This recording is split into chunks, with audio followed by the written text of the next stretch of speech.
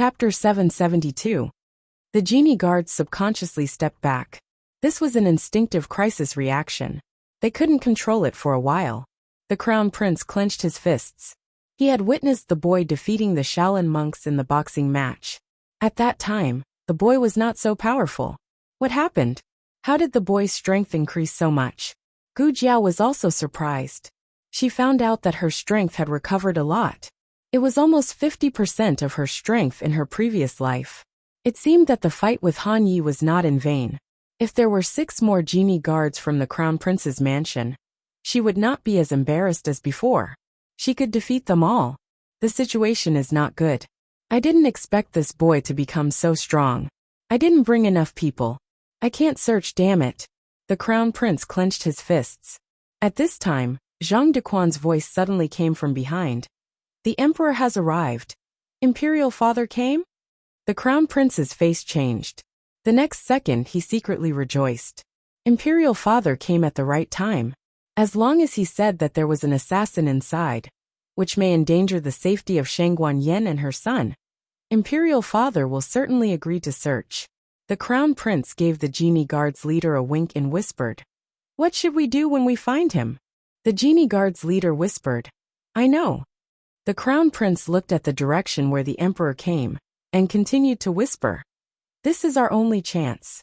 If we don't get rid of Long Outyin now, when they transfer him to a safe place, and come back to expose us, we will be very passive." The genie guard's leader understood. "Your Highness, don't worry. This subordinate will not let Long Outyin have a chance to speak. When he found Long Outyin, he would kill him with a single slash." The emperor came because of the young princess. The heavy rain couldn't stop the young princess from coming to the state preceptor hall to see her little friend. The palace servants held a big oil paper umbrella for the emperor. The young princess was in the emperor's arms. Her small body was hidden under the cloak. "Have we arrived?" Her adorable little head popped out from under the cloak. The monarch's face darkened when he saw the scene. He did not let the young princess see him, and only handed her to Zhang Dequan. "Bring the young princess in." Yes. Zhang Dequan carried the young princess and her cloak over. "Where are we going? Where are we going?" The young princess asked as she nestled in the cloak. Zhang Dequan's expression was solemn, but his tone carried a smile as if nothing had happened. "Let's go and find the little commandery princess's schoolmate." The young princess was obedient. "Oh, okay." Zhang Dequan carried the young princess to Xiao Heng and little Jing Kong's room. As the savior of the young commandery princess, little Jing Kong also had the right to recuperate in the state preceptor's hall. Everyone in the state preceptor's hall knew that he and the emperor's grandson hit it off, and was willing to let him accompany him. In the house, the 2 little fellows met. They faced each other and flapped their little arms, like 2 little chicks that had just come out of the nest. "Light Shui, you're here?" "Yes, Jing Kong, I'm here." Zhang Dequan gently closed the door from the inside. Outside the Qilin hall, the monarch glanced at the crown prince and Xiao Heng, who were at loggerheads. He asked in a deep voice, "What are you doing now?" Xiao Heng coughed weakly. He was no longer as overbearing as he was in front of the crown prince. He felt wronged and weak as he said, "Imperial grandfather, the crown prince bullied me." The crown prince almost choked to death. He finally understood what was wrong with his nephew just now. Before the monarch came, he was so energetic and arrogant. The crown prince gritted his teeth. "Weren't you very energetic just now? Why did you start to look so sick when Imperial father came?" Xiao Heng did not deny it. "Isn't it because there was no one to support me and my mother just now? If I didn't try my best to stay strong, would I have to watch you bully my mother?" The corner of the crown prince's mouth twitched. "What a shameless person." Xiao Heng continued to complain. He looked at the genie guard who was beaten by Gu Jiao until he vomited blood and fainted. He pitifully said, "Thanks to Xiao Gongzi's timely action, otherwise the person lying there now would be me." "Xiao Gongzi, don't stand in the rain. You still have injuries on your body." Gu Jiao walked to Xiao Heng's side. The monarch looked at the genie guard who fainted, and his eyes turned cold. He said to the crown prince, "Your genie guard attacked Qing'er?" The crown prince hurriedly cupped his hands and saluted. "Imperial father, please listen to this son's explanation." "Damn it. How come this kid's ability to complain became so powerful? The monarch looked at the pale Xiao Heng, and then looked at Shang Guanyin, who was holding a crutch. He said in a cold tone, "Good, I'll listen to your explanation." The crown prince secretly felt bad. If it was Shang Guanyin who was attacked just now, it would be fine. Although it was rude, Shang Guanyin was a concubine after all. But he made people attack the imperial grandson. The monarch didn't depose the imperial grandson. The crown prince had a headache. But he can't let go of his only chance. He can only take the risk. He said, "Imperial father, there was a traitor in this son's mansion. He tried to assassinate this son, but was injured by this son's bodyguard. The bodyguard tracked him and found that he fled to the state preceptor hall. This son insisted on searching because I was worried that the traitor would hurt third sister and Qing, but I don't know why third sister and Qing tried to stop me. Did you?" The monarch looked at Xiao Heng and Shang Guanyin with a heavy gaze. The mother and son shook their heads together. "No, the crown prince." Shang Guanyin sighed and said, "So it turned out to be searching for an assassin. Can't the crown prince talk nicely? You just came up and started to attack. Those who know will say that you're here to catch the assassin, but those who don't know will think that you're here to catch me. Please." After saying that, she stepped aside to make a path. Xiao Heng and Gu Jiao also stepped aside. The crown prince was almost angered to death by this mother and son who inverted black and white. However, why did Shang Guanyin suddenly dare to let him search? Has Long Outyin been transferred? Impossible. His people are guarding the front and back door of the Qilin Hall. Long Outyin must still be in the Qilin Hall. The crown prince led the genie guards into the hall to search. When he brushed past Shang Guanyin lightly said, "Crown Prince, when we were children, you never won when we played the game of hiding things." The crown prince's pupil shrank. He clenched his fingers and coldly looked at Shang Guanyin. He whispered, "Third sister, don't worry. This time I will never lose." More than a dozen genie guards acted separately and searched the rooms one by one. The monarch, the crown prince, Xiao Heng, Gu Jiao, and Shang Guanyin waited in the hall. Not long after, the genie guards came to the hall to report. "You didn't find it?" The crown prince frowned and asked. Everyone shook their heads. The leader of the genie guards said, "There are still 2 rooms that haven't been searched. One is the room where Xiao Junju is playing. The other is the secret room, guarded by the men of sacrifice from the state preceptor palace." The crown prince turned his head to look at Shang Guanyin and the other 2. He keenly found that the 3 people's expressions slightly changed, especially the fake Xiao Lulang. He almost rushed out to stop the genie guards.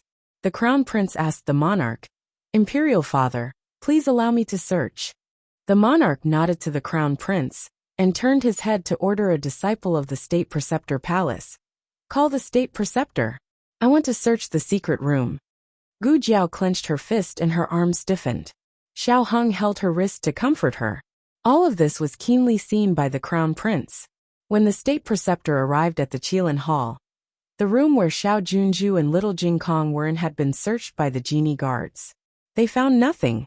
The crown prince said politely, "State preceptor, please allow the people of the crown prince palace to search your secret room." The state preceptor said, "That secret room is guarded by men of sacrifice. No assassin can easily break in. What if they have something to do and left, or were led away by someone? State preceptor, can you guarantee that absolutely no such thing will happen?" The crown prince did not suspect that the state preceptor would deliberately cover up. The state preceptor was also involved in the death of the Xinyuan family. He and the crown princess were enemies. The crown princess could recuperate in the state preceptor palace because of the monarch. How could he help her hide people? The state preceptor glanced at Gu Jiao and said to the crown prince, "Does the crown prince not trust the men of sacrifice of the state preceptor palace? I can assure you that there is no one hiding in the secret room." The crown prince smiled. "State preceptor has repeatedly obstructed us. Is there anything in this secret room that we can't see?"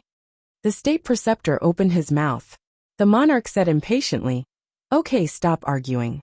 State preceptor, tell your people to get out of the way." The state preceptor looked at Gu Jiao secretly. Gu Jiao clenched her small fist tightly. It was just that the monarch had issued a decree. Even if he was the state preceptor, he could not disobey the emperor's will. He said to the 2 men of sacrifice, "You can leave." The men of sacrifice retreated to the side. The state preceptor said again, "Yi Qing, you go open the door." "Yes." The 2 men cupped their hands and answered. The crown prince frowned and winked at the leader of the genie guards. "In a while, when the door opens, remember to rush in and kill Gu Changqing." The leader of the genie guards understood. "Your Highness, rest assured, this little one will not use a knife. This little one will use internal force to shatter his heart meridian." Yi Qing took the key from the 2 men of sacrifice and brought Yu He to the door. When he went to open the bronze lock, he found a drop of half-dried blood under the bronze lock. "Someone has been here." Yi Qing wanted to ask the 2 men of sacrifice, "Did you leave just now?" The words were swallowed back to his lips. He did not say anything. He inserted the key into the keyhole and turned it in a big circle. When he took down the bronze lock, he deliberately touched the iron door. "Is it so slow to open a door?" the crown prince lightly asked. Yi Qing retorted, "The door is very heavy. How about your Highness open it yourself?" The crown prince humphed. Yi Qing and Yu He worked together to open the heavy iron door. Yu He's skills were not deep, and Yi Qing used less strength, so the door opened slowly. But no matter how slow it was still completely pushed open. When the empty room completely appeared in front of everyone, Gu Changqing's figure could no longer hide. "It's you?" Yu He blurted out.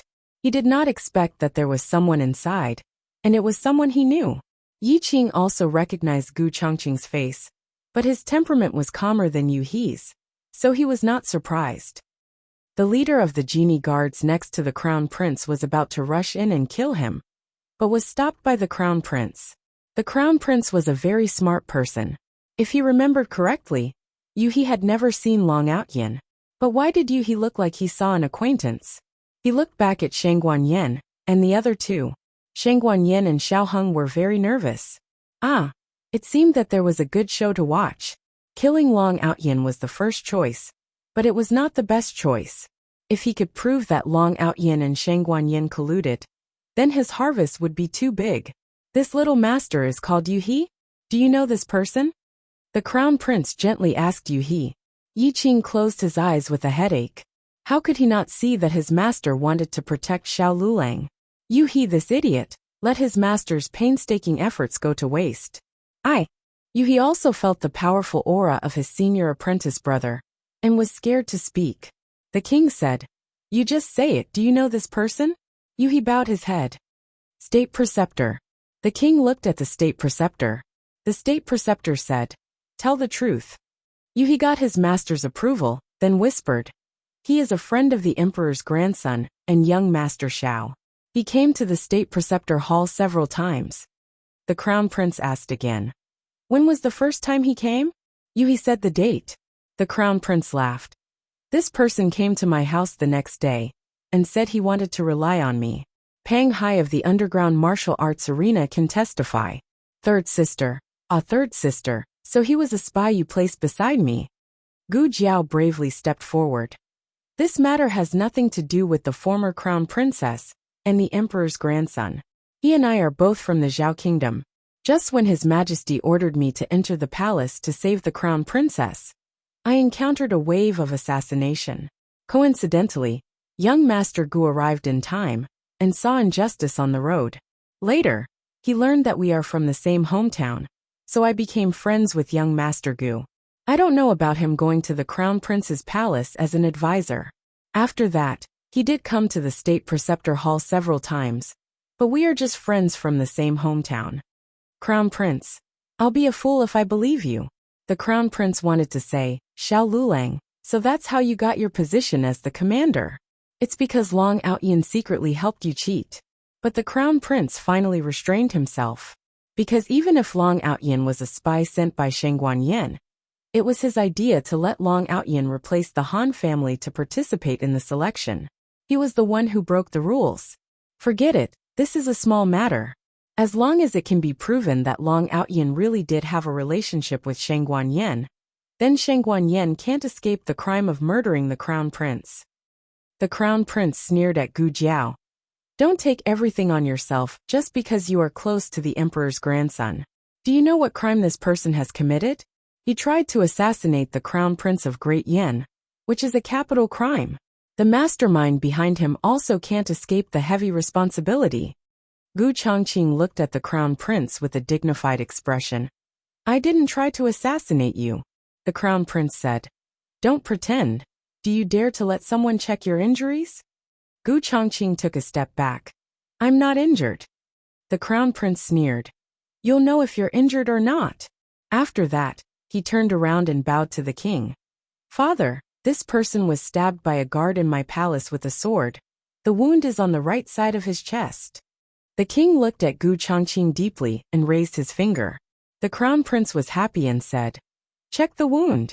The leader of the genie guard stepped forward. Gu Chongqing tried to resist, but he was mercilessly held down by the leader. The crown prince thought, You were stabbed by teacher. Do you think you still have the strength to resist? The leader of the genie guards pulled Gu Chongqing's lapel, but when he pulled his coat, a secret letter fell out.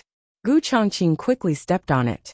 The leader of the genie guards was one step ahead of him and picked up the secret letter. The leader of the genie guards opened the secret letter, took out the map and looked at it. His face suddenly changed color. The map of the crown prince's palace, the map of the Han family's military camp. Well done, Long Aotian. You actually stole so many secret things from my hands. But you stole it really well. You never expected that I would find them on the spot.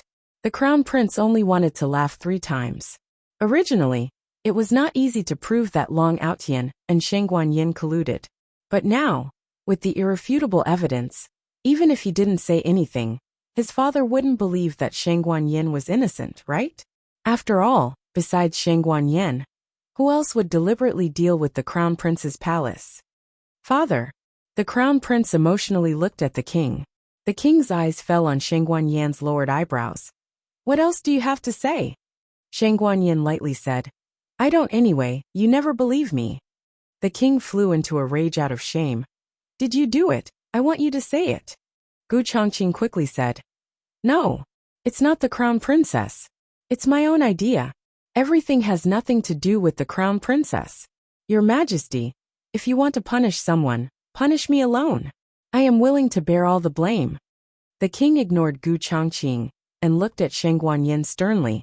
So it's really you? Sheng Guanyin turned her face away. The king's anger filled his chest. Sheng Guanyin, you let me down. Gu Chongqing anxiously said.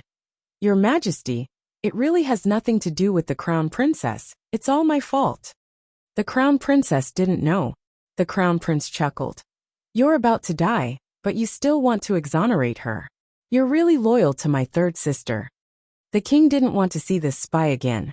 Take him away. Execute him. Wait, Xiao Heng said. The king angrily looked at Xiao Heng. This matter has nothing to do with you. Don't blindly meddle. Xiao Heng's tone was calm. Imperial grandfather, I just have a doubt. Didn't His Royal Highness the Crown Prince clamor to check his injuries? Why didn't he continue after dropping this secret letter? As soon as these words came out, everyone was stunned. It seems that they forgot to continue the examination. The main thing was that the evidence was irrefutable, plus Gu Chongqing himself indirectly admitted it. So it didn't matter whether they checked it or not. Xiao Heng walked step by step toward Gu Chongqing. Gu Chongqing's body dodged backward. Xiao Heng stretched out his hand, and Gu Chongqing violently broke free from the 2 embroidered uniform guards and hit Xiao Heng with his palm. Gu Jiao pulled Xiao Heng away with one hand and grabbed Gu Chongqing's lapel with the other, pulling it to the bottom. Gu Chongqing's bandaged chest was exposed. Gu Jiao didn't show any mercy and removed the blood-stained gauze as well. However, there was no wound on his skin. The blood on the gauze was fake. The crown prince was stunned. Wait, how could this be? Where's his injury? Xiao Heng had an expression of sudden realization. He turned his gaze to the crown prince and said bitterly, Uncle Crown Prince, you really put on a good show. If I hadn't noticed that something was wrong in time, I'm afraid you really would have been able to get away with it. You really put in a lot of effort to frame my mother. I didn't. The crown prince was completely stunned. He couldn't figure out what had happened. Where did Long Outyan's injury go? It couldn't be a different person. It was impossible. They had searched the state preceptor's hall, and there was no hiding place. What's more, this person looked exactly the same as Long Outyan. Even his voice was the same. How could it be a different person? Just as the crown prince's thoughts were running fast, Gu Chongqing suddenly came to the door. Using his internal force, he slammed the iron door shut. The state preceptor, Yi Qing, Yu He, and the others were all locked outside. In the secret room, only the king Shengguanyan, Xiao Heng, Gu Jiao, Gu Chongqing, the crown prince, and the leader of the embroidered uniform guards were left. What are you going to do? The crown prince looked at Gu Chongqing vigilantly. Gu Chongqing evilly hooked up his lips. Master, don't you see it? This rotten old man doesn't have you in his heart. The person he loves the most has always been Shengguanyan. Shengguanyan used self-injury to frame you in the palace. Didn't he see the clues? But he still wants to side with her. He wants to protect her. Today the plan was exposed. With this rotten old man's endless bias, you won't be easily forgiven. Since that's the case, you might as well go all the way. Kill all of them. Then put the blame on Shengguanyan's head. Xiao Heng seamlessly connected, not giving the crown prince a chance to speak. You're crazy. Do you want to kill the emperor? No. Unfortunately, Gu Chongqing didn't give him a chance to interrupt. So what? Take this. Gu Chongqing pulled out his long sword and stabbed at the king. The king was still immersed in the anger of that rotten old man. This bastard actually called him a rotten old man. The long sword stabbed into the king's body. The king was shocked. However, the pain he imagined didn't come. Shengguanyan rushed over and blocked the sword for the king. Gu Jiao kicked Gu Chongqing away. The long sword was also pulled out from Shengguanyan's body. Blood splattered everywhere, mercilessly splashing on the king's face. The king's whole body froze. He almost instinctively hugged Shengguanyan, who fell in his arms. Shengguanyan coughed up blood. The monarch crouched down with her in his arms and used his hand to cover her wound. She had been pierced through, and blood was gushing out of her back and chest. She could not stop it no matter how hard she tried. The king, who was calm, began to unconsciously panic. Yener! Yener! He hadn't called this name for more than 10 years. Shengguanyan looked at him with her dying breath. Tears welled up in her eyes. I didn't want to block the sword for you. I haven't forgiven you. But you are my father. I have no mother. I can't. No father. The king's heart suddenly clenched into a ball and was in severe pain. Yener! Shengguanyan's body temperature was rapidly decreasing. Her tears and blood flowed down together. I hate you. Hate that you always don't believe me. I waited for you in the imperial tomb. For so many years. You never came to see me. I hate you. Hate you. She cried sadly in the pool of blood. Most of the things in the world are only cherished when they are lost. The king had never felt Shengguanyan's death so clearly. He suddenly realized that he was losing her. Losing his only flesh and blood with Xianyuan Hanyan. All the unpleasant memories of the past disappeared. And the only thing left in his mind was Shengguanyan's goodness. He hugged Shengguanyan in his arms. His throat couldn't help but swell with pain. I thought you hated me. And didn't want to see me. On this side, the father and daughter were separated by life and death. On the other side, Gu Jiao and Gu Chongqing were inseparable. The crown prince was dumbfounded. One after another he was dumbfounded. Reason told him that it was fake. But everything was too real. Gu Jiao kicked Gu Chongqing again and sent him flying into the wall. Gu Chongqing was stuck on the wall for 3 seconds before he fell down. Gu Chongqing, or to be exact, Gu Qingfeng, covered his chest and madly cursed in his heart. No way, smelly girl, it's just acting. Do you have to be so realistic? Gu Jiao. Humph, I'm very dedicated. Chapter 773. Gu Jiao's literary drama is not good. It's very exaggerated and easy for people to fall out of character. But her martial arts drama is really good. Every move, every style, to their heart's content, makes people cry out in satisfaction. Genie Guard leader. Cough cough, it seems that this feeling is not right. What are you doing? Hurry up and help. The crown prince finally came back to his senses. In fact, he was still somewhat confused. It's mainly because Xiao Heng and the others' acting is too good. The crown prince himself was almost moved. He seems to see the emperor and Shangguan have an accident. His dawn has come. He is going to ascend the throne. On the importance of actors and scripts. Of course, he hasn't completely lost his mind. He doesn't have the guts to kill his father. The genie guard leader received the order and rushed toward Gu Jiao and Gu Qingfeng. Gu Qingfeng's lips hooked up. Great, you came to help me. Let's kill him together. Kill the emperor, that rotten old man. The genie guard leader staggered. Mother, I'm not here to help you. I'm here to kill you. If Gu Qingfeng doesn't admit it, you're not here to kill me. In the three-way melee, the emperor's attention was attracted by Shangguan. How could he care about the three people fighting? That's it. Kill Xiao Lulang. Gu Qingfeng caught the genie guard leader's sword with both hands and opened his mouth. The genie guard leader was mad. Stop acting. Gu Qingfeng. You saw through me. I'm indeed injured. I can't force myself to use my martial arts. I'll leave the rest to you. I'm going to treat my injuries. The genie guard leader's body shook. This is also possible. Gu Qingfeng dodged and pushed him away. Gu Jiao perfectly dealt with the genie guard leader. The next one is Gu Qingfeng. He can't be left alive. If he dies, there will be no evidence. Gu Jiao snatched the long sword from his hand and turned around to stab his waist. The blood bag that she had hidden in advance instantly burst open. Gu Qingfeng flicked his wide sleeves and stuffed a small blood capsule into his mouth. He bit the capsule and spat out a mouthful of blood. He fell straight to the ground. Died. In the end, Gu Jiao's sword was pressed against the crown prince's neck. Stop. Xiao Heng's expression was grave as he called out to her.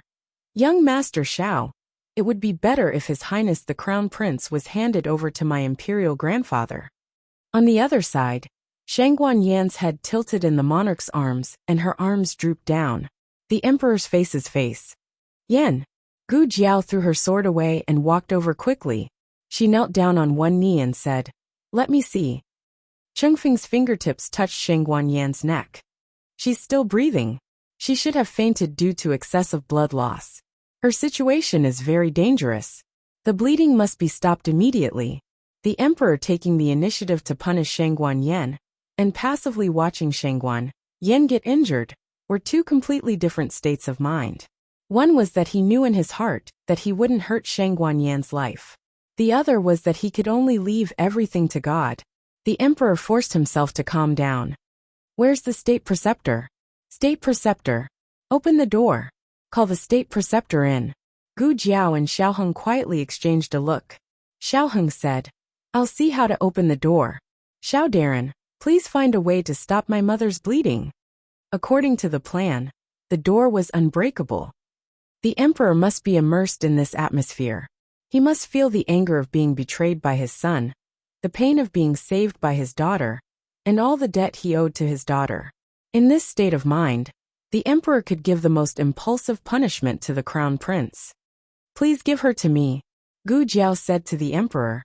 The emperor's hands trembled as he handed Shangguan, who was covered in blood, to Gu Jiao. Gu Jiao put Shangguan on the floor. My clothes are wet. It's inconvenient to treat the patient's wound. Your Majesty, please lend me your clothes. The emperor took off the bright yellow dragon robe and handed it to Gu Jiao without saying a word. He was even willing to give up his precious dragon robe. The monarch was really going all out this time. Gu Jiao didn't care about the emperor's dragon robe. The emperor must pay a big enough price for Shangguan so that it would be more unforgettable. Gu Jiao tore the dragon robe. Remember, Emperor of Great Yen, this is the evidence of your love for Shangguan. When you recall it in the future, you must be moved by today's action. Hurry up and deal with the crown prince. The secret room was suffocating. State Preceptor, how do we open this door? Can you open it from the outside? Xiao Heng stood behind the iron door and asked anxiously. In fact, the mechanism of the iron door was pulled by Gu Qingfeng. It was impossible to open it from the outside. Outside the door, Yi Qing looked at the state preceptor with a complicated look. The state preceptor said, We are trying to find a way. You can hold on for a while. Yi Qing was shocked. Xiaoheng said. Hurry up, my mother's injury is too serious. She will die soon. The state preceptor said. I know. Yuhi, go and find some tools to pry open the door. Yes. Shifu. Yuhi's feet did not touch the ground as he left. Only Yi Qing was left looking at the state preceptor in surprise. He wanted to say something but stopped. Outside the door, in addition to the death warriors and disciples of the state preceptor hall, there were more than a dozen crown prince's brocade guards. He had some doubts, so he had to wait until private to talk to his master. In the secret room, when the emperor heard that the door couldn't be opened for a while, he couldn't help but be anxious. He asked Gu Jiao, how is she? Hasn't the bleeding stopped yet? Gu Jiao knelt beside Shang Guanyan and tried to stop the bleeding for Shang Guanyan. Her face was also full of Shang Guanyan's blood, which looked shocking. Gu Jiao said, not yet, the injury is too serious. There are no medicinal materials or surgical equipment here. There is no effective way to stop the bleeding. Gu Jiao's words were the last straw that broke the camel's back. The emperor's anger toward the crown prince finally reached its peak. He coldly walked toward the crown prince. I thought you were kind and respectful. Among all the princes, you have the most innocent heart. Even Elder Yang praised you for your good words and actions. You never forget the cleavage. You are neither the eldest son, nor the first son. I resolutely set you as the crown prince of the great Yan. Over the years, I know you have played some political games in the open and in the dark. I allowed you to cultivate your own forces, and turned a blind eye to your efforts to win over the aristocratic families. I know you can't be a scheming and opinionated emperor. As long as you don't go too far, you can use the appropriate means. But Zhen never thought that Zhen's indulgence would actually grow your ambition. You are not satisfied with being the crown prince, are you? You want to kill the emperor. You want to ascend the throne as soon as possible.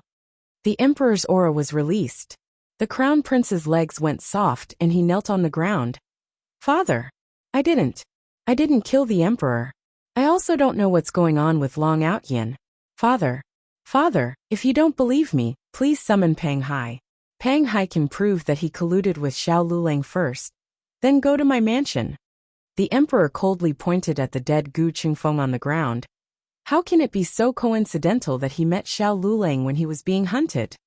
The crown prince was startled. The emperor flicked his sleeves and withdrew his hand. His words were like ice. Do you really think I'm old and muddle-headed that I can't see through your little tricks?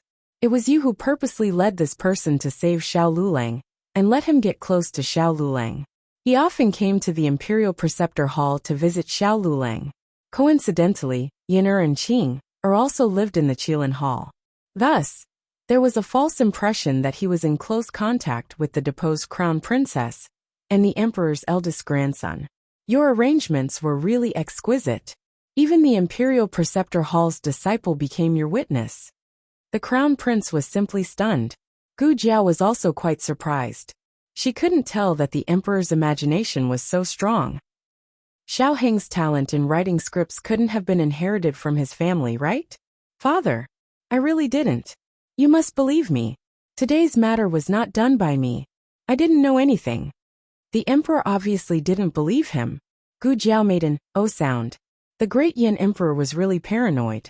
However, speaking of which, if he wasn't paranoid, he wouldn't have destroyed the Xinyuan clan because of a mere prophecy or two. Everything in the world is a double-edged sword. The crown princess and the Xinyuan clan were once hurt by the emperor's paranoid nature. Now it's your turn.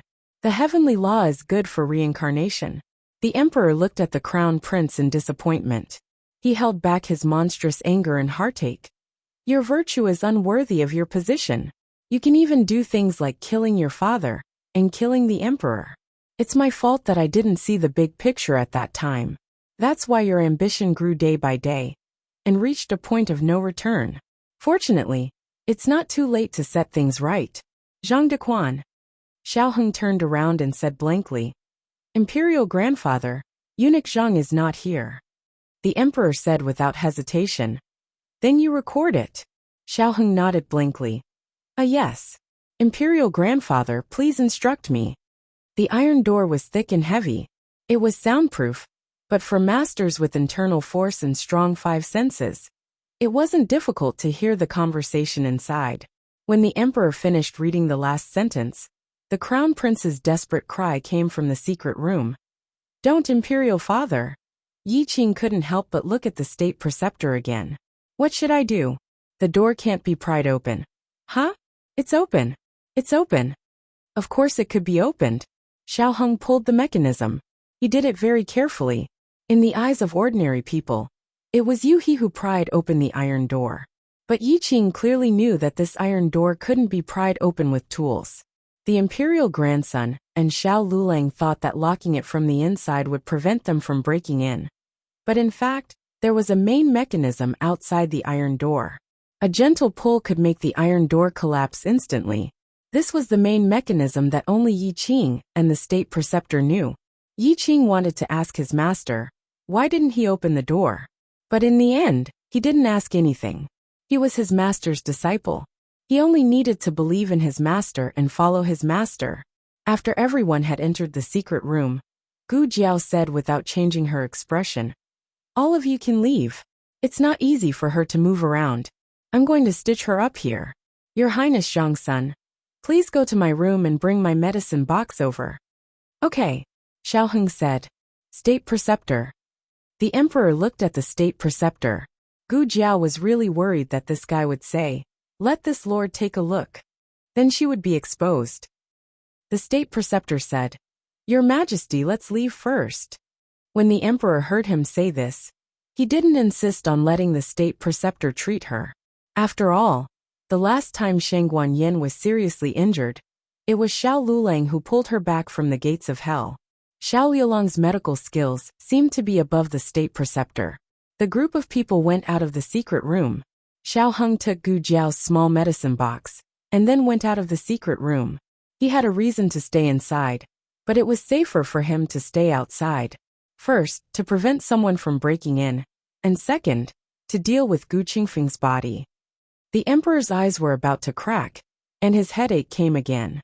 Xiao Heng supported him and said with concern, "Imperial grandfather, you go to the side room to rest first.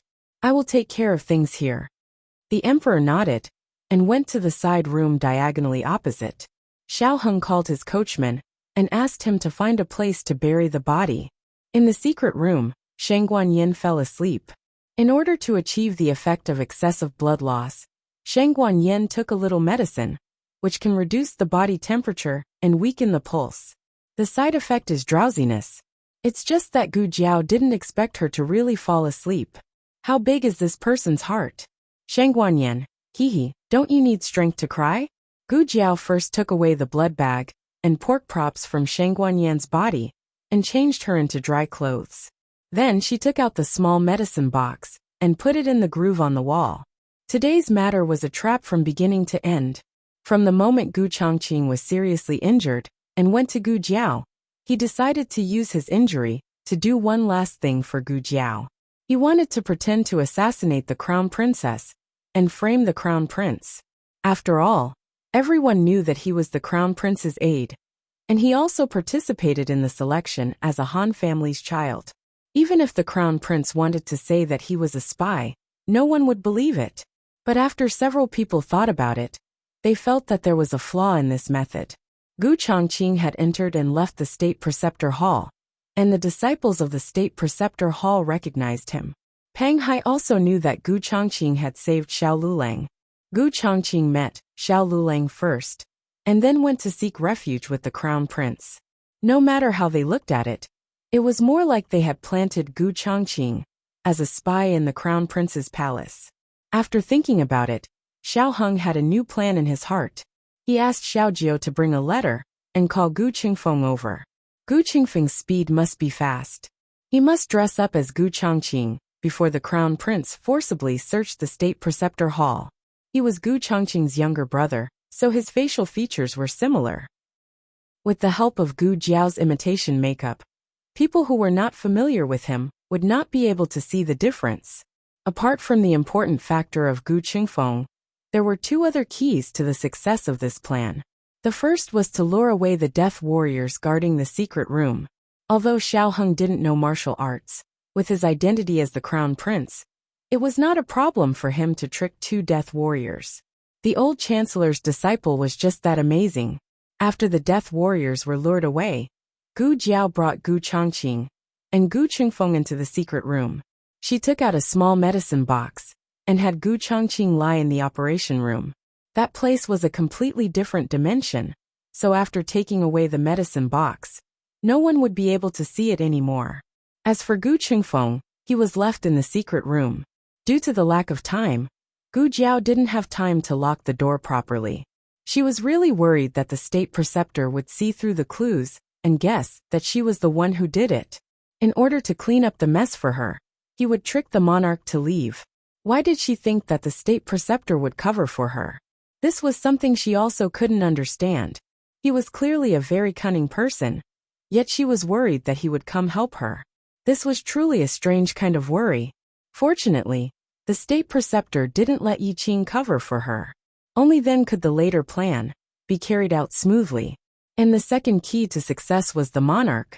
According to the original plan, they had to make a big fuss with the crown prince in the Qilin Hall. Only when the situation couldn't be resolved would the monarch be alerted. Who would have thought that the monarch would actually come himself? It was at least half an hour earlier than expected. Don't underestimate this half an hour. The earlier the plan was completed, the earlier Gu Jiao could enter the operation room to rescue Gu Chongqing.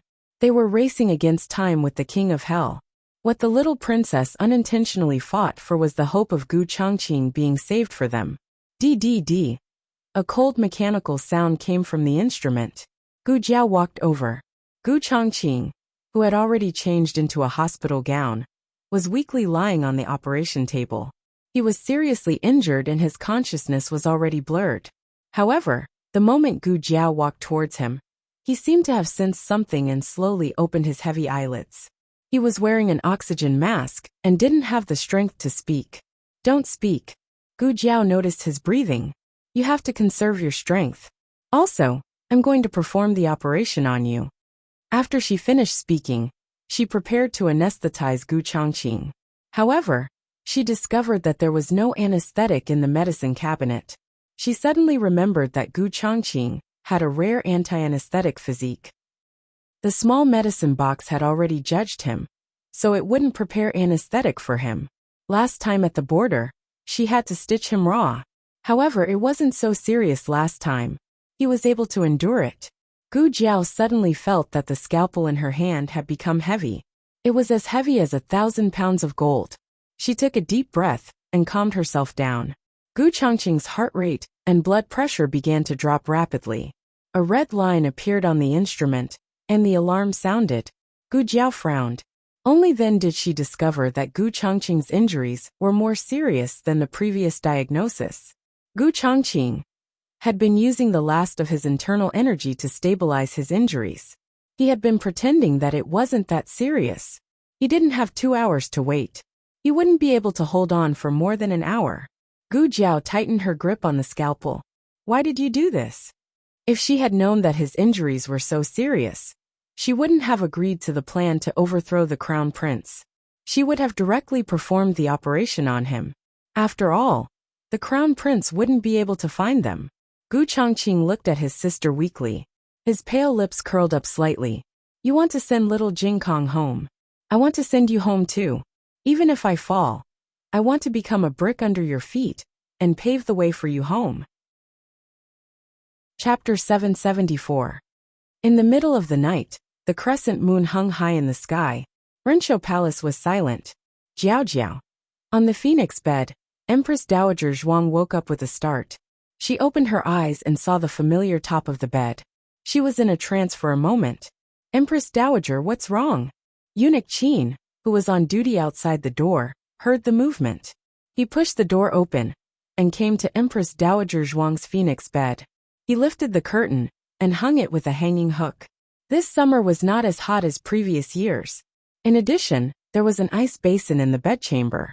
Eunuch Qin came in and felt cool, but Empress Dowager Zhuang was sweating.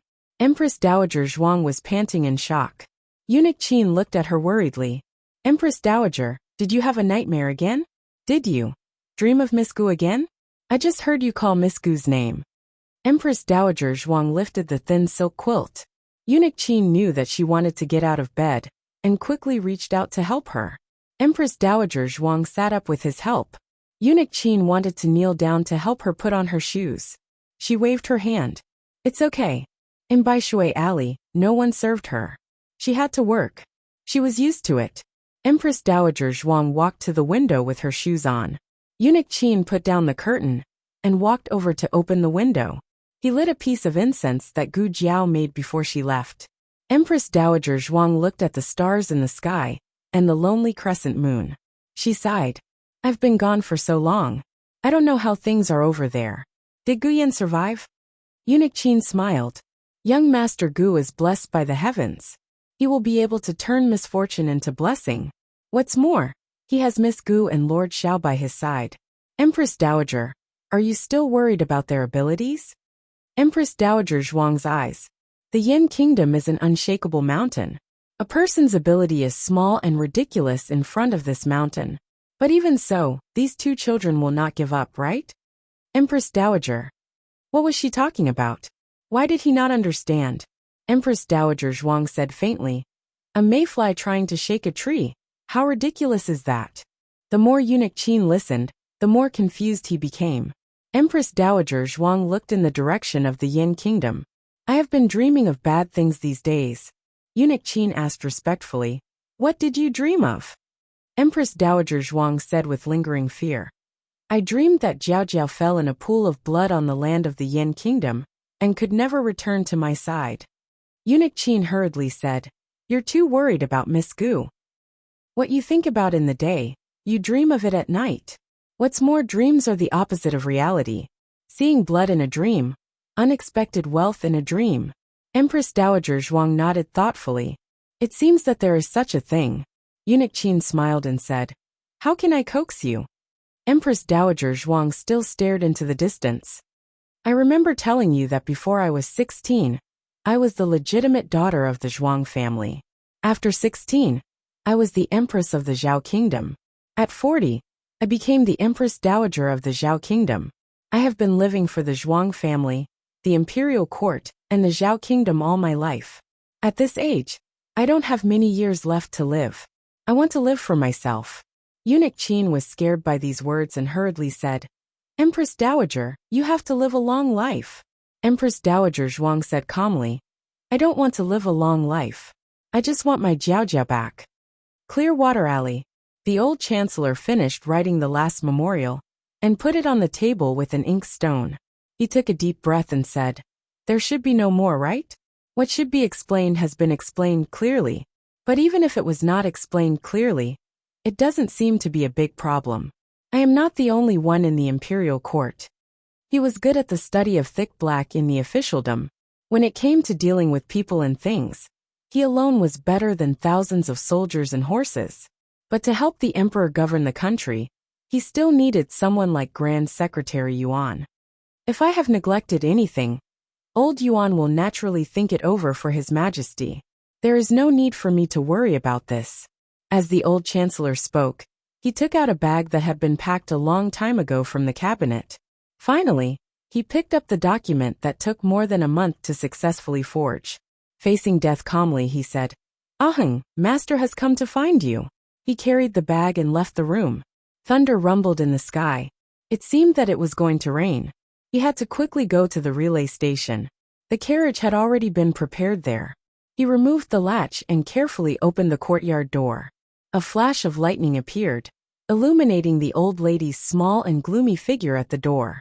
The old chancellor was scared out of his wits, and almost went to see the previous emperor on the spot. The old chancellor quickly pulled his 3 souls and 7 spirits back into his body and angrily said, Zhuang Jins, what are you doing? Zhuang Jins said expressionlessly, I also want to go. The old chancellor's eyes flashed and hid the bag in his hand behind his back. Go, go, go. Go where? Go where? I don't understand what you are saying in the middle of the night. Zhuang Jins carried the bag in one hand and raised the kitchen knife in the other hand. Her eyes were full of murderous intent. Are you bringing me or not? If not, I will kill you. Old Chancellor, Great Yen Imperial Tutor Hall. The monarch was angered by the crown prince. His headache was getting worse and worse. Imperial tutor Darren had a disciple boil a bowl of tranquilizing and pain-relieving medicine for him. After taking it, the monarch fell asleep under the effect of the medicine. Gu Qingfeng, who had washed off his disguise, was pacing back and forth in the corridor outside the secret room. He didn't say anything, but he was so nervous that he bit his fingers. Xiao Heng stood quietly opposite the secret room. The people in the Imperial Tutor Hall had all left. Even the 2 men of sacrifice who were guarding the secret room were standing outside the main door of the Qilin Hall. Xiao Heng looked calm on the surface. In his heart, he was very worried about Gu Chongqing's situation. However, the monarch came earlier than expected. The rescue for Gu Chongqing was also carried out earlier. There should be hope for him to be cured, right? My eldest brother will be fine, right? Gu Qingfeng asked.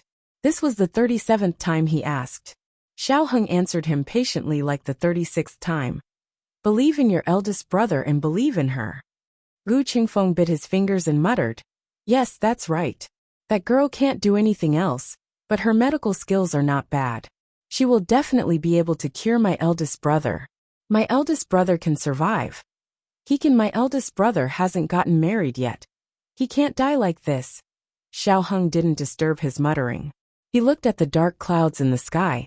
The road they were going to take was an extremely dangerous one. It was filled with unknown dangers. Everyone could be sacrificed at any time. They were already very weak. Gu Chongqing's mishap had undoubtedly made their already weak camp even worse. They had to pay such a terrible price just to pull the crown prince off his horse. It could be foreseen that the road ahead would be very difficult. But even so, they still had to go on without turning back. After 6 hours, Gu Jiao finally came out of the secret room. The moment the iron door opened, Gu Qingfeng rushed in. How is my eldest brother? Xiao Heng followed closely behind. Gu Jiao took the small medicine box and closed the passage to another dimension. At first glance, the secret room returned to its previous emptiness. But Xiao Heng and Gu Qingfeng had both seen the operating room when they sent Gu Chongqing in. It was real, but it had really disappeared. This was the first time they had felt Gu Jiao's secret so clearly. Gu Jiao said, "He is in the intensive care unit. His life is not out of danger yet." It was strange. In the past, she could only see the operating room. There were several doors in the operating room. In the past, she could only open the door that connected to the secret room. Today, another door was opened. Behind the door was an intensive care unit. She guessed that with the recovery of her strength, the damaged brainwaves had also been repaired to a certain extent. This allowed her to have more connections with the small medicine box, which also allowed the small medicine box to open more dimensions. My eldest brother will get better, right? Gu Qingfeng had never looked at Gu Jiao with such pleading eyes. Gu Jiao said, I will do my best to save him.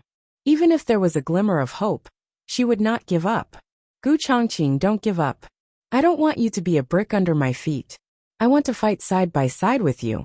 How are you? Xiao Heng asked Gu Jiao. Gu Jiao shook her head. I'm fine. Let's go out first. This was not the place to talk. Xiao Heng carried the sleeping Shangguan Yin out of the secret room. Gu Jiao had to go back to the room to change her clothes before coming in. Gu Qingfeng was the last one. He looked at Gu Jiao's obviously delicate and slender back, but it seemed to be full of endless power. He thought of her incomprehensible secrets. He opened his mouth and stopped her. Are you a god in the sky? Gu Jiao paused her footsteps, half turned her head, and looked at the shadow on the ground. Maybe I'm just a demon. Gu Qingfeng froze. This road is very dangerous. I'll go alone. Don't come near me. Don't make any more sacrifices. It doesn't matter. Gu Qingfeng clenched his fists and looked at her back. Whether you're a human or a ghost, a god or a demon, it doesn't matter. You're not afraid. Gu Jiao stopped and asked him. Her ability and her knowledge were not something that people in this space-time could understand. It was easy for people to regard her as a monster. Gu Qingfeng's heart was terrified, but his mouth didn't admit it. How can a demon be injured? It also bleeds the same blood as us. Gu Jiao, is it? Gu Qingfeng coughed softly. Hey, big brother is injured. I'll protect you from now on. Gu Jiao continued to walk forward, faintly pulling her lips. Beat me first. Gu Qingfeng's face darkened. Chapter 775. Gu Jiao first went to Xiao Heng's place to see little Jing Kong. The two little kids had played for the whole night, and were so tired that they fell asleep. Because the monarch's headache had flared up, and he was resting in the side room of the Qilin Hall, the young princess didn't return to the palace. The two little kids fell asleep on the bed. Gu Jiao bent down and touched little Jing Kong's forehead, then touched the young princess's forehead. She said softly, "Thank you, Light Shui." If the young princess hadn't brought the monarch to Gu Chongqing in advance by a freak combination of factors, and bought an hour for Gu Chongqing would have been a cold corpse by the time they finished fighting with the crown prince. Although Gu Chongqing wasn't out of danger yet, at least she had a chance to save him. The young princess naturally couldn't hear what her teacher was saying. She was sleeping very soundly. Her small mouth opened and closed, and she was happily snoring. Gu Jiao returned to her room. She fetched water from the side room to wash her hair and shower, then changed into a set of dry clothes. Just as she fastened her belt, there was a knock on the door. "It's me," Xiaoheng said. Gu Jiao walked over and opened the door for him. She had just taken a bath and was wearing loose pajamas. It was late at night, and her black hair was casually tied up with a cloth towel. A strand of black hair slipped out and drooped on the left side of her face. The black hair was as black as ink, and the water droplets on the ends of her hair seemed to be falling but not falling. Her skin was crystal clear and delicate, and the red birthmark on her cheeks was as beautiful as a peach. Xiaoheng really just came to see her, but this scene gave him a huge impact. His breathing stopped, and his throat moved. Gu Jiao lowered her head and looked at her clothes. She was wearing them very well. Nothing was exposed. Xiaoheng cleared his throat and forced himself to calm down. He handed her a bowl of hot ginger soup to cover up his gaffe. "The kitchen just made this ginger soup. You were drenched in the rain just now. Drink some to avoid catching a cold." "Oh." Gu Jiao reached out to take the ginger soup. "I'll do it," Xiaoheng said, then paused. "Is it convenient for you to come in?" "Sure." Gu Jiao stepped aside and gestured for him to enter. Xiaoheng brought the ginger soup into the house. Gu Jiao had just taken a bath in the side room. The air was filled with the cold fragrance of the Chinese honey locust flower, and her enchanting body fragrance. Xiaoheng had to expend a great deal of effort to prevent himself from being distracted. Gu Jiao opened the window. The rain had stopped, and the smell of moist soil and grass came from the courtyard. It was refreshing. "Drink the ginger soup," Xiaoheng said. "Okay." Gu Jiao walked over and sat down on the stool. She picked up the bowl and drank the brown sugar ginger soup. "Did you add sugar?" "Didn't you?" Xiaoheng's gaze swept over her flat stomach. He said calmly, "Yes, I added a little." Gu Jiao's period was coming, but she didn't remember it. Gu Jiao said, "Oh." Well, she remembered it again. Xiaoheng moved the stool and sat down in front of her. "How's your injury?" Gu Jiao reached out her hand. "It's been a long time." Her injury healed very quickly. The flesh on her palm that was badly mangled by the rains had already scabbed and fallen off. She didn't feel anything during the operation. "Your leg," Xiaoheng said again. During the day, her legs were so weak that she had to sit in a wheelchair. A person could stimulate infinite potential in a critical moment, but after that, she would feel twice as exhausted and weak. Gu Jiao looked at her legs that suddenly didn't listen to her. She frowned. "It's fine if you don't say it. Now that you mention it, it's a little bit." Xiaoheng didn't know whether to be angry or laugh. He bent down and put Gu Jiao's leg on his lap.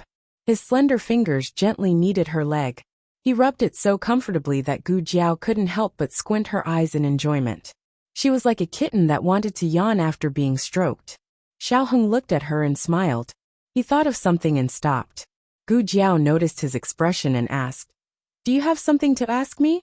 Xiaoheng thought for a moment and nodded. "Indeed. I have some doubts." Gu Jiao said, "It's about the operating room?" Xiaoheng said, "That's right." Gu Jiao could almost guess that what she showed today was beyond the knowledge of this time and space. It was a miracle that they didn't ask her on the spot. Gu Qingfeng couldn't help but ask, when he entered the secret room for the second time. He was more powerful, and had been holding back until now. What do you think? Gu Jiao asked. Xiao Heng thought of the sentence that he heard in the corridor. Gu Qingfeng asked if she was a god. He said, I almost thought that you were a fairy in the sky and used the magic of the 9 palaces in the sky. Gu Jiao smiled. It's actually not magic. It's science. Xiao Heng was slightly stunned and looked at her in confusion. Science? Gu Jiao chose her words carefully and said, there are many dimensions in the universe, and each dimension has its own space. Maybe there is a car in front of us, but because of the different dimensions, we can't see each other. Xiao Heng didn't quite understand. However, he had read an entire book of the Yin Kingdom and received a lot of knowledge in the field of mathematics that didn't belong to this time and space. Compared to Gu Qingfeng, who couldn't digest such information at all, his acceptance level was much higher. Can you tell me about it? He was full of curiosity. Gu Jiao said, of course. Let me think about it. Where should I start? The difference between them was not their identities in 2 different time and space, but their philosophical and scientific worldviews. Gu Jiao decided to start with the origin of the universe, the Big Bang. She tried to omit those professional words, and described a unique cosmic feast to him in a simple tone, as if she was telling a story to a baby. Even so, Xiao Heng still had a lot of things that he couldn't understand immediately. He secretly remembered it. He wasn't the kind of person who would deny the existence of something if he hadn't seen it. Compared to the 8-legged essay of the imperial examination, what Gu Jiao said aroused his strong interest. There are also people who don't agree with the theory of the Big Bang, Gu Jiao said. What do you think? Xiao Heng asked. It doesn't matter. I'm not interested anyway, Gu Jiao said. Xiao Heng was speechless. You can remember so much even if you're not interested. If you're interested, won't you be heaven-defying? Gu Jiao looked at him in deep thought and said, that's it for today. Digest it well. I'll continue with it another day. Okay. Xiao Heng nodded. Gu Jiao said, I should go see Gu Chongqing. Ah, right. There's something I don't quite understand. Xiao Heng asked, what is it? Gu Jiao paused and said, Gu Chongqing said that the crown prince. No, he's not the crown prince anymore. Sheng Guanqi already knows that I'm not the real Xiao Luleng. Why didn't he expose me in front of the king? Xiao Heng also carefully analyzed this point.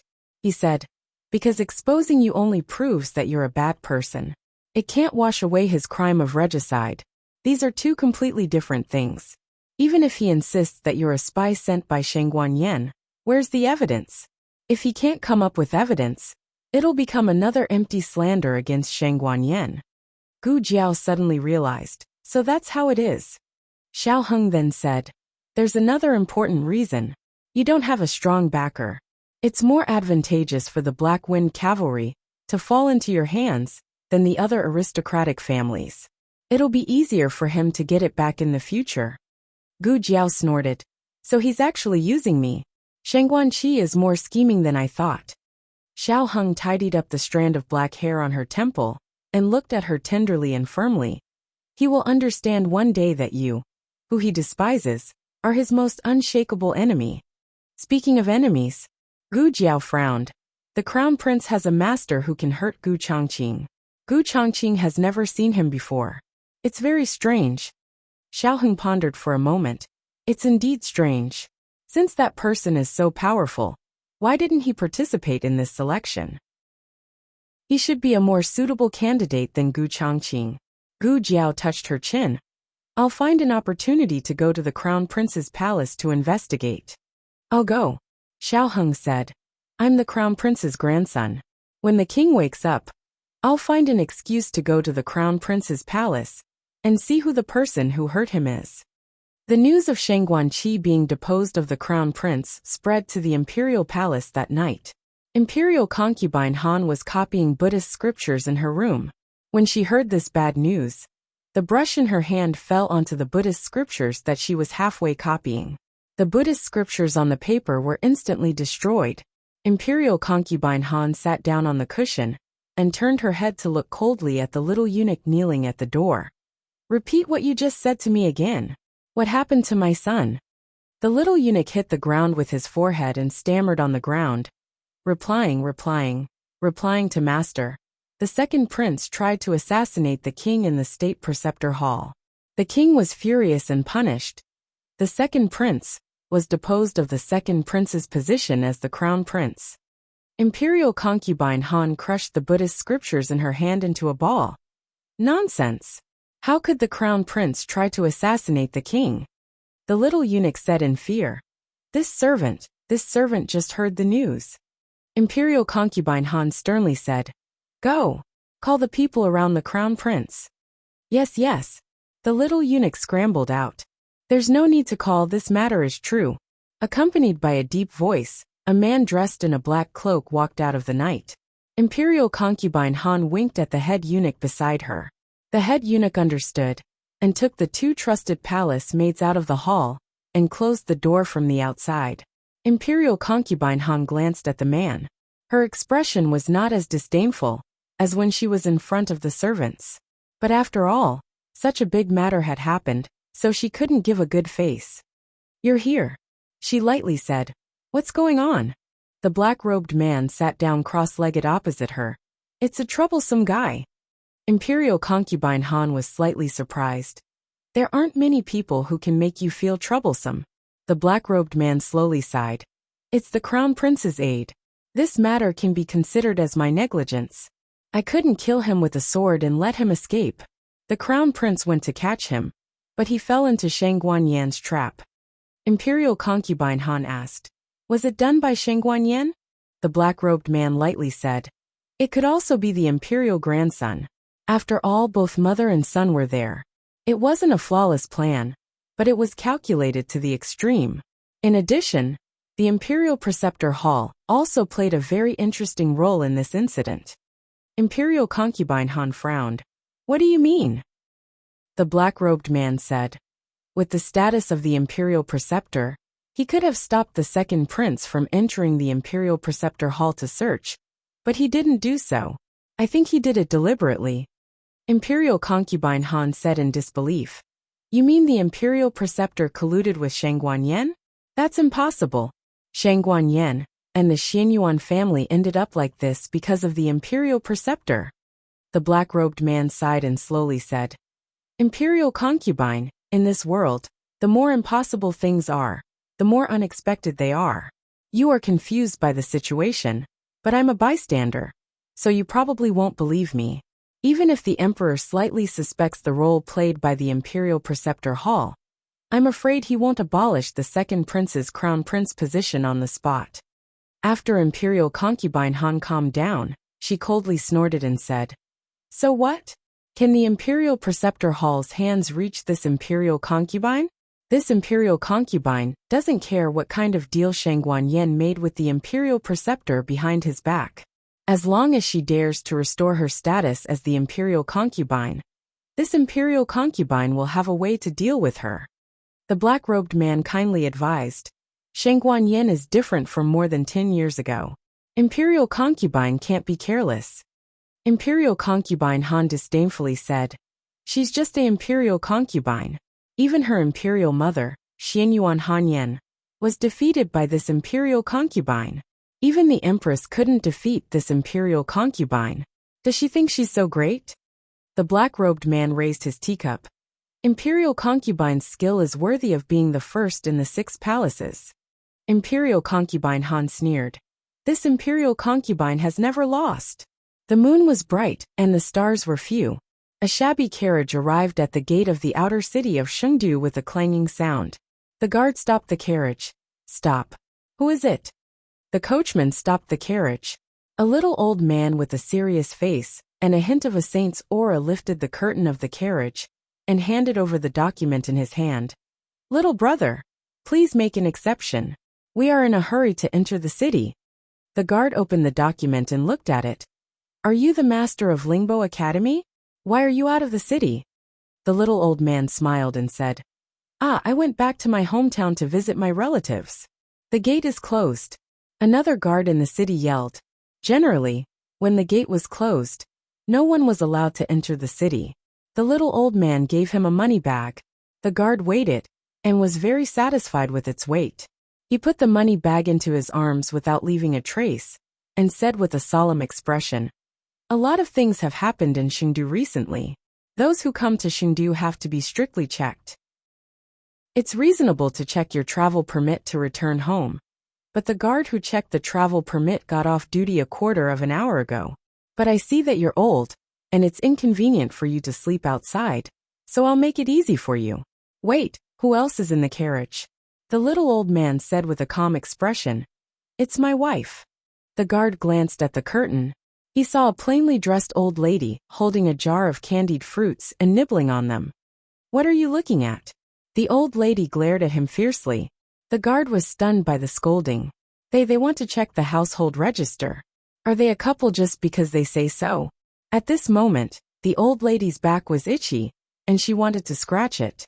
As soon as she raised her hand, the guard saw the little old man beside her, and reflexively covered his head. The guard was speechless. She wouldn't be able to do this without being oppressed for decades.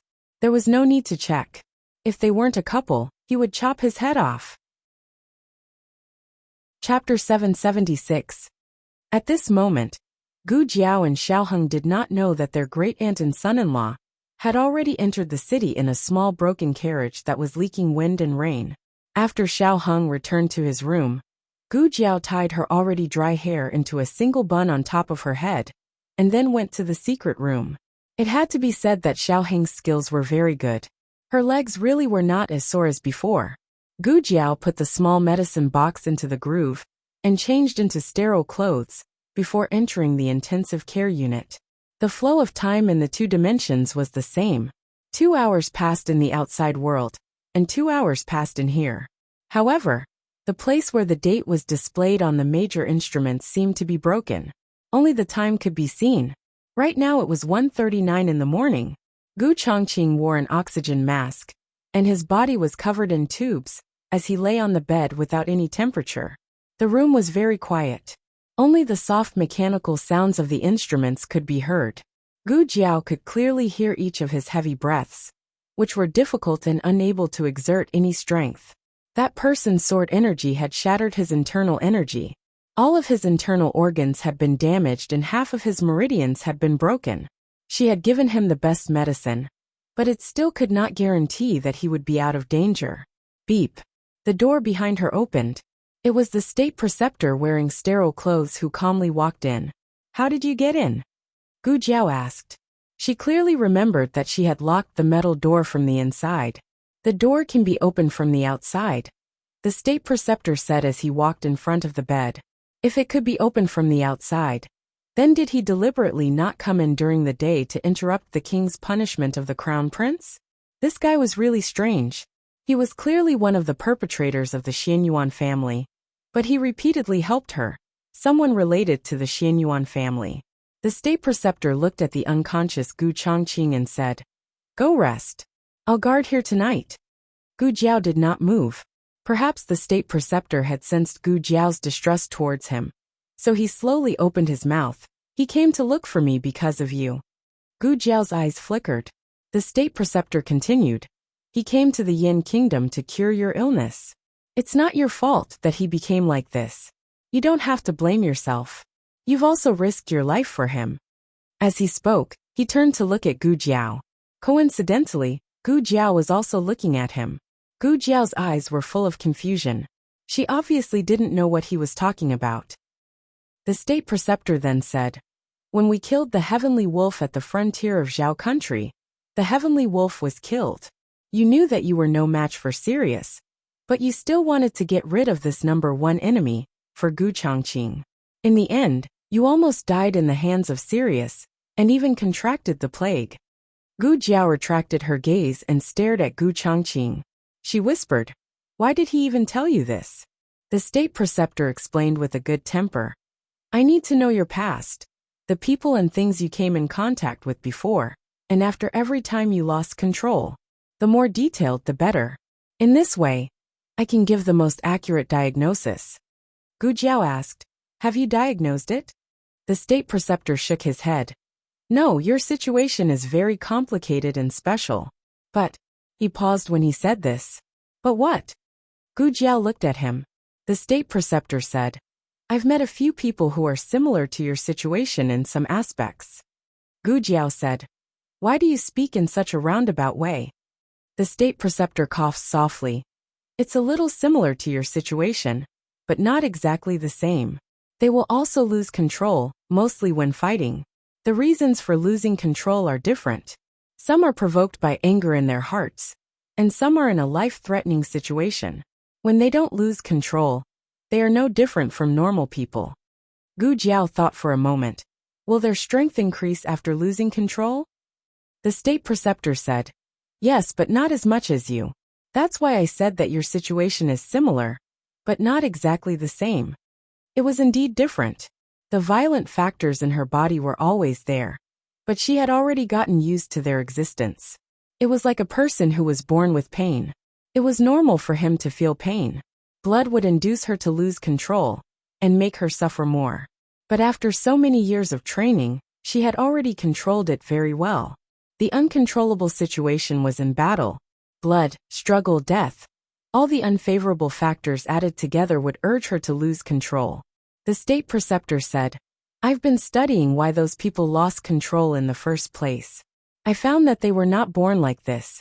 It was all after they were poisoned. You've seen Fifth Han. What do you think of his skills? Gu Jiao said to the point, Not bad. Wait, he can't be one of them, right? The state preceptor said, He's the most normal one. He almost never loses control. The reason why I included him is because his internal strength increased sharply after he was poisoned. The price was aging. Gu Jiao touched her chin. So this is the reason why his hair turned white at such a young age. What kind of poison is so powerful?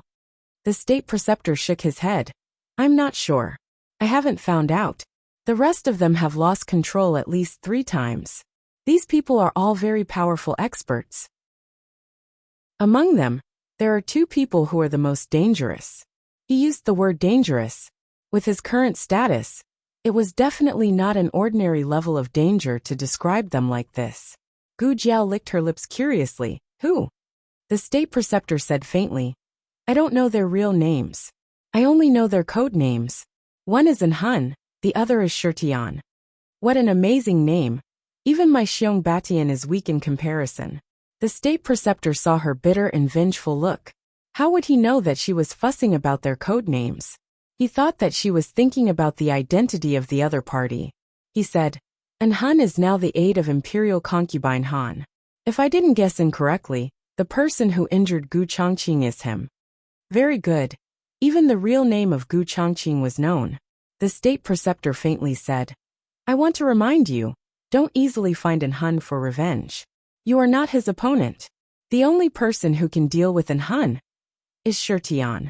Unfortunately, Shirtian disappeared from Yin Empire in 21 years.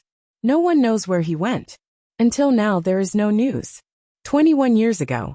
Wasn't that the year when the late emperor of Zhao Empire passed away? Before the late emperor of Zhao Empire passed away, he bestowed Princess Xinyang with 4 dragon shadow guards. He also left behind a posthumous edict for Princess Xinyang and Marquis Xianping to get married during his mourning period. That year Long Yi had entered. Gu Jiao looked at the state preceptor and asked, How old is Shirtian? The state preceptor recalled in his mind and said, When he disappeared, he was still young. He was around 13 or 14 years old. It matched with Long Yi's age. Could it really be Long Yi? Gu Jiao couldn't help but think of the portrait she saw last time in Book Collection Pavilion. The youth in the portrait was very similar to Long Yi. Gu Jiao calmly asked, Can I see the portrait of Han and Shirtian? Dawn was breaking. The monarch woke up from his sleep. In the end, he had taken medicine. The medicine was still in effect, so his whole body was dizzy. Hearing the movement, Zhang Dequan hastily got up from the mattress and quietly came to the bedside. Your Majesty, you woke up? Does your head still hurt? Do you want this slave to go and invite state preceptor? No need. The monarch sat up and slowly asked, Where is third princess and Light Shui? Third princess? The monarch called third princess before Shangguan Yin was 1 month old. Since Shangguan Yin was conferred the title of crown princess on the 1-month-old banquet, the monarch only called her 2 names. Crown princess in front of people and yen or behind people. The monarch might call her crown princess, but the monarch would never call her third princess. It seemed that the little mistress of dragons stranded in Shallow Beach was going to restore her identity as an imperial princess. Zhang Dequan hurriedly reported, replying to Your Majesty, little princess is resting in the next room. This slave asked the wet nurse in the palace to come and take care of her. The third princess was rescued in the secret room for 6 hours before she came out. The third princess already had an old injury, and there were nails in her spine. She also took a sword for Your Majesty. Commander Xiao said. Whether she could wake up or not depends on the third princess' luck. After the monarch woke up, for a moment, he felt that the punishment he gave to Shang Guanqi seemed to be too much. In the beginning, Shang Guanqi didn't want to kill him. It was the assassin who took the initiative to bewitch the crown prince to kill the monarch. But when he heard that Shang Guanyin might not survive, the monarch's anger rose again. Why didn't Shang Guanqi rush over to block the sword? His people plotted a rebellion, but Shang Guanyin was stabbed instead. He didn't say anything to stop it. Scared silly? Huh. I'm afraid he acquiesced to the actions of the assassin. The monarch began to imagine again. The more he imagined, the angrier he became. I should have crippled him earlier. The monarch went to Shang Guanyan's room. Shang Guanyan's injury was made with a prop. When the gauze was removed, the stitched wound could really be seen. But in fact, the monarch didn't really want to remove her gauze. The monarch looked at Xiao Heng, who was waiting by the bed, and sighed. Your own body is more important. Don't overwork yourself. There are palace servants here. Although it was said that there were palace servants, in fact, there was only a little palace maid. The monarch felt more guilty in his heart. Zhang Dequan. This slave is here. Zhang Dequan stepped forward and said knowingly. After this slave returns to the palace, I will immediately pick a few clever palace servants. The monarch still had to go to court, so he stood by the bed for a while and then left. Respectfully send off imperial grandfather. Xiao Heng cupped his fist and saluted. Gone. Shang Guanyin opened the mosquito net and poked her head out of the mosquito net. Xiao Heng hurriedly pressed her back into the mosquito net. Imperial grandfather, take care. She hasn't stepped out yet. Chapter 777. There are all kinds of novels that can't be found on the internet. The monarch turned around. Xiao Heng smiled. He was smiling too much. He changed his state in a second. He was so weak and pale that he couldn't smile. Take care of yourself. Okay. The monarch nodded with a complicated expression. He put his hands behind his back and led Zhang Dequan and the wet nurse, who was holding the little princess, out of the Kailan hall. Gu Jiao stayed in the intensive care unit until dawn. She sat on the chair and fell asleep by the bed in the middle of the night. When she woke up, the state preceptor was gone. 2 men of sacrifice were guarding the iron gate again. They didn't react much when they saw Gu Jiao come out. What did the state preceptor say to you? Gu Jiao asked them. One of them said. The state preceptor said that no one can enter except for him and Mr. Xiao. Gu Jiao nodded and muttered to herself. That's more like it. Xiao Heng opened the door and walked to Gu Jiao. Are you tired? I asked someone to make porridge. Go and have some.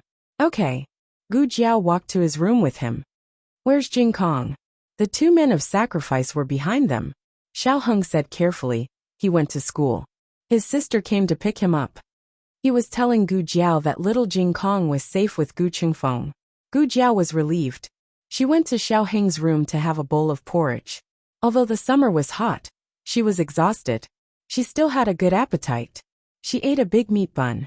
Where's the little princess? She asked. Xiao Heng said. She went back to the palace with the monarch. Also, the monarch seems to have restored my mother's identity as the empress. Xiao Heng didn't go to the imperial court, but the monarch called Shang Guanyin the third princess this morning. It must be true. Gu Jiao nodded in satisfaction. That's great. After paying such a huge price, it wasn't just to depose the crown prince. First, she would restore her status as the empress. The next step would be to scheme for the position of the crown princess. Speaking of this, Gu Jiao suddenly remembered the conversation with the state preceptor in the ICU in the middle of the night. She took the handkerchief, wiped her mouth, and said to Xiao Heng, "You don't need to find an excuse to go to the crown prince's mansion. I already know who stabbed Gu Chongqing. He's Imperial Concubine Han's advisor, a very powerful expert. People call him An Hun." An Hun? Xiao Heng muttered. She didn't understand what he was saying, but it sounded impressive. "Did the Imperial tutor tell you?" he asked. "Yes." Gu Jiao nodded. "He also told me about Fifth Master Han's secret. Fifth Master Han's hair turned white because he was poisoned and aged prematurely, but it also increased his power." Xiao Heng was puzzled. Premature aging. Increase one's power? So strange. In the end, what kind of poison is it? Gu Jiao shook her head. "I don't know. Later, I'll find an opportunity to ask Madame Nan. But I think Qi Xian has been in Han family for so long, but he still hasn't cured the poison in Han Si's body. I'm afraid the origin of this poison is not simple. In addition, the state preceptor also mentioned a person, but I don't know whether it's Long Yi or not. In those years, the late emperor left behind a total of 8 dragon shadow guards. Among them, the younger one was given to the emperor of Zhao country, and the older one was given to Princess Xinyang. These death warriors were all bought by the old Liang Wang through the underground martial arts field. At the time of purchase, both sides concluded a 10-year contract, and they were trained according to the requirements of the late emperor. And the dragon shadow guards given to Princess Xinyang were the first batch of death warriors. They were already almost trained. If they still needed to continue training in the camp, perhaps Long Yi would have been exposed. Sometimes life was truly full of coincidences. Gu Jiao and Xiao Heng talked about the matter of Sky Splitter and An Hun. Xiao Heng asked, "Do you think Long Yi is Sky Splitter?" Gu Jiao thought for a moment and said, "If it was only the state preceptor who said so, I might not easily think of Long Yi. But last time I saw a portrait from the 3rd floor of the library pavilion. The youth in the portrait was very similar to Long Yi." Xiao Heng was silent. 3rd floor. The entire state preceptor hall. No, to be exact, the biggest secret of the entire Yin country was there. If the person in the portrait was really Long Yi, then Long Yi really had a great origin. After a quarter of an hour, Gu Jiao was taken to the 3rd floor of the library pavilion by Yi Qing. She had obtained the state preceptor's permission to read a certain area, but she still couldn't wander around the rest of the place. She looked at the 3-meter-high big bookshelf in front of her and said in a daze, "I just want to find the portrait of Sky Splitter. There's no need to be so ostentatious." This big bookshelf that occupied almost an entire wall was something she could look at? Yi Qing pointed to the bookshelf and said, "There are portraits of Sky Splitter and An Hun in here." Gu Jiao was slightly stunned. "What do you mean?" Yi Qing explained, "Sky Splitter and An Hun never show their true faces. These are all portraits drawn by people who claim to have seen Sky Splitter and An Hun in Jianghu. They were collected here by my master." Gu Jiao squeezed out a few words from the gap of her teeth. "This, so many. How long do I have to look at them? How about I draw it for you directly, and you help me identify it?" Yi Qing said again, "We have never seen Sky Splitter. You can only identify it yourself." What the fuck am I trying to identify? So even if I see the portrait of Long Yi, you can't be sure that he is Sky Splitter, right? Father and son killing each other was a scandal. If this kind of thing happened to the Emperor of Zhao country, the Emperor of Zhao country would definitely adhere to the concept of family scandals not being aired in public. He would suppress the news airtight, and then find another reason to punish the crown prince. The Emperor of Great Yin was different. He didn't care. As soon as he went to court, he announced that Shangguan Qi had ulterior motives, slandered Shangguan Yan, and killed his father. He also let Zhang Dequan announce the imperial edict to abolish the crown prince in public. Along with the imperial edict to abolish the crown prince, there was also an imperial edict to restore Shangguan Yan's royal status. Since then, Shangguan Yan was the 3rd princess of Great Yan. The whole court was surprised. Although they had already received the news last night, when it really came from the throne room, it still made Imperial Concubine Han very angry. She was so angry that her chest was about to explode. What assassination? What slander? That person called Long Outyin is clearly a spy placed in the Crown Prince Palace by Shangguan Yan. Is His Majesty old and confused? How can he not even see such a big flaw? Last night, she had sent people to the Crown Prince Palace to understand the whole process of Long Outyan's visit to the Crown Prince Palace. Traps, all traps. Io, Imperial concubine, you can't talk nonsense. The head eunuch Sugao stepped forward in fright. Be careful not to let other people hear. Imperial concubine Han snorted. This is my bedroom, who dares to spread it out? Sugao dryly smiled. That's true, but it's better to be careful. Sugao went to the Crown Prince Palace to inquire about Long Outyan. To be honest, the third princess's move was really exquisite. She could predict the emperor's thoughts. He had been in the palace for so many years, but he rarely saw anyone who could predict the emperor's thoughts. Whether the monarch punished or not, it was usually the monarch's own will. Those who took advantage of the situation, and took advantage of the opportunity, to trip up the victims, were actually just the monarch turning a blind eye to it. They were not considered very smart. Sugao said, Imperial concubine, I'm afraid there's a master behind the third princess. Imperial concubine Han thoughtfully said, what you said makes some sense. I watched Sheng Guanyin grow up. She's a straightforward person, and doesn't have many thoughts. Otherwise, she wouldn't have been schemed against in the past. Sugao hurriedly said, isn't that so, Imperial concubine? If she has such a mind, why wait until now?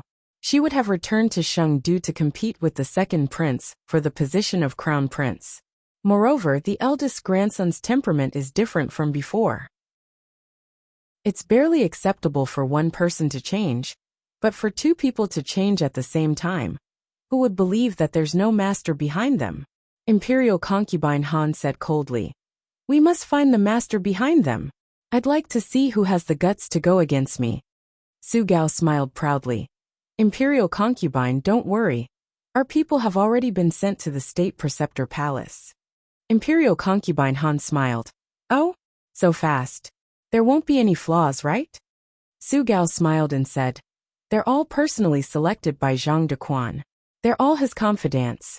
Even if they investigate their 18 generations of ancestors, it has nothing to do with us. Imperial concubine Han smiled coldly. It's not easy to place confidants around Zhang Dequan. I've buried so many chess pieces for so many years. I originally planned to use them in more important places. But who told Sheng Guanyin and her son to be so annoying? I'll borrow eunuch Zhang's hand to eradicate these two eyesores for me. Sugao flattered. Imperial concubine is wise. Imperial concubine Han had already begun to imagine the fruits of victory. After the matter is done, who should I frame? I think Imperial concubine Wang Xian is good, and Imperial concubine Dongchen is also not bad. As she said this, she burst out laughing. On the other side, Zhang Dequan took 4 palace mates to the state preceptor palace. Gu Jiao went to the library pavilion, leaving only Xiao Heng in Sheng Guanyan's room. Zhang Dequan respectfully bowed to Xiao Heng, who was sitting in his seat. Your Highness Zhang-sun, the few palace mates outside are selected by this slave. They're nimble, diligent, and clever. Let them serve the third princess, and Your Highness Zhang-sun first. Your Highness Zhang-sun, please rest assured that their background is very clean.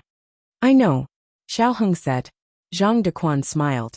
If there's nothing else, this slave will return to the palace first.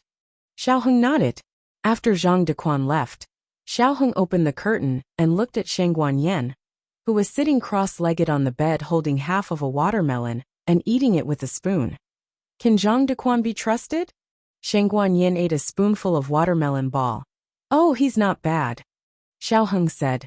So those people outside can stay? Sheng Guanyin thought for a moment. Keep them first. Zhang Dequan is the only person in the palace who won't harm me.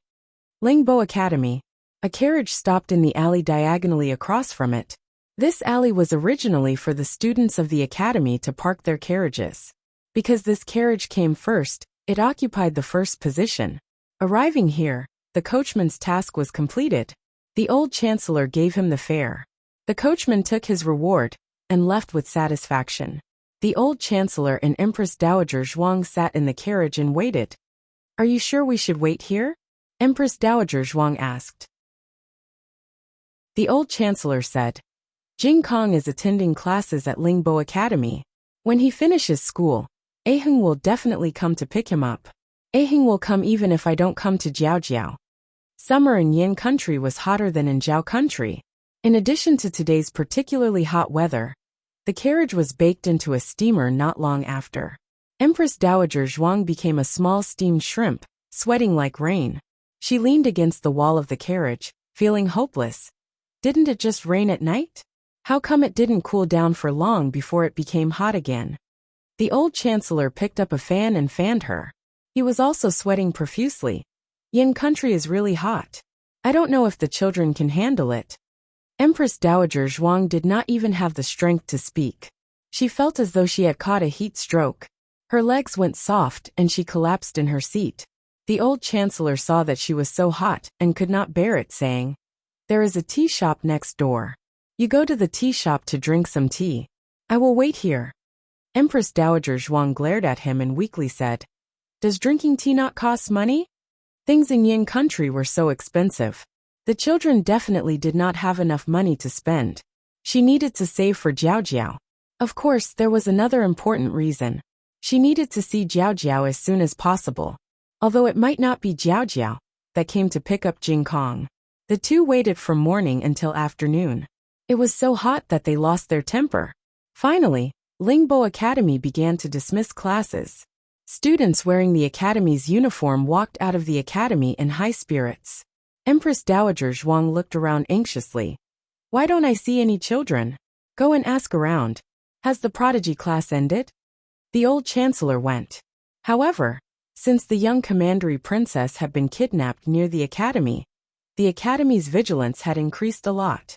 They were vigilant against strangers who came to inquire about information, especially about the prodigy class.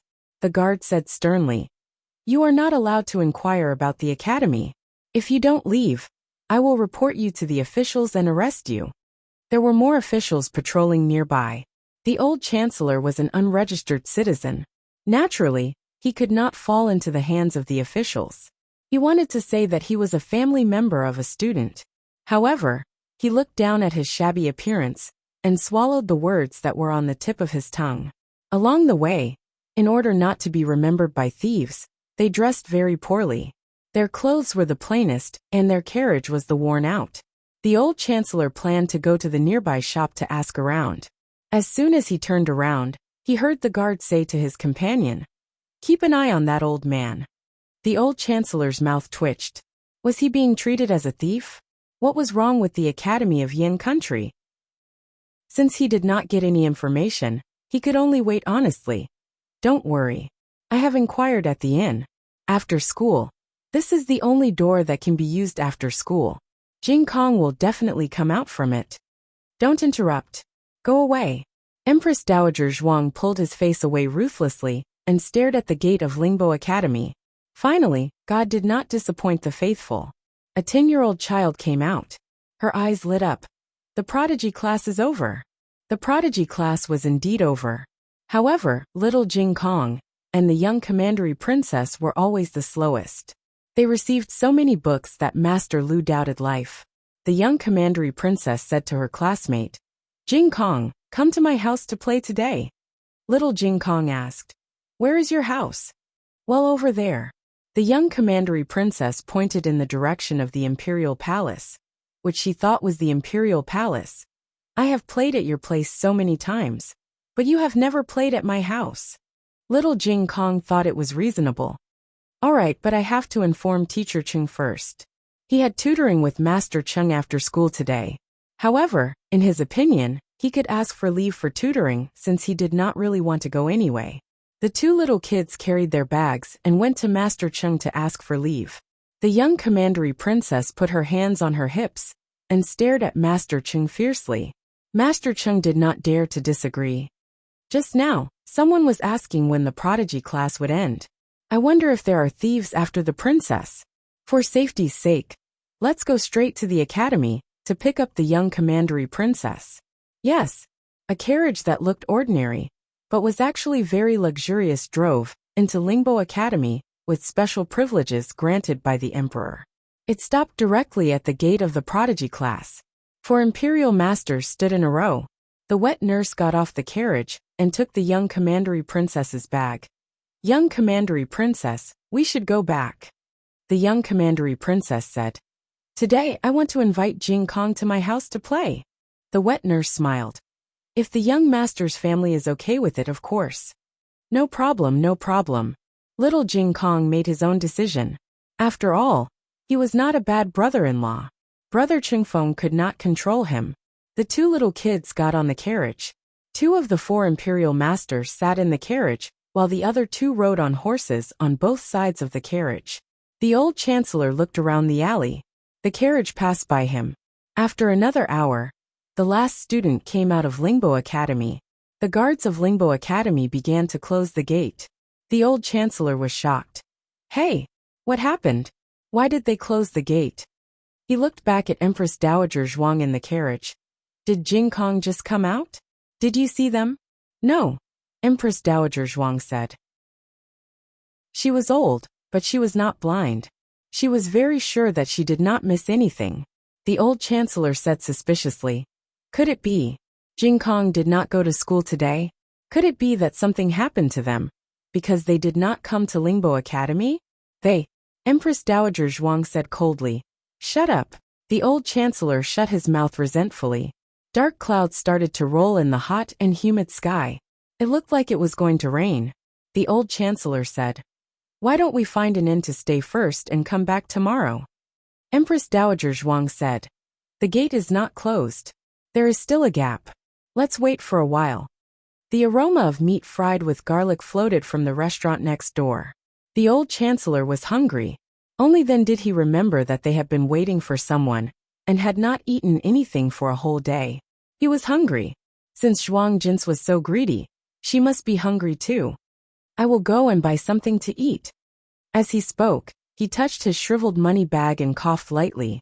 He said to Empress Dowager Zhuang, I have used up my travel expenses. He had spent all his money along the way. Empress Dowager Zhuang held the bag in her arms vigilantly.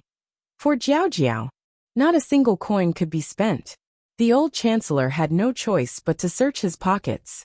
Finally, he found 2 knife coins that had fallen into the broken compartment of his sleeve. He was lucky. Usually, 2 knife coins could only buy 1 steamed bun. Today it was going to rain. The boss was in a hurry to close the stall and gave the last 2 steamed buns to the old chancellor. The old chancellor gave the bigger one to Empress Dowager Zhuang. The heavy rain in Sheng capital came without warning. The sky was torn open, and the heavy rain couldn't wait to pour down. Mixed with the whistling wind, the stalls and carriages by the roadside were all overturned.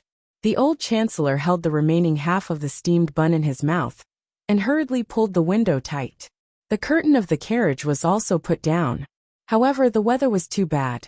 The curtain of the carriage was blown apart, and the heavy rain poured into the carriage mercilessly. The old chancellor hurriedly stood up and planned to use his thin and weak body to block the wind and rain.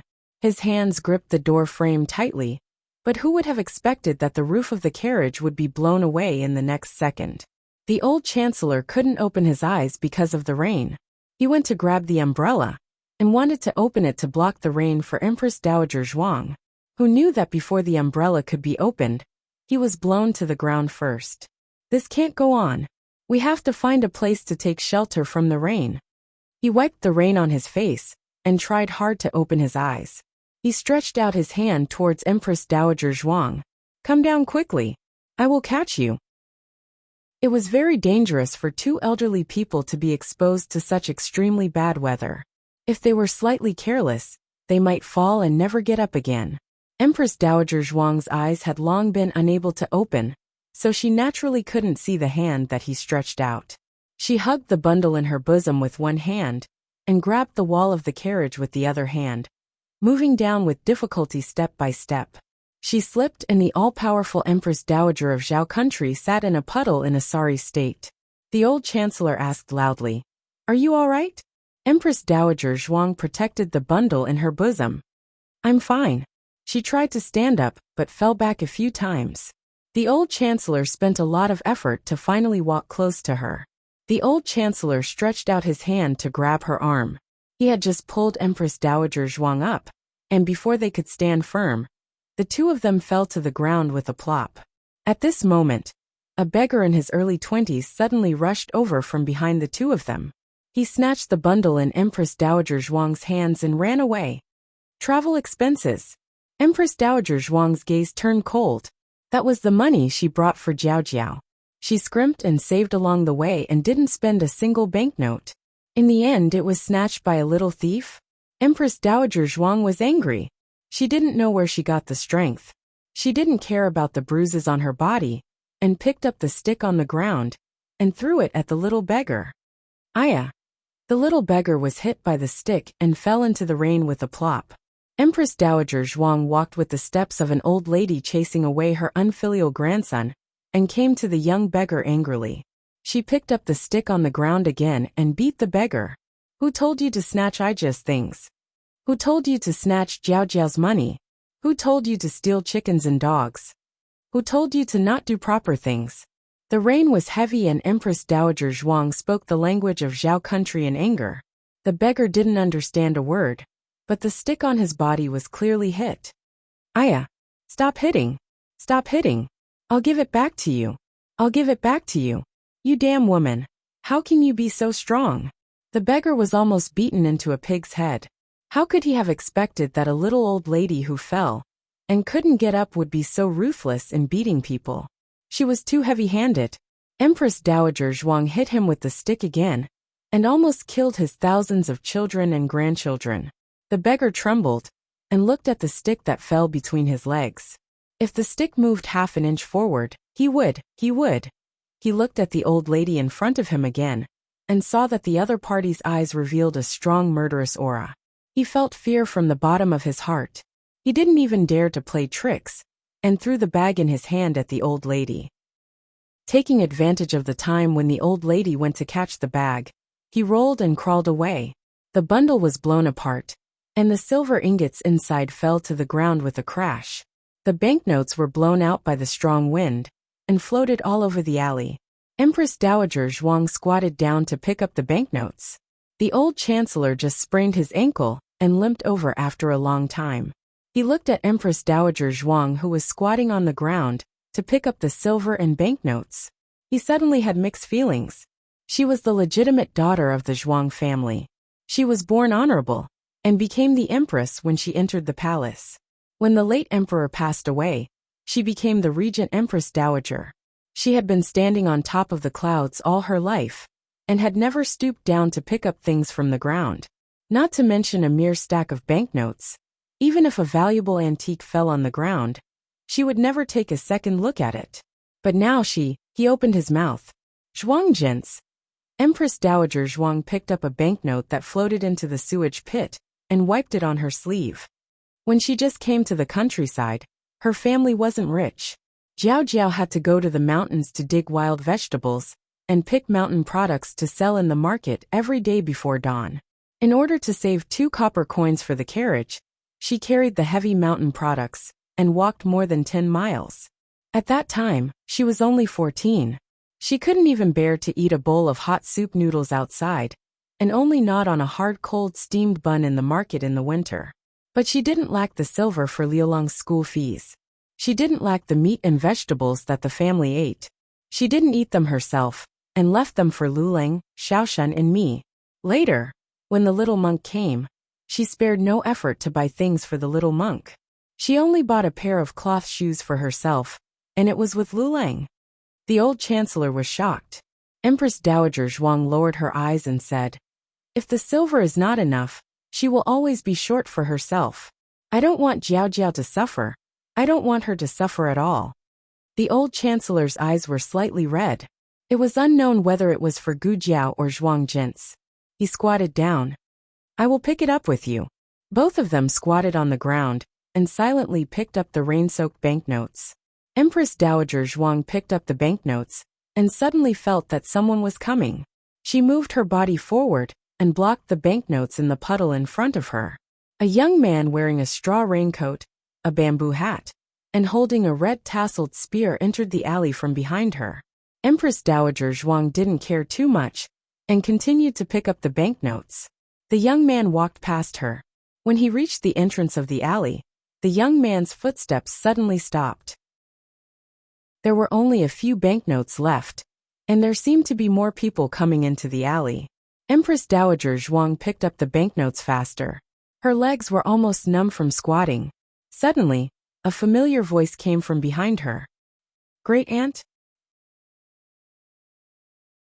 Chapter 778. Novels with content that can't be found on the internet are all here. Empress Dowager Zhuang stopped picking up the banknotes. The rain was heavy and the wind was strong. If Empress Dowager Zhuang looked up, she couldn't open her eyes at all.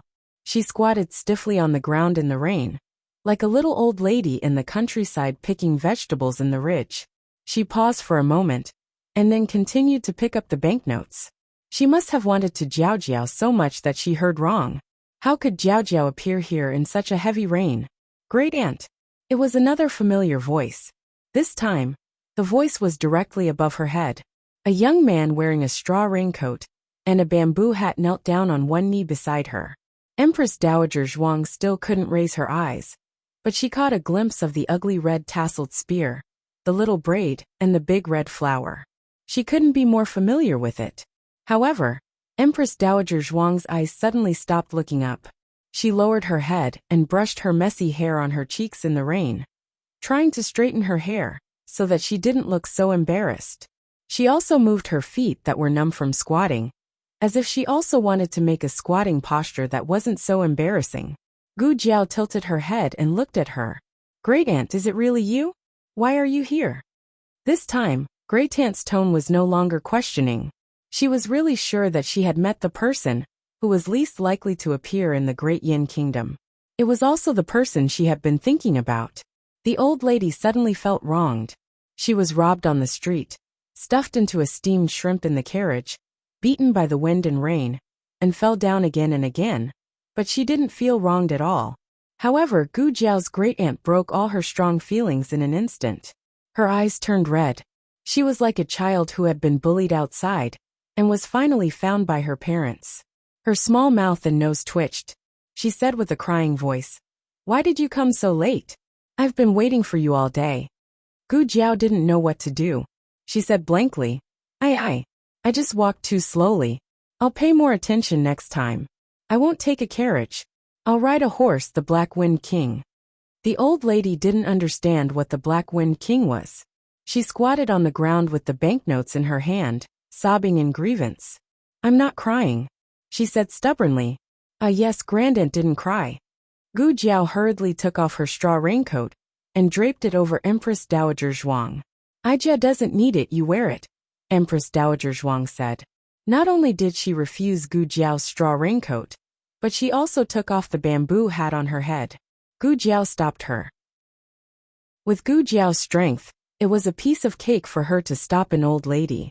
She tied her bamboo hat and straw raincoat tightly, making it impossible for Empress Dowager Zhuang to take them off. Seeing this, Empress Dowager Zhuang no longer made a futile struggle. She sniffed and pointed at a banknote in front of her. "This is the last one.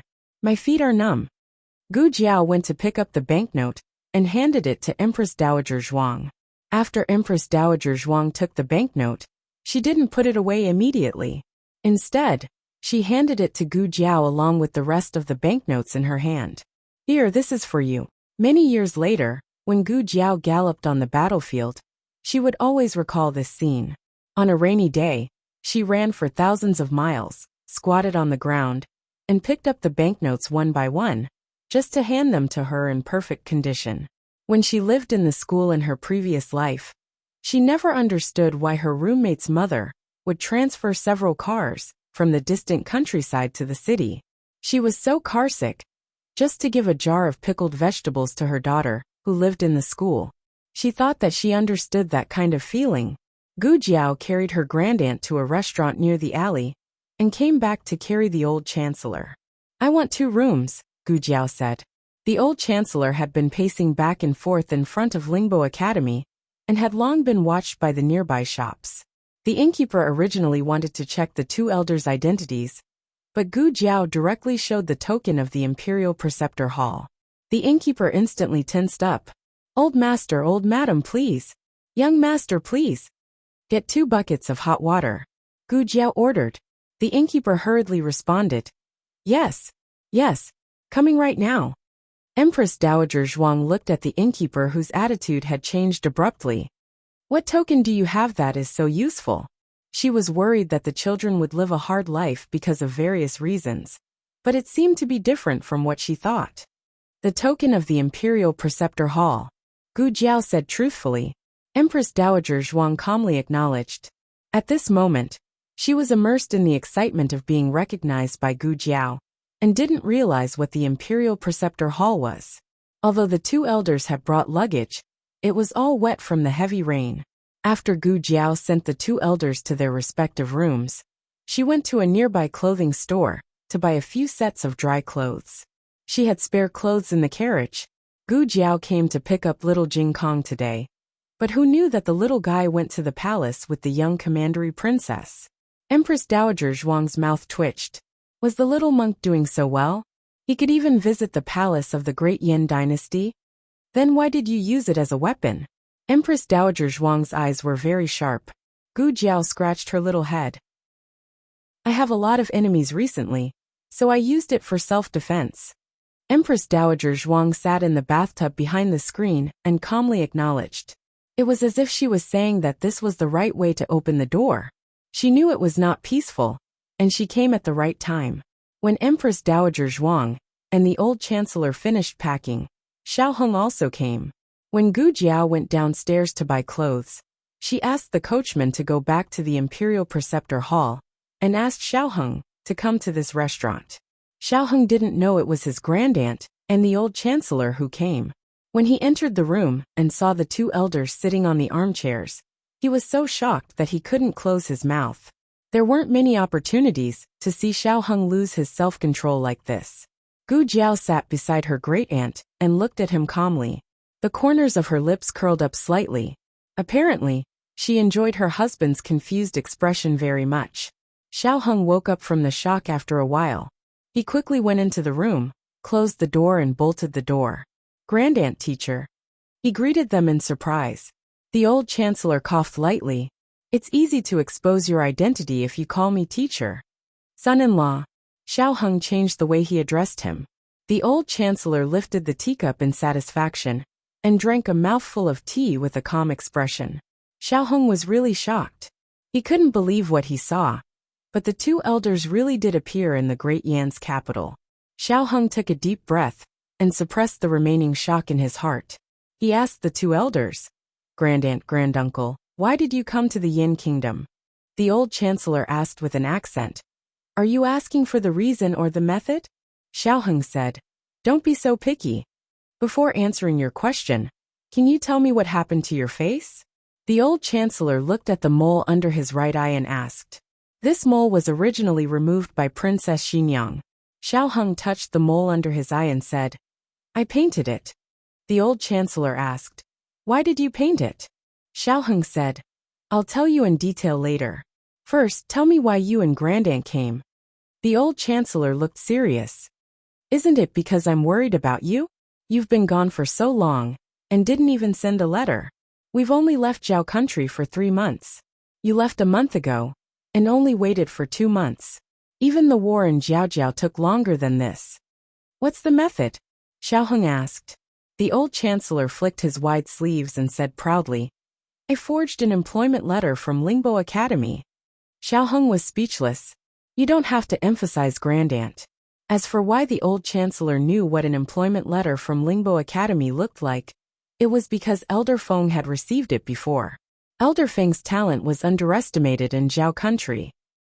All the academies in the Yin kingdom were fighting for him. At least 6 academies in the Yin kingdom had sent an invitation to Elder Feng, including Lingbo Academy in Chengdu. Unfortunately, they were all rejected by Elder Feng. The old chancellor had seen those documents and forged one according to his memory. However, Lingbo Academy's forgery was so good that he only succeeded after more than a month.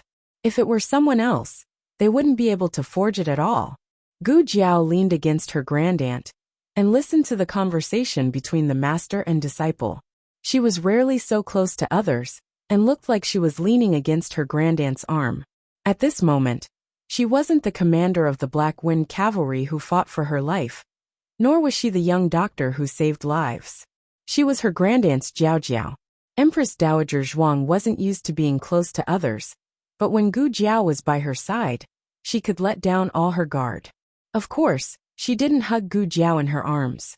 That wasn't her personality, and didn't suit Gu Jiao's personality.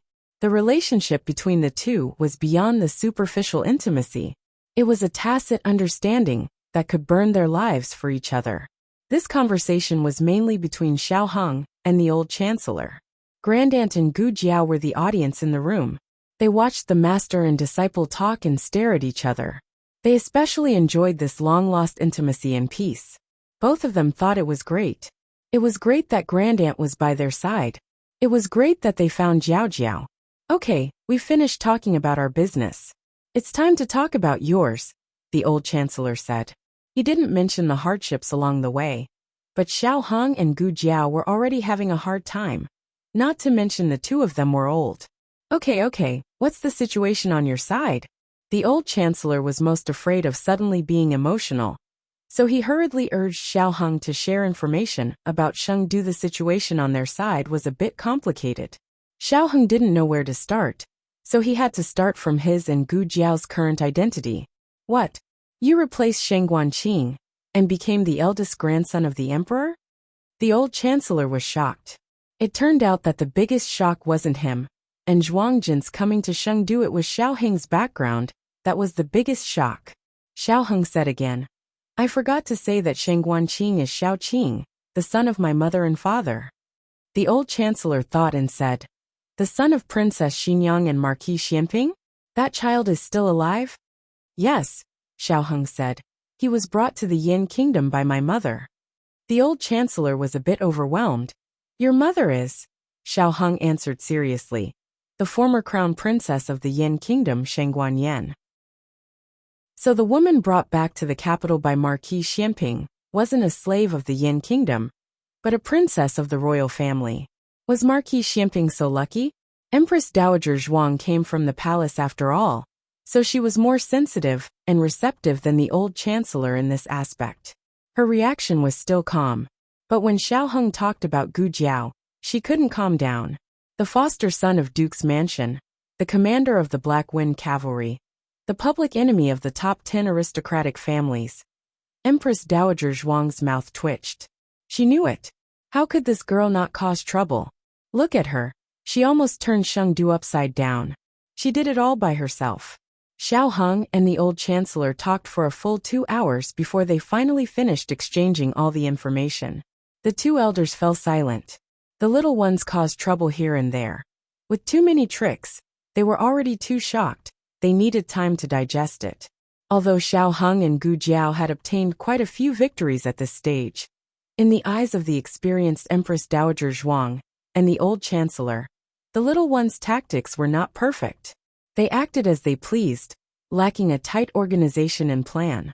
Thinking back to the time when Empress Dowager Zhuang and the old chancellor fought so fiercely, it was from the court to the inner palace, from the inner palace to the officialdom. It even indirectly affected the battlefield. The two little ones' tactics were just a drop in the ocean. Empress Dowager Zhuang snorted. If you only had Aheng's tactics back then, I would have exiled you 3,000 miles away, never to return to the capital for the rest of your life. The old chancellor snorted.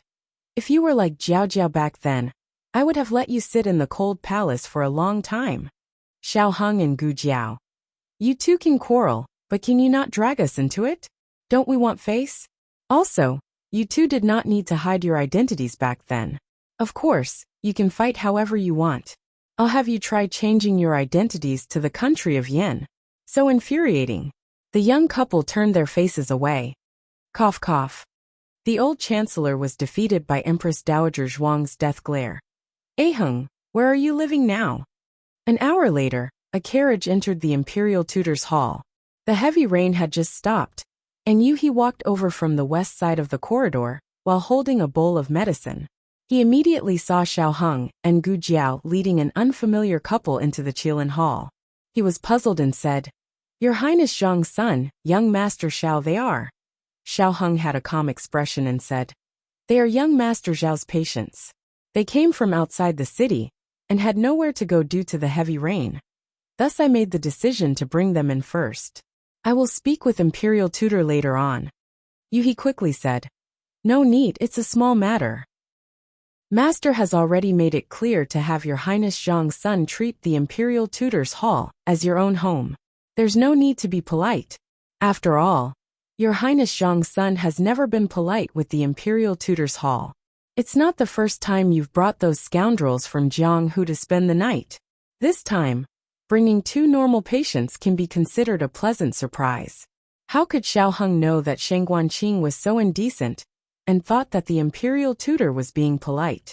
Recently, the inner city had been very strict. Leaving the aunt and grandpa in the inn, Xiao Heng and Gu Jiao were not at ease. Only then did they temporarily bring the 2 elders back to the Imperial Tutor's hall. But the Imperial Tutor's hall was not a place to stay for long. At dawn the next day, Xiao Heng set out to find a suitable residence. The Qilin Hall had many side rooms. Of the dozen or so rooms in the east corridor, only Xiao Heng, Gu Jiao, Sheng Guanyan, little Jing Kong, and a few servants lived in them. There were still quite a few rooms that were empty, because it was 2 in-laws. Living in 2 rooms was too strange. Gu Jiao only had the servants tidy up 1 room. The old chancellor looked at the spacious room and said nervously, That. I'll sleep on the floor tonight. Hee. Empress Dowager Zhuang rolled her eyes and went to Gu Jiao's side. Your Highness Zhang's son. 4 palace maids who were sweeping the corridor saluted Xiao Heng in unison. Xiao Heng nodded slightly. You can go and do your work. Yes. The 4 continued to work. Empress Dowager Zhuang just walked to the door of Gu Jiao's room. She looked at the 2 palace maids and 2 eunuchs who were doing the sweeping. Her eyes fell on one of them, and she frowned slightly. For more wonderful content. Chapter 779. Xiao Heng went to Sheng Guanyan's room. There were a total of 5 palace maids serving Sheng Guanyan. One was the little palace maid Huan brought from Zhaoyang Hall, and the rest were the 4 people sent by Zhang Dequan this morning. These 5 people didn't know that Sheng Guanyan was pretending to be sick, but because Huana served Sheng Guanyan for the longest time, Xiao Heng left her in the room. Did my mother wake up? Xiao Heng asked Huan. Huan bowed and said, replying to His Highness Zhang's son, the 3rd princess hasn't woken up. It seems that she didn't expose herself. She won't drop the chain at the critical moment.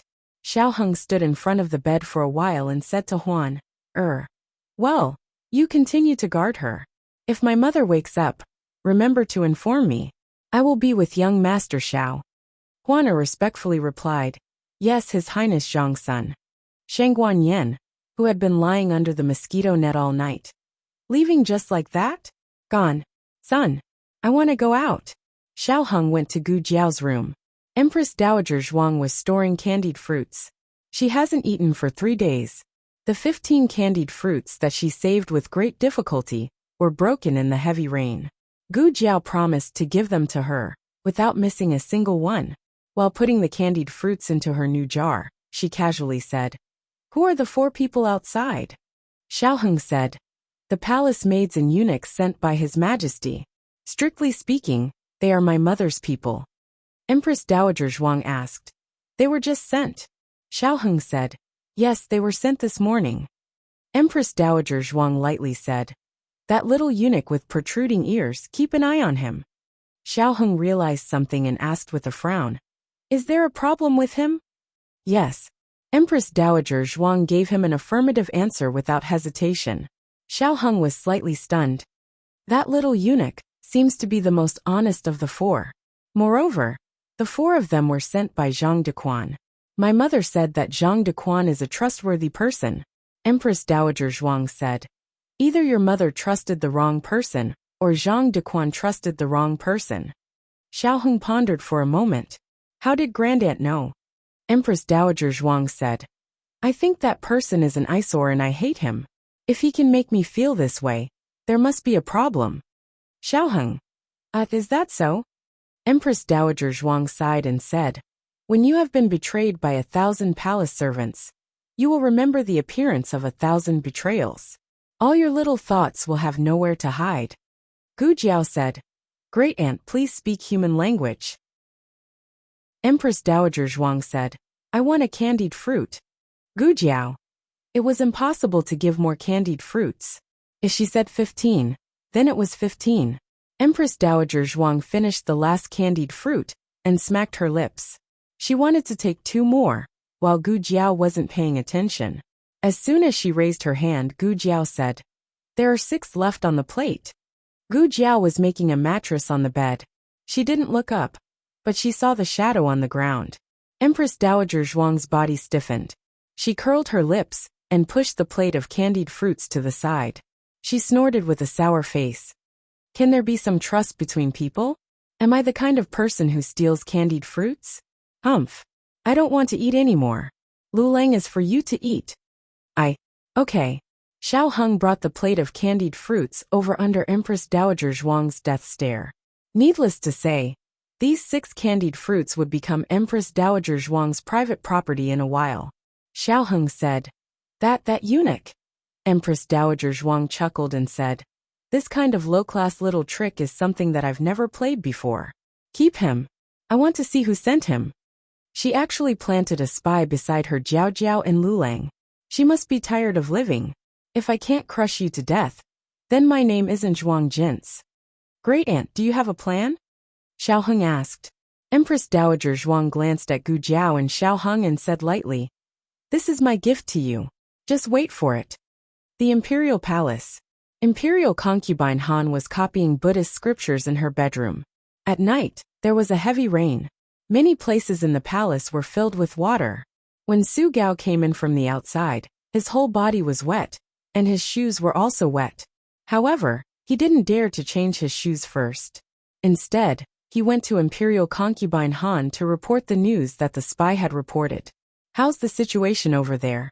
Imperial concubine Han asked as she copied the Buddhist scriptures. Su Gao saluted and said, The emperor's grandson trusts Zhang Dequan very much. He has accepted all the people that Zhang Dequan sent. Imperial concubine Han sneered and said, Zhang Dequan received Empress Xuanyuan's favor in the past. He has always remembered Empress Xuanyuan's kindness in his heart. Shangguan Yan and Shangguan Qing both understand this. Therefore, they firmly believe in the people that Zhang Dequan sent. However, they never expected that this consort had already planted someone by Zhang Dequan's side.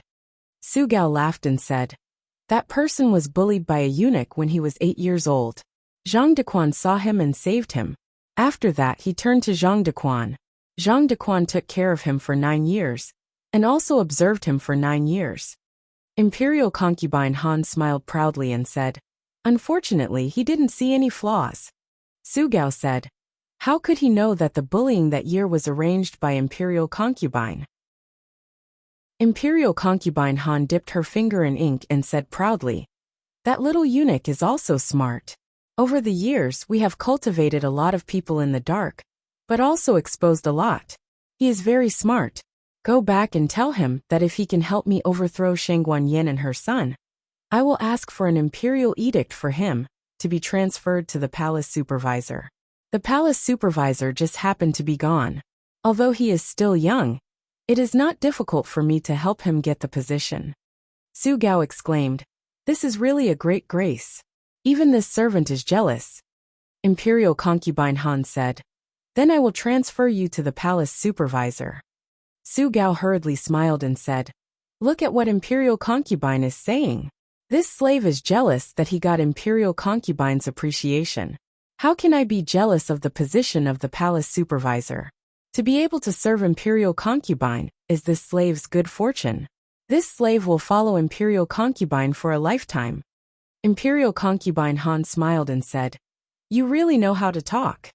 Su Gao smiled and stepped forward to grind the ink for Imperial concubine Han. Imperial concubine Han glanced at him and said, Go change your clothes, and then come back to serve me. You are sick. I am not used to others. Su Gao was moved. Yes. Just as he was about to withdraw, a burst of laughter came from outside the bedchamber. Imperial concubine Han hated noise. She frowned and said, What's that noise? Su Gao listened carefully and said, "It seems to be the young commandery princess's voice. This slave will go and take a look." At this moment, the rain was not heavy. There was only a light drizzle floating in the sky. The two little kids were barefooted, wearing small straw raincoats and small bamboo hats. They were treading water in the puddle. So fun! So fun! The young commandery princess was treading water for the first time in her life. She was so excited that she shouted. Little Jing Kong often treaded water in the Zhao kingdom. He wore the little yellow raincoat that Gu Jiao made for him. However, this kind of fun would not be reduced by treading water too much. After all, he was treading water in the Yin kingdom now. And there was also the light Shui treading water with him. The two little kids were having a lot of fun. The wet nurse could not stop them. Su Gao looked at the two from afar, and returned to the bedchamber to report to Imperial Concubine Han. Imperial Concubine. It is the young commandery princess and her little classmate. Everyone in the harem knew that the young commandery princess went to study at Lingbo Academy. It was not strange that she brought a little classmate back. Imperial Concubine Han put the brush on the brush holder heavily and said, "So noisy." Imperial Concubine Han did not like the young commandery princess. The main reason was that the young commandery princess took away too much of the king's favor. This made the women in the harem very jealous. Imperial Concubine Han listened to the childish laughter outside, and felt more and more annoyed. She stood up coldly. Su Gao looked at her in surprise. Imperial Concubine. Imperial Concubine Han said sarcastically. The young commandery princess is having so much fun. This concubine also wants to see what she is playing. Yes. So he couldn't change out of his wet shoes and clothes? Su Gao braced himself, and followed Imperial Concubine Han out of the bedchamber. He held an umbrella for Imperial Concubine Han. Imperial Concubine Han stood at the door of the bedchamber, and looked at the two innocent little kids. There was not a trace of love or affection in her eyes. Instead, there was a strong sense of disgust. She restrained her disgust and walked over with a smile. Isn't this the light Shui? Why did the light Shui come to Imperial Concubine Auntie's place? Are you looking for Imperial Concubine Auntie? The two little kids' puddle game was interrupted. The young commandery princess looked up at her and said seriously, "You are not my auntie. You are Imperial Concubine." The young commandery princess did not mean to embarrass Imperial Concubine Han. She was just stating the truth. Her auntie was the empress, and the empress had already passed away. The palace servants were all present. Imperial Concubine Han only felt that she had been slapped on the face. She clenched her fingers and said with a smile, "The light Shui can call this concubine whatever she wants to call this concubine. Are you tired after playing for so long? Do you want to come to this concubine's place? This concubine has delicious food in this concubine's palace." Although she hated this little girl, it seemed not bad for the king to come to her palace in a while. At her age, she had long stopped seeking favor for herself. However, there was nothing bad about being an old married couple with the king, just like the king and Empress Xianyuan. The young commandery princess. "Jingkong, do you want to eat?" "Little Jingkong. What about you?" The young commandery princess. "I'm not hungry." "Little Jingkong. I'm not hungry either." The young commandery princess. "Then we won't eat. Let's continue playing." Little Jingkong's first impression of Imperial Concubine Han was not very good. She spoke arrogantly, and did not even bend her back. As a child, it was very tiring to look up at her, and she did not even ask for his name. Little Jingkong still did not know that this was called being arrogant. He just felt uncomfortable. He said, "I don't want to play here. Let's go over there." The young commandery princess nodded. Okay. The two little kids happily decided. "Goodbye, Imperial Concubine." The young commandery princess politely bid farewell. Imperial Concubine Han's face turned cold. "This concubine is trying to be nice to you. You're just a little commandery princess. You don't even have real power in your father's hands. How dare you look down on me?" It was not true that the older one was, the more tolerant one would be. Sometimes when a person was vicious, it had nothing to do with age. Some evil people would only become more vicious when they got older. Imperial Concubine Han could not afford to offend the young commandery princess. She could only vent her anger on the young commandery princess's new friend. The two children clattered forward. Little Jing Kong happened to be beside Imperial Concubine Han. Imperial Concubine Han calmly stretched out her foot and stretched it towards Little Jing Kong's foot. Little Jing Kong did not see clearly that it was Imperial Concubine Han's foot. He thought it was a rock and stepped on it. Imperial Concubine Han. Chapter 780. The novel will be updated faster. The child's kick seemed weak, but it was a different story if the child was Little Jing Kong. This was Little Jing Kong, who had been practicing martial arts in the temple since he was a child, and had started practicing martial arts not long ago. The strength of his kick was incredible. Imperial Concubine Han only felt that the back of her foot had been hit by a small weight. She let out a cry of pain. Ouch! Then, she lost her balance and fell backwards, awkwardly sitting on the muddy path. Mud splashed everywhere. Little Jing Kong pulled the young princess and jumped to the side. In the end, only Imperial Concubine Han's face was splashed with mud. Imperial Concubine Han was stunned. She was already so old. She didn't expect to fall down like this, especially in front of all the servants. She flew into a rage out of humiliation. There was a piercing pain in her right foot and ankle. Her well-maintained face was scrunched up, and she could no longer maintain her usual noble calmness. The palace servants were frightened. Su Gao hurriedly walked forward.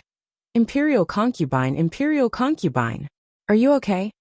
The two little kids stared at her blankly, not understanding what had happened.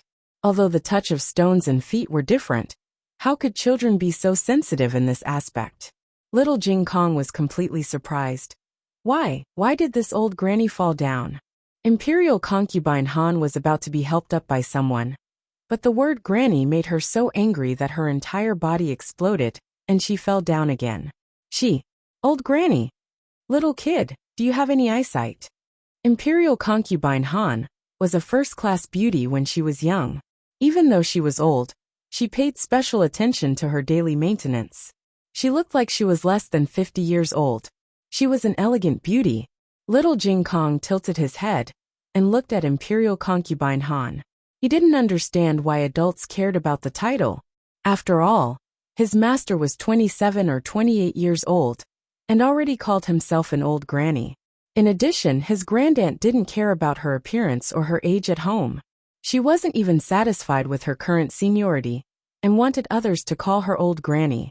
Therefore, Little Jing Kong was very modest when he called her granny. Imperial Concubine Han was so angry that her mouth was crooked. While the atmosphere was extremely solemn, the monarch walked over with Zhang Dequan. He was here to look for the young princess. The little lass didn't insist on going to the state preceptor's hall today.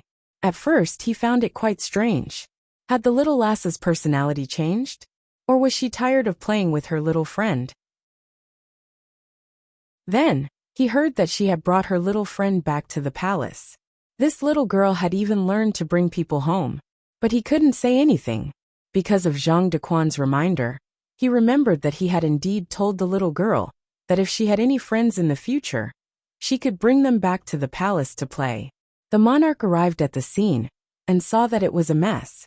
Imperial Concubine Han looked like she had suffered a disaster, and the two little kids seemed to have been frightened by her. What happened? He asked in a deep voice. Your Majesty, Imperial Concubine Han, and the others hurriedly bowed to the monarch. Imperial Concubine Han didn't bother to tidy up her appearance and said to the king, Your Majesty, it's nothing serious. It's just that child just now. She accidentally stepped on my foot. Before she could finish speaking, the young princess rushed over and hugged the king's thigh. She turned her head to look at Imperial Concubine Han and said, Imperial Concubine Han fell. She's in pain. I'm so scared. What are you scared of? The king didn't know whether to laugh or cry. If you're so timid, why do you still run out every day? Little Jing Kong walked over and greeted politely, Hello, Uncle Light Shui. He already knew the identity of the young princess, and that her uncle was the king of the Yin Kingdom. But his family had never instilled in him the concept of hierarchy between the imperial power and the commoners. The emperor of Zhao country and Qin Chu didn't either. It was just a simple matter of making friends. The king's gaze fell on the little boy's young face. It was normal for him to be calm when he didn't know his identity. But now that he knew he was the king of the Yin kingdom, he could still be so fearless and calm. Was this little boy stupid and didn't know what imperial power was? Or was he born fearless even if he knew? The king suddenly thought of the Xianyuan family, and what Xianyuanli had said. He asked Xianyuanli what he pursued in his life. He thought Xianyuanli would answer that he would be loyal to the Yin kingdom, assist the emperor, or revive the Xianyuan family, and make the Xianyuan family the most powerful family in the Yin kingdom under Xianyuanli's leadership. But he didn't get any of his answers right. Xianyuanli stood under the bright sky and said with a solemn expression, "Set your heart for heaven and earth, set your life for the people, inherit the lost knowledge of the past, and bring peace to the world." Set your heart for heaven and earth, set your life for the people, inherit the lost knowledge of the past, and bring peace to the world. He had lived for half his life, and had never heard such enlightening words. At that moment, he felt that as the king of a country, he had become narrow-minded. Uncle, why aren't you saying anything? Jing Kong said hello to you." The young princess hung on his leg and grabbed the jade pendant on his waist. Only the young princess would be so daring. Prince Ming also grabbed it when he was young, and the result was miserable. The king's face darkened immediately. The king came back to his senses and gently took away the young princess's hand. "You're not allowed to grab this." "Okay." The young princess obediently took back her little hand. The monarch didn't want to think about the past anymore. Under the gaze of his little niece, he greeted Jing Kong respectfully and asked, "Why are you treading water?" "It's fun," the young princess said. "A girl should act like a girl." The king was about to say this when he remembered that Shangguan Yen was even more naughty than the young princess when she was young. The young princess only stepped on puddles, but Shangguan Yin jumped into mud. The palace didn't let her jump, so she ran to the Xianyuan family to jump. Thinking of Shangguan Yin, the king's expression became complicated. Since the king was here, it was impossible to continue the game of treading water. "Imperial concubine, please return to the palace," the king said to Imperial concubine Han. Imperial concubine Han smiled softly and said, "It's raining.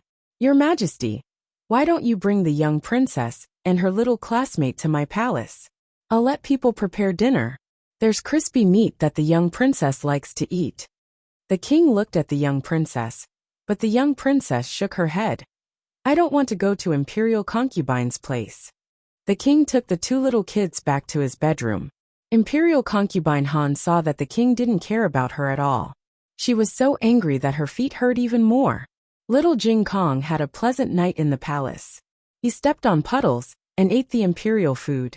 Although he could only eat vegetarian dishes, the taste was very good. It was getting late. The king called Zhang Dequan. "Go to the rearguard commandery and ask Wang Su to send Jing Kong to the imperial teacher hall." The imperial grandson liked children very much, and asked him to accompany him in the imperial teacher hall. The king was very tolerant towards a grandson who was about to die. As long as he didn't kill or set fire, the king would let him do whatever he wanted. Wang Su had a friendship with the imperial grandson. Asking him to send Jing Kong back was also a disguised way for the imperial grandson to see more of his former friends in the last days of his life. However, Wang Su was not there. He went out to do something. "Then you will personally send him back," the king said. "Yes." Zhang Dequan brought two imperial experts and sent little Jing Kong back to the imperial teacher hall. Little Jing Kong held the bag of books and said, "Okay, I can go in by myself. Goodbye, eunuch Zhang." Zhang Dequan said, "I will send you in." Little Jing Kong waved his hand. "No need. I know the way." He had walked from the entrance to the Qilin Hall many times. It was no longer raining. Little Jing Kong held the bag of books and jumped out of the carriage, running towards the Qilin Hall. "Slow down." Zhang Dequan couldn't catch up with him even if he wanted to. How could this little guy run away so fast? Little Jing Kong wanted to jiao, so of course he ran fast. He ran forward energetically and didn't notice that there was someone in front of him. But the moment he was about to bump into the person, he suddenly became alert. He held the bag of books and dodged to the side, brushing past the person. However, his wrestling attributes suddenly flared up, and he fell forward with a cry of pain. That person suddenly turned around and grabbed little Jing Kong with her slender jade-like hand. The bag of books in little Jing Kong's arms fell down. He was quick to react. He hooked and grabbed the bag with his little toe. He caught the bag of books that almost fell into the puddle. Wow! The man exclaimed in surprise. Obviously, he didn't expect the little guy to react so quickly. "What's your name?" he asked. Little Jing Kong was still being carried by him, like a little silkworm hanging on a tree. Little Jing Kong turned his head to look at him and said, "I'm Jing Kong. Who are you?" He said, "I'm Feng Wuming, Taoist name Qing Feng." What does Taoist name mean? Little Jing Kong only knew the Taoist name, but this guy was very good looking. Taoist Qing Feng said, "It's also a name." Little Jing Kong said, "Oh, why do you have so many names?" Because one of them was a Taoist name. Taoist Qing Feng didn't have any experience with children, so he couldn't explain it clearly. He simply changed the topic. "Who did you learn your skills from?" Little Jing Kong asked. "You mean the skills just now? I created them myself." Did he learn how to wrestle from others? It seemed that he didn't have a master. In fact, Taoist Qing Feng and Little Jing Kong met once. But at that time, Taoist Qing Feng was busy dealing with Liaochen, and didn't pay attention to this little guy. Little Jing Kong was only looking at his master, and didn't see Taoist Qing Feng's movements clearly. Taoist Qing Feng only felt that this little guy's voice was a little familiar, but he couldn't remember it. Taoist Qing Feng said, "I just saved you. How are you going to repay me?" Little Jing Kong thought for a while. "Can't I thank you with words?" Taoist Qing Feng. Taoist Qing Feng pointed at his wrist and said, "But you tore my clothes." Little Jing Kong looked down and found that when he grabbed the book bag, he accidentally grabbed Taoist Qing Feng's sleeve and tore it. He said in a daze, "Then, I'll compensate you." Jiao Jiao said to be a little man brave enough to take responsibility. Taoist Qing Feng said without changing his expression, "This set of clothes is very expensive. You can't afford it unless you compensate me with yourself." He wanted to take this kid as his disciple. Little Jing Kong exclaimed in surprise. He hugged his bag and frowned in embarrassment. But I'm already Jiao Jiao's. How about this? I'll compensate you with my master." On a roof somewhere in Chengdu, a monk who was drinking with his head up sneezed fiercely. Chapter 781. Novels that can't be found on the internet are all here. Jing Kong. Not far away, Yi Qing walked over. He looked at Taoist Qing Feng, and then looked at little Jing Kong, who was being carried in the air by Taoist Qing Feng. He asked in confusion, "What happened?" Little Jing Kong explained, "Big brother Yi Qing, I almost fell down. It was big brother Qing Feng who saved me." Yi Qing was even more confused. "You guys know each other?" Little Jing Kong said, "We just met." "So that's how it is." Yi Qing nodded and reached out to take little Jing Kong. "Thank you, Qing Feng." Since Qing Feng failed to take in a disciple, he didn't say anything else, and left without looking back. His temperament was different from normal people, so Yi Qing didn't take it to heart. The road was muddy, so he directly carried little Jing Kong back to the Qilin Hall. When Zhang Dequan finally caught up, little Jing Kong had already skipped to find Gu Jiao. Zhang Dequan went to visit Shangguan Yen. Knowing that Shangguan Yen didn't have any benefits, he sighed in melancholy. Little Jing Kong entered Gu Jiao's room, and found out that his grandaunt and uncle were here. His reaction couldn't be said to be very similar to Xiao Heng's reaction. But it was exactly the same, a proper little chicken. "Little monk, come here."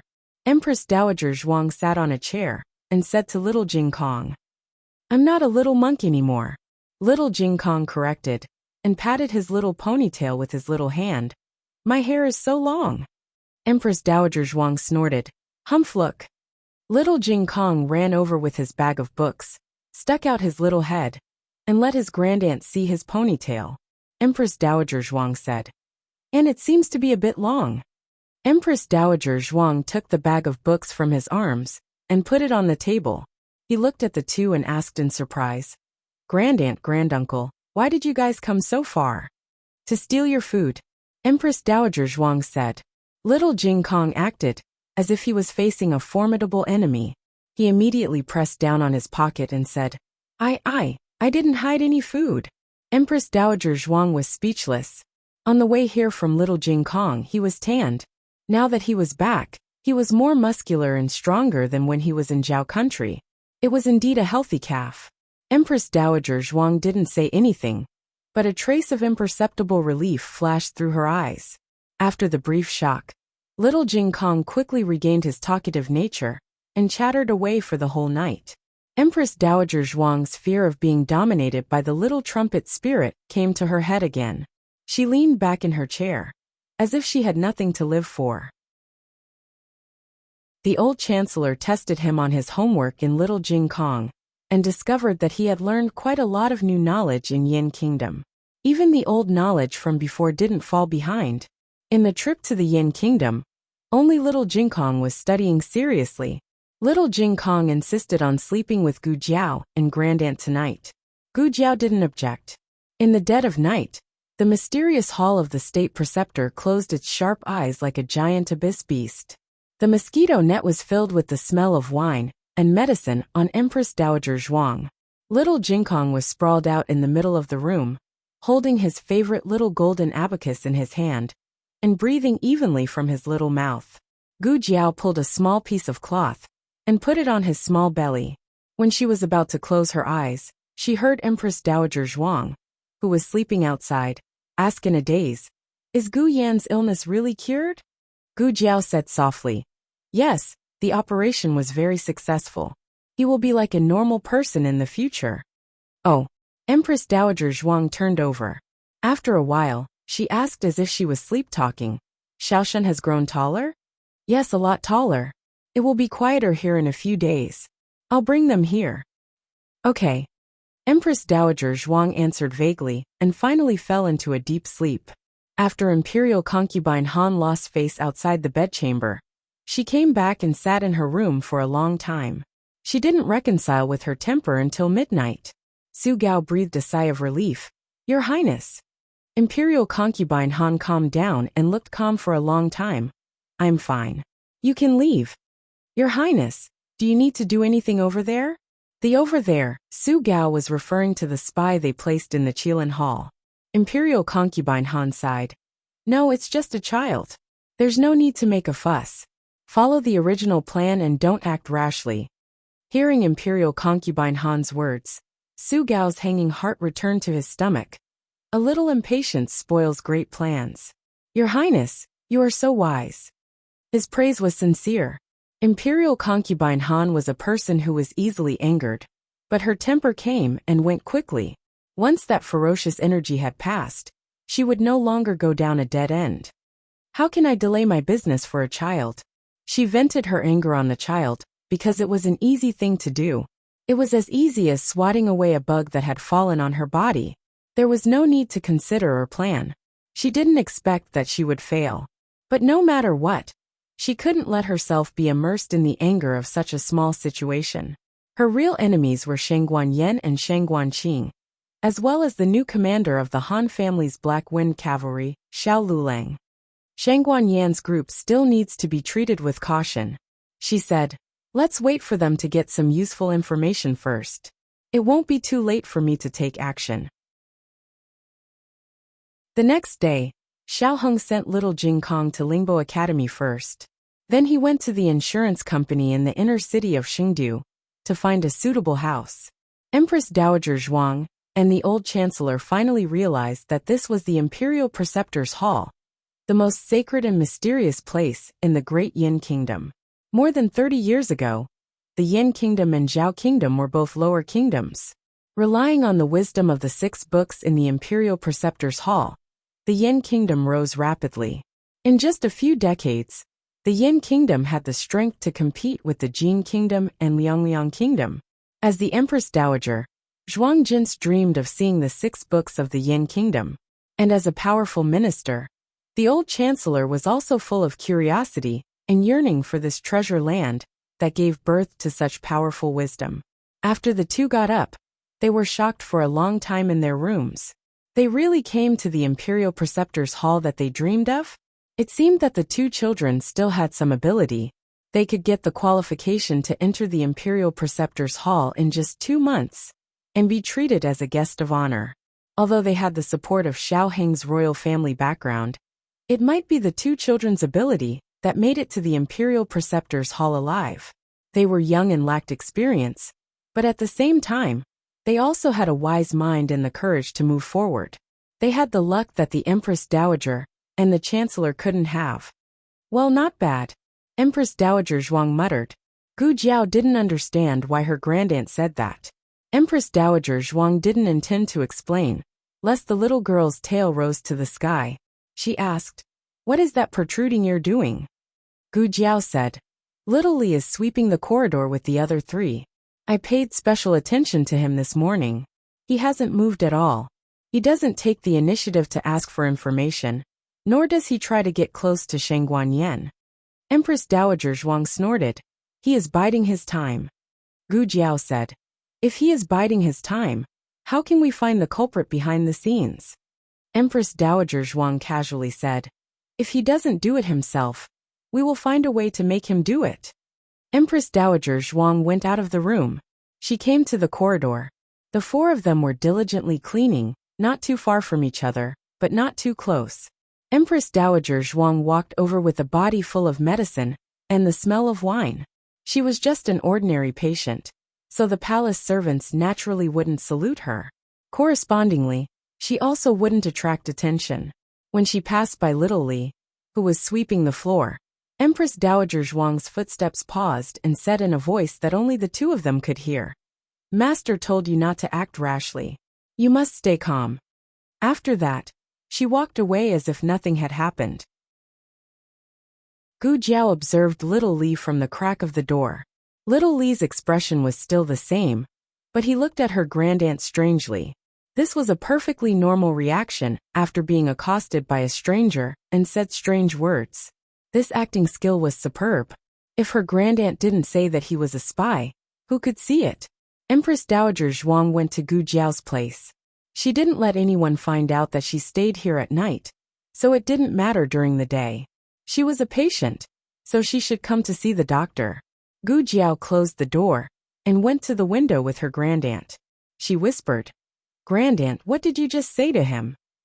"I just told him not to act rashly and to stay calm," Empress Dowager Zhuang said and then added, "In the language of Zhao country." Gu Jiao blinked. "Don't worry," he understood. "The 3 of you are not hard to deal with, and you are also under his surveillance. You are from Zhao country. If you want to exchange information with someone, is it safer to speak Zhao country's language or Yin country's language?" Zhao country's language. Because ordinary disciples couldn't understand, Gu Jiao understood. In order to better monitor her, the mastermind behind the scenes would definitely send a palace servant who understood Zhao country's language. It was too hard to be a spy these days if you didn't know a few foreign languages. Gu Jiao said again.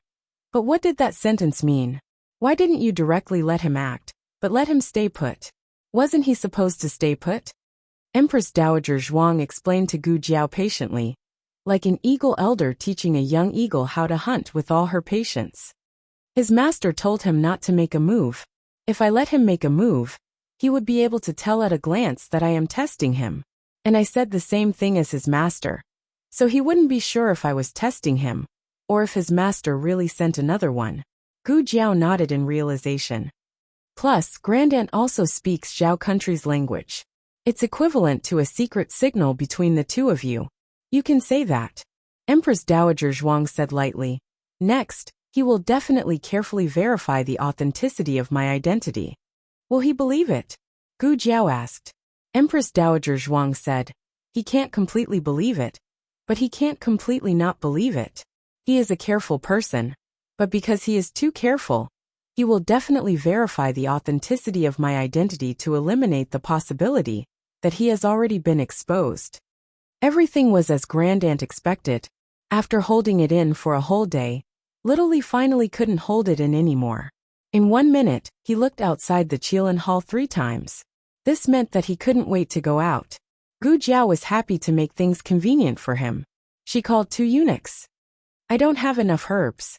Little Li, little Deng, you two go to the medicine shop and buy some herbs for me.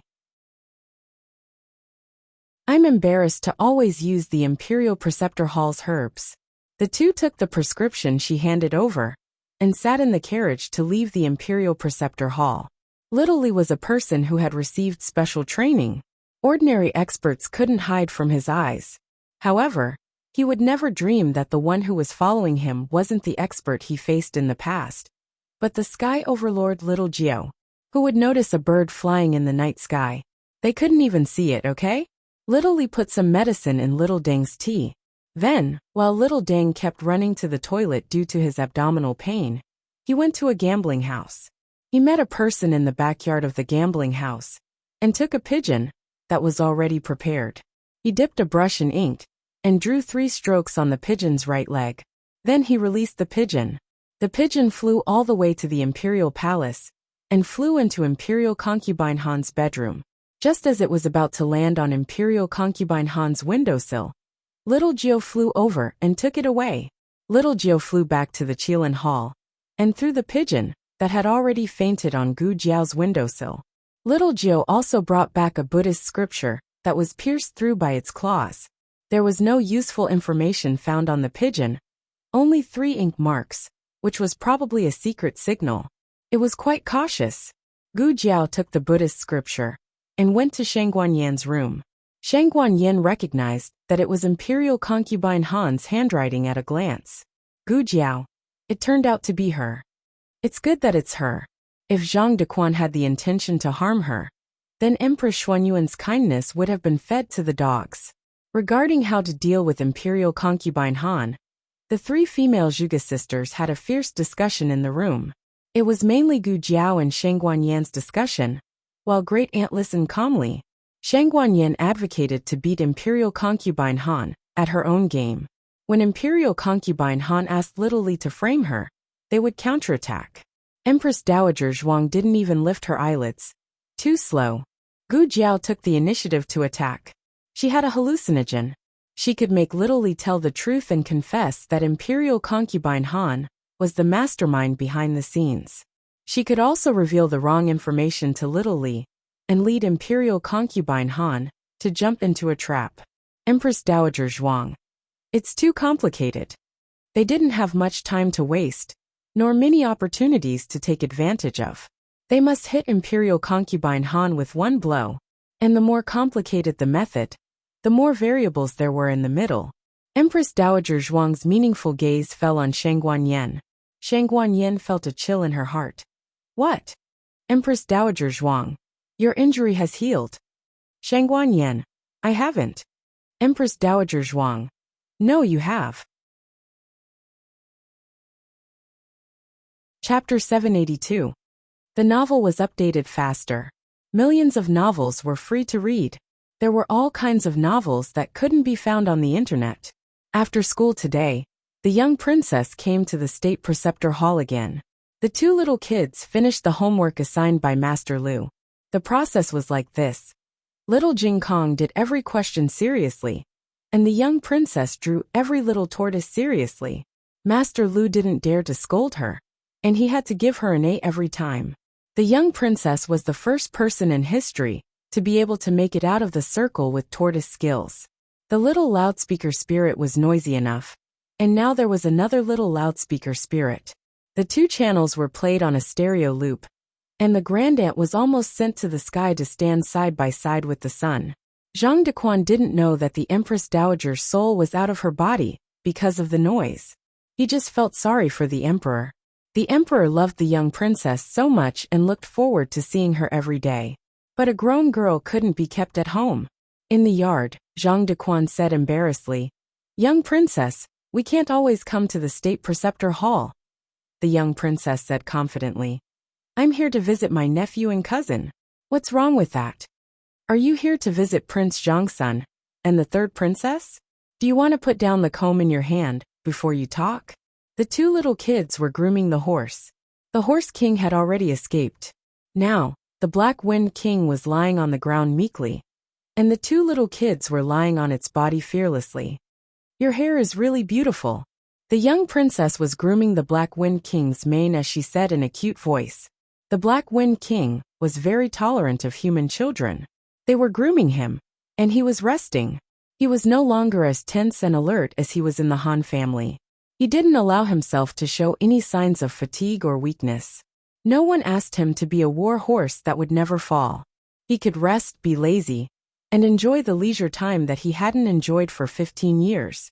He didn't live for his master, and he didn't live for waiting. For the rest of his life, he only lived for himself, and fought for his companions. Fighting side by side wasn't a task but a conscience. In the house, Gu Jiao finished the third figurine. She had been working on it the whole day and her eyes hurt. Is this all right, Grandaunt? Gu Jiao handed the little person to Empress Dowager Zhuang and asked.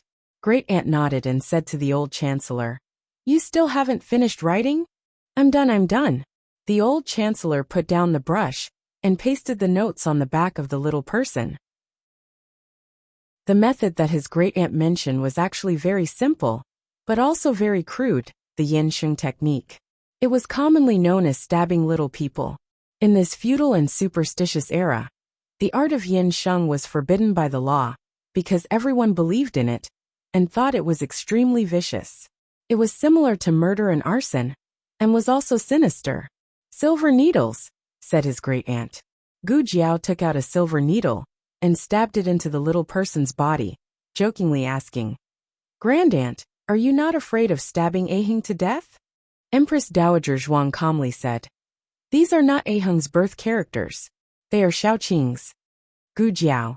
Empress Dowager Zhuang continued, Also this thing is useless. It's completely useless. Her tone was filled with hidden bitterness. It was as though she had personally tested it, and wasted a large amount of energy, only to have it end in failure. Gu Jiao was curious and asked, How do you know? Grandaunt, have you tried it before? Who have you stabbed before? Empress Dowager Zhuang secretly glanced at the old chancellor across from her and gently coughed. No one. Gu Jiao took in her grandaunt's gaze and felt admiration for the son-in-law. To be able to survive under his grandaunt's methods, he really was tenacious and strong. Gu Jiao continued to make the little person. The little person has been made. Now we just need to see how it will be placed in Imperial Concubine Han's palace. It was a dark and windy night. A small figure wearing a eunuch's uniform passed through the dog hole in the cold palace, and stood up with a head full of grass. Outside the walls of the cold palace, a young man's voice sounded. I will wait for you here. Understood. The eunuch said. Take care of yourself. So long-winded. The little eunuch snorted and turned away. The little eunuch swaggered in the palace until there were more and more palace people in front of him. The little eunuch's shoulders shrank and made a submissive appearance. The little eunuch came to a palace that emitted a burst of flower fragrance and knocked on the closed door. Who is it? A little palace maid came over impatiently. Nyang has already rested. Who is knocking on the door and making noise outside? The little eunuch didn't speak and just kept knocking. The little palace maid was annoyed. She removed the door latch and opened the courtyard door. She saw a petite eunuch at the door. The eunuch lowered his head, making people unable to see his appearance. The little palace maid asked, Who are you? You dare to break into our Xianfu palace in the middle of the night? The little eunuch still didn't speak, and just faintly raised his head. Coincidentally at this time, an older mama passed by. She suddenly saw a pair of bright phoenix eyes in the night. Her legs went soft and she almost knelt down. The little eunuch, or to be exact, Shang Guanyin said, I want to see your Nyang. The mama busily went to the inner hall to report. Not long after, she turned back, dismissed the little palace maid, and politely welcomed Shang Guanyin. All the palace people were dismissed, so the road was very quiet. Only the mama led Shang Guanyin through the picturesque courtyard. Every Nyang in the palace has their own persona. For example, Imperial Concubine Han worships Buddha. Imperial Concubine Wang Xian plants flowers. The two people bypassed the corridor and stood in front of a room. The mama guarded the door and said to Shang Guanyin, Nyang is inside. Third princess, please. Shang Guanyin entered the room. Imperial concubine Wang Xian sat on the main seat, like the sun in the clouds. When she saw Shang Guanyin, her eyes flashed with a trace of surprise. Then she came over and gently asked Shang Guanyin to sit down at the table. Shang Guanyin was very polite. She waited for her to sit down first before she sat down. This was a treatment that none of the previous imperial concubines had ever received. As the crown princess, except for the Empress Dowager and the Emperor, everyone else's status was below her. Imperial concubine Wang Xian smiled. Yen'er is very polite today. Shang Guanyin said. Today is different from the past. I am no longer the crown princess. Naturally, I can't put on the airs of a crown princess. Imperial concubine Wang Xian took a sip of tea. Her eyes moved and said, I heard that Yen'er was seriously injured. Shang Guanyin bluntly said, To tell you the truth, I faked my injury. Imperial concubine Wang Xian was stunned. Shang Guanyin smiled and said, With Nyang's intelligence, you should have already guessed it, right? Imperial concubine Wang Xian lowered her eyes. This concubine is surprised that you have the courage to admit it in front of this concubine. Shang Guanyin said, I came with sincerity. Naturally, I won't hide anything from Nyang. Imperial concubine Wang Xian.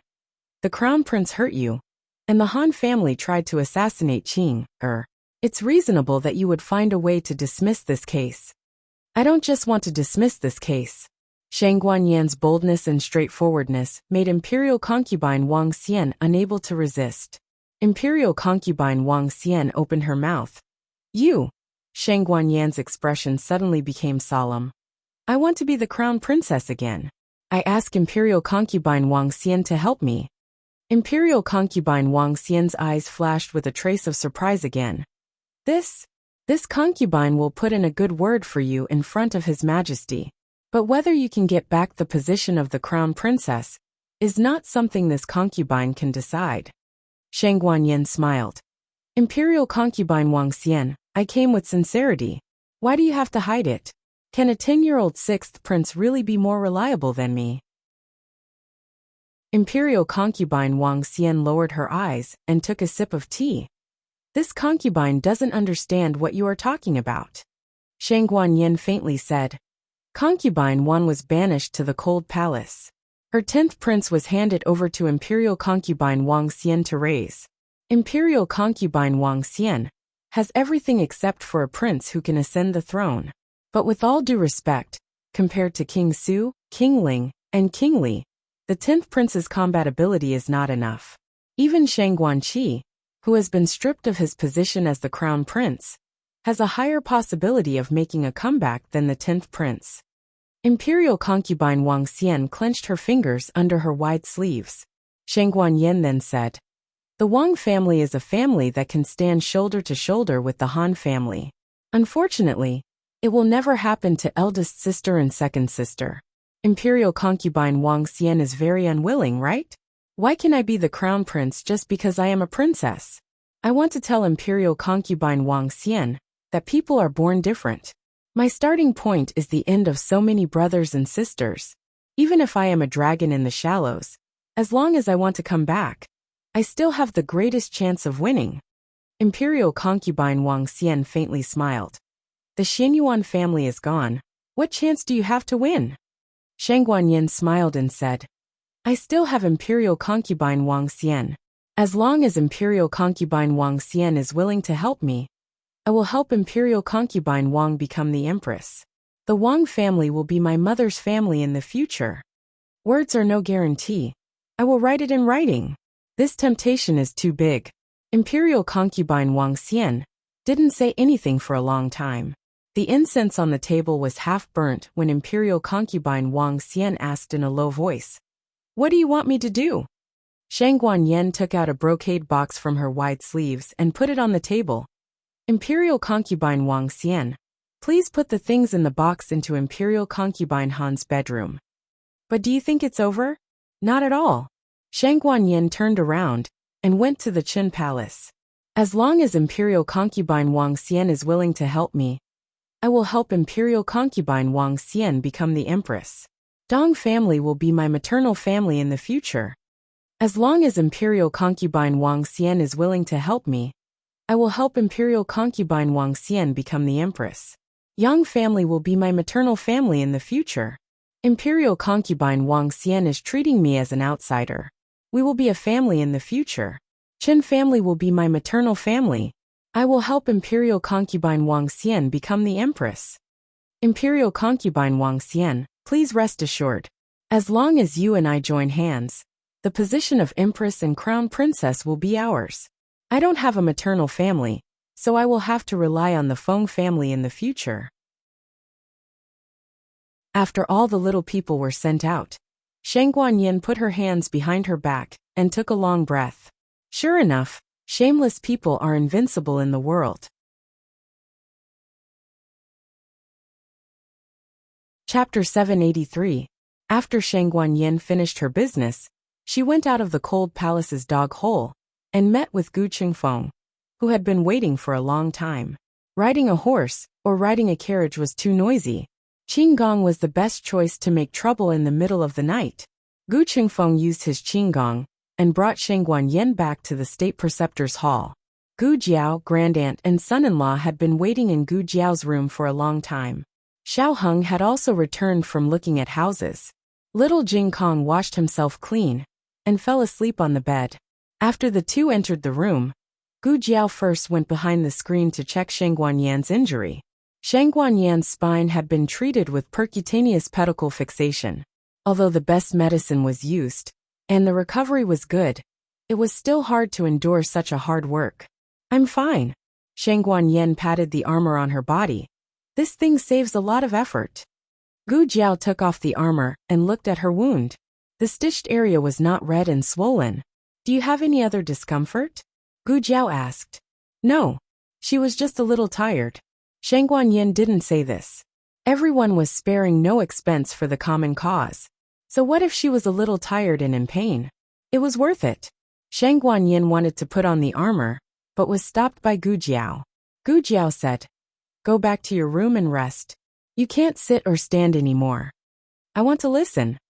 Shang Guanyin refused to leave. She wanted to join in the fun. She was born with a lively personality.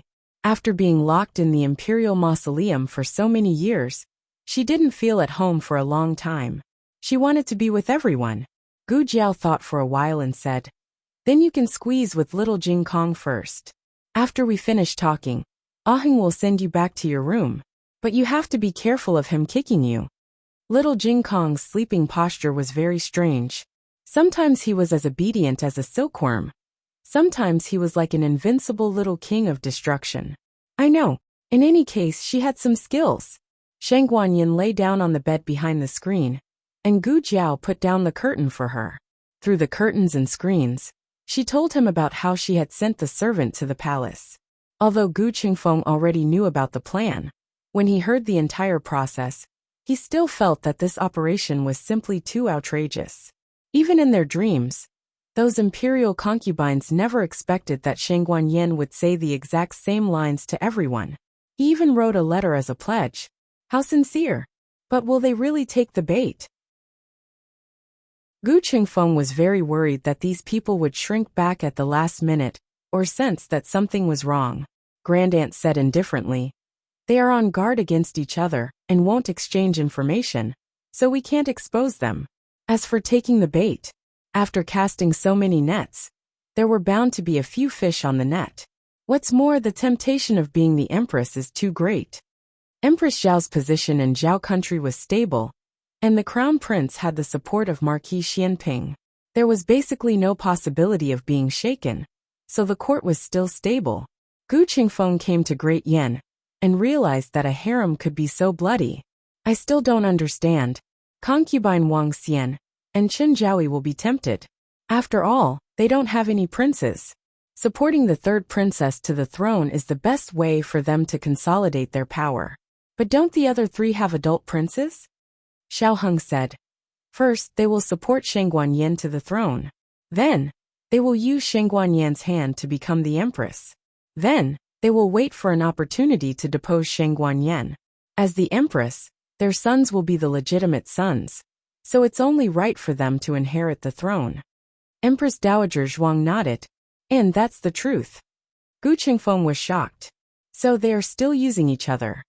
There were no simple women in the harem. Whoever lived longer depended on who had deep thoughts. Empress Dowager Zhuang yawned.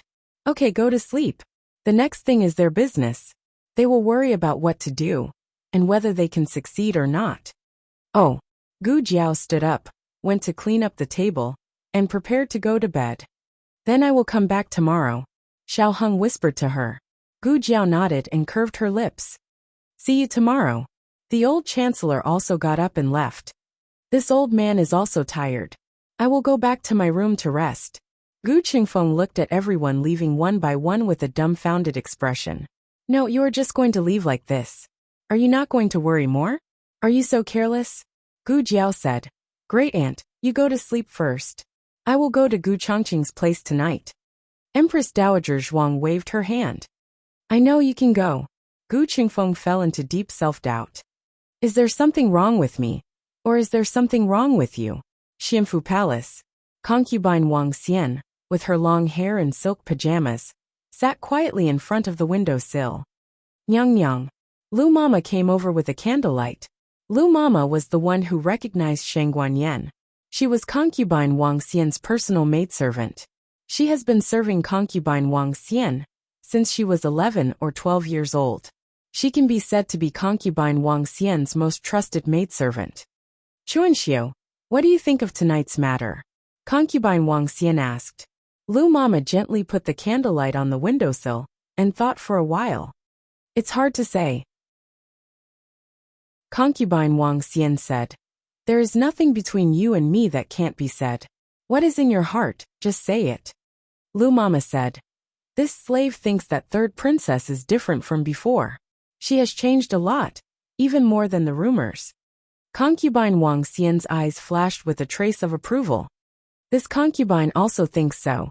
Her performance tonight is too scheming. Lu Mama looked at concubine Wang Xian. But Nyang Yang still decided to give it a try, didn't you? Lu Mama is the person who knows concubine Wang Xian the best in the world. She knows what concubine Wang Xian is thinking.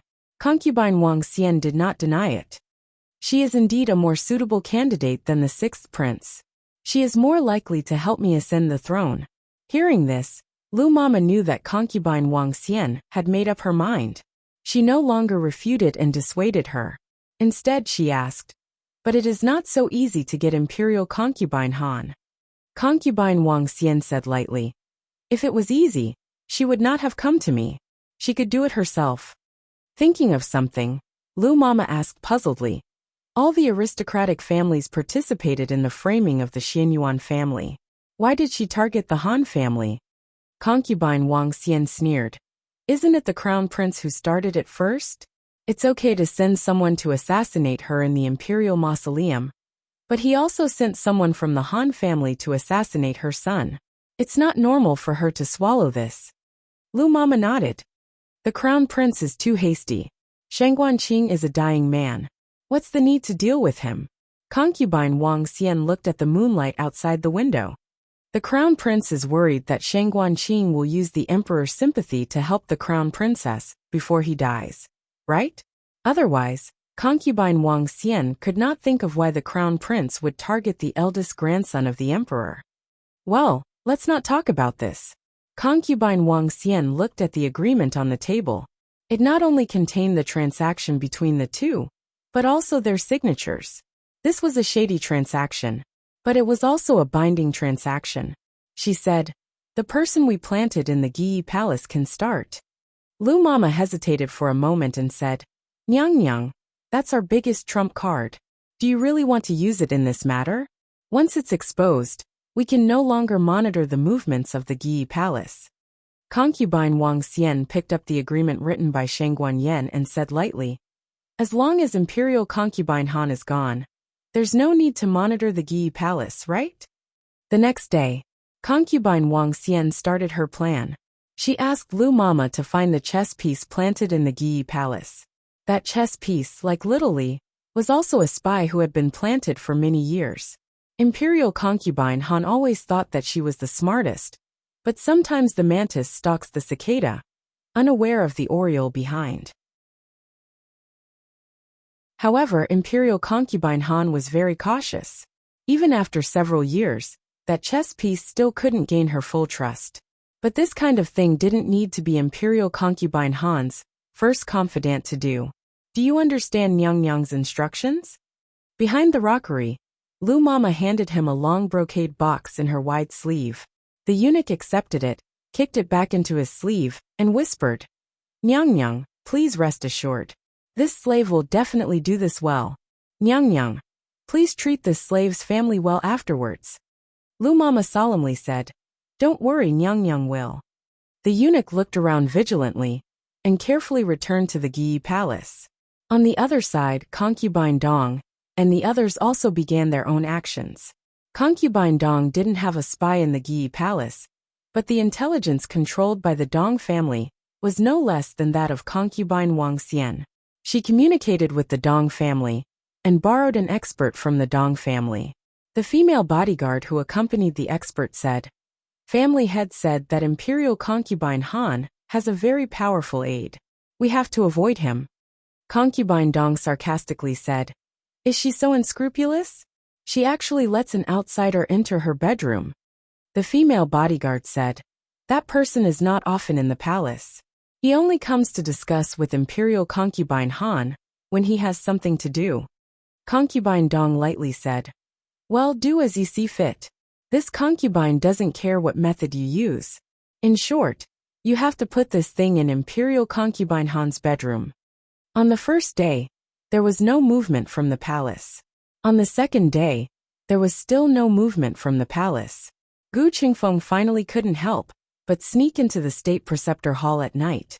He couldn't help but ask Gu Jiao, "Do you think they made a move? Why is there still no news?" They must have made a move. As for whether they succeeded or not, it depended on whether they had the ability to do so. As the saying goes, man proposes, God disposes. On the fourth day, the king accompanied the young royal princess to the state preceptor hall to visit Xiao Heng and Sheng Guanyan. Not long after sitting down, Zhang Dequan came over with a panicked expression. "Your Majesty, something happened in the palace." Chapter 784. At this time, the king was sitting in front of Sheng Guanyan's bed. The little princess and little Jing Kong had already gone to cause trouble for little Shi. In addition to him, there was only Sheng Guanyan, who closed her eyes and pretended to be dead, and Xiao Heng, who accompanied her. One was unconscious, and the other was not going to live for long. They were not outsiders. The king's face sank and asked, "What's the matter? Why are you in such a hurry?" It's. Zhang Dequan was afraid of those few words and couldn't say it out loud. The king said in a deep voice, "I forgive you, speak." Yes. Zhang Dequan braced himself and told the whole story. It turned out that the sixth prince was flying a kite in the palace today. While flying, the kite broke and flew into imperial concubine Han's bedroom. The sixth prince went to ask for his kite. After all, he was a prince. Of course, he couldn't just stand outside the door. He went in to greet imperial concubine Han. After that, when the palace servants were looking for the kite, they accidentally found a strange thing in the flowers. The sixth prince was young and curious. He ran over and asked the palace servants to dig it out. Who would have thought that it was a little person full of silver needles? Judging from the situation at the scene, the little person was buried under the ground. However, because of the heavy rain a few days ago, the soil was washed away, causing the little person to be exposed. Piercing the little person, the king's eyes flashed with a trace of danger. "Return to the palace." Xiao Heng got up and looked at the king with concern. "Imperial grandfather, I will accompany you to the palace." The king thought for a moment and didn't refuse. "Take good care of the little princess." The king left Zhang Dequan and returned to the palace with Xiao Heng. The matter was very big. The scene was surrounded by imperial concubine Wang Xian. Although imperial concubine Han was in charge of the Phoenix Seal, this matter was related to her future. Imperial concubine Wang Xian directly called the people of the rearguard commandery. The rearguard commandery was the most special yamen in the outer court. It was directly under the king's jurisdiction, although they were not allowed to break into the harem. If the emperor's safety was threatened, They could enter first and report later. The king had arrived. At this moment, some concubines who were watching the show had also arrived. Xiao Heng did not bow to these imperial concubines. Whether it was Shangguan Yen or the crown princess, he was now the only imperial grandson of Empress Xian Yuan. Except for the emperor and empress, he did not need to bow to anyone. Where is it? The king asked. Wang Xianfei winked at Lu Mama. Mama, give the things to His Majesty. Yes. Lu Mama held a handkerchief with both hands. On the handkerchief, there was a little person dug out from the flowers. The sixth prince nestled in Wang Xianfei's arms in fear. He didn't understand why he was just looking for a kite. How could he make such a big scene? Imperial father looked very unhappy. Mother, I'm scared, he whispered. Don't be afraid. Wang Xianfei caressed his head and comforted him softly. But in his heart he secretly said, Fortunately I chose Shangguan Yen. The sixth prince is so timid, after all. It will be difficult for him to take on a big responsibility. Of course, she didn't hate the sixth prince. After all, she didn't have a son. It wasn't bad to have an obedient sixth prince by her side. Xiao Heng directly took the little person. Your Highness. Lu Mama was shocked. The king also frowned. Don't touch this kind of unlucky thing. It doesn't matter, Xiao Heng said indifferently. Ha! He unintentionally turned the little person over and saw a line of words written on the back of the cloth.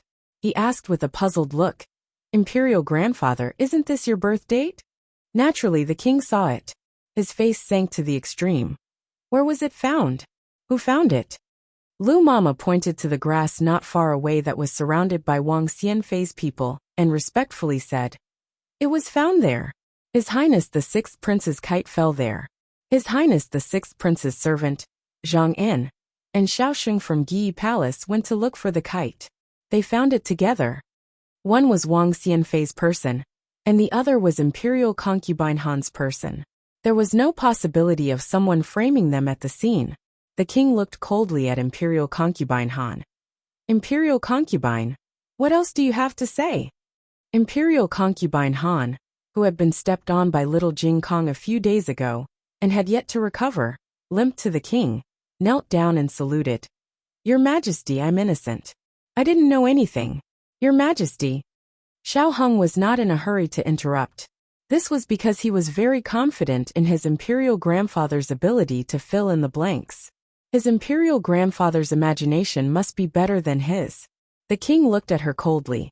You mean someone sneaked into your palace and framed you for practicing the Yansheng technique? Imperial concubine Han gritted her teeth and looked at Wang Xianfei. It must be. Wang Xianfei raised her hand to protect the sixth prince, who was so scared that he crawled into her arms, and said lightly, Imperial concubine, why are you looking at me and the sixth prince? Do you think I'm framing you? Imperial concubine Han said coldly. What a coincidence. The sixth prince's kite fell at my door. What a coincidence. The sixth prince's kite broke in my garden.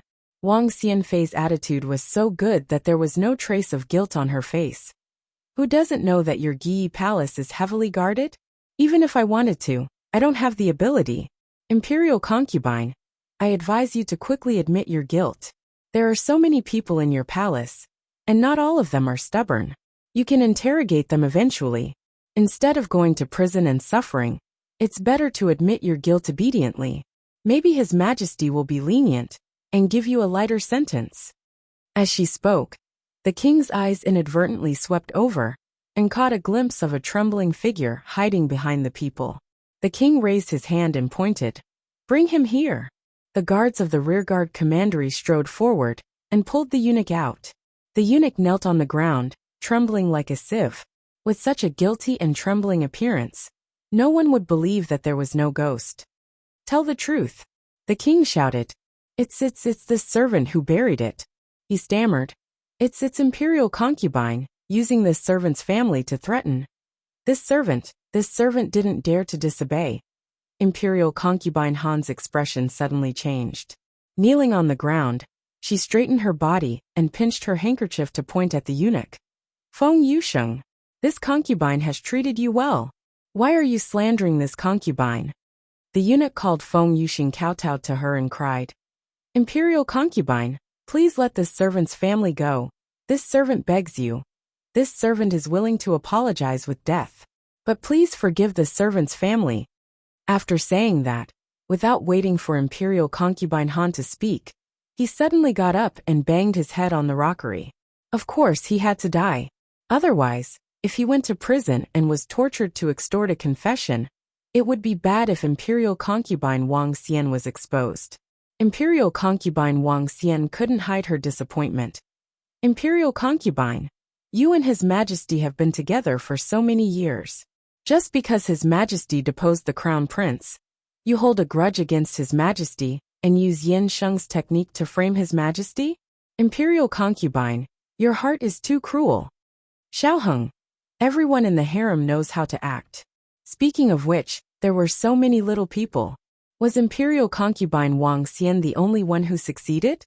He didn't feel that there were too few little people exposed. He was simply curious. Unexpectedly, just as this thought flashed through his mind, he saw a puppy raised by Imperial concubine Han carrying a little person over. Imperial concubine Han only raised the puppy for a few days before she didn't like it and gave it to the servants to raise. They hadn't seen each other for many days. She didn't expect to meet again in such a desperate situation. Imperial concubine Wang Xian frowned. What was going on? Why did another little person come? Didn't she only give Feng Dushing a little person? This little person was Imperial concubine Dong's masterpiece. Imperial concubine Dong's experts lurked in the palace for 2 days before waiting for the right time. It wasn't enough to just bury the little person. They had to expose the little person.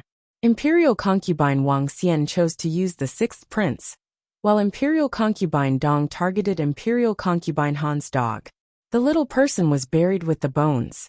It wasn't buried deep, so the dog could dig it out with a few scratches. Imperial concubine Dong originally wanted to visit Imperial concubine Han, so that she could discover the Yansheng technique on the spot. However, Imperial concubine Wang Xian led the people of the rearguard commandery to surround Imperial concubine Han's palace. Imperial concubine Dong inquired about it. The palace people said that Imperial concubine Han was using the Yansheng technique in the palace. Imperial concubine Dong thought that her little person was accidentally discovered by Imperial concubine Wang Xian and the 6th prince. This was a good thing. It saved her the trouble of coming forward. This little person had Shangguan Yan's birth date written on it. The monarch's face became even darker. He clenched his fists and trembled with anger. "Very good, Imperial concubine, you're very good. Guards, search for her. I want to see how many dirty things are hidden in this poisonous woman's palace." Yes, the guards of the rearguard commandery responded. The guards found 7 or 8 little people in Imperial concubine Han's palace in one breath. Why were there 7 or 8? One of them was only half a person. The corner of Xiaoheng's mouth twitched. "This is too much. Gu Jiao Jiao, didn't you say that you wouldn't add drama? Gu Jiao, it's little Jiao Humph. 3 days ago, Shangguan Yan found a total of 5 Imperial concubines. Among them, Imperial concubine Wang Xian, Imperial concubine Dong, and Imperial concubine Feng successfully put the little people in Imperial concubine Han's palace. Imperial concubine Chen Shu and Imperial concubine Yangda both failed. However, this didn't affect the 2 of them from coming to watch the fun. The 2 of them arrived at the same time as Imperial concubine Dong and Imperial concubine Feng. Imperial concubine Feng saluted the 3 of them. The 3 of them politely greeted each other. After a set of tedious and artificial etiquette, the 4 of them went to Imperial concubine Han's small garden. When they saw the 7.5 little people on the stone table, their expressions suddenly froze. Imperial concubine Feng, Imperial concubine Dong, Imperial concubine Wang Xian. I only put 1 little person. Imperial concubine Chen Shu, Imperial concubine Yangda. I obviously didn't put it in. The 5 of them were simply dumbfounded. Imperial concubine Han was also dumbfounded. Imperial concubine Wang Xian. Are you crazy? Do you need so many little people to frame me? Also, how did you put them in? Chapter 785. If Imperial concubine Han hadn't planted a spy in the Qilin Hall first, they could have dealt with her later. The sky wanted to rain, the mother wanted to get married, and the Imperial concubine wanted to court death. There was nothing that could be done. After the monarch issued the decree to abolish the Imperial concubine, he left with Xiao Heng with a cold expression. Wang Xianfei and the others also left the Gui palace after sending the monarch off. Wang Xianfei asked the palace maid to bring the sixth prince back first. When a noble lady fell, it meant that the position of Guifei was empty. The other imperial concubines did not need to be promoted to Guifei, but Feng Zhaoyi's position made her very eager to enter Gui palace. But today, Feng Zhaoyi was not in the mood to think about conferring the title of imperial concubine. Her mind was filled with those little people. She couldn't figure out why there were so many of them. Also, how could it be so coincidental that Imperial concubine Han's letter of usurping the throne was also dug out as soon as the little one was discovered? Everything was too coincidental. Don't you guys feel that there's something strange about what happened today? Just as Feng Zhaoyi was puzzled, Imperial concubine Dong opened her mouth. In the Imperial harem, the Empress was the most respected. Below her were the Imperial noble consorts, the noble, virtuous, and virtuous consorts. However, Consort Dong was originally a second-rank consort. Because the positions of the four consorts had been filled, the monarch made an exception and granted her the title of Consort Qin, which was also a first-rank consort. Consort Dong voiced out the doubts in their hearts. Only the 5 imperial concubines who had an alliance with Shangguan Yen would have this feeling. The rest of the imperial concubines didn't know the cause and effect. They just thought that Imperial concubine Han really did something like stabbing a villain and writing an imperial edict. Chen Fei, do you feel that something is strange? Wang Xianfei asked. Unrelated people wouldn't find it strange. Only the person who framed Imperial concubine Han with the little one would think that the imperial edict and letter were also framing. It was as if this was originally a perfect plan, and burying a villain in Imperial concubine Han's palace was just one of the moves. Consort Wang Xian was testing Consort Dong. How could Consort Dong Chen not want to test the other consorts? Don't you think there are too many villains? She asked. Then how many do you think it should be? Chen Shufei asked. None of them were fools. After a while, who wouldn't be able to discern the underlying meaning? But no one was willing to say that number. Wang Xianfei said, how about this? I'll count to 3, and everyone will say it together.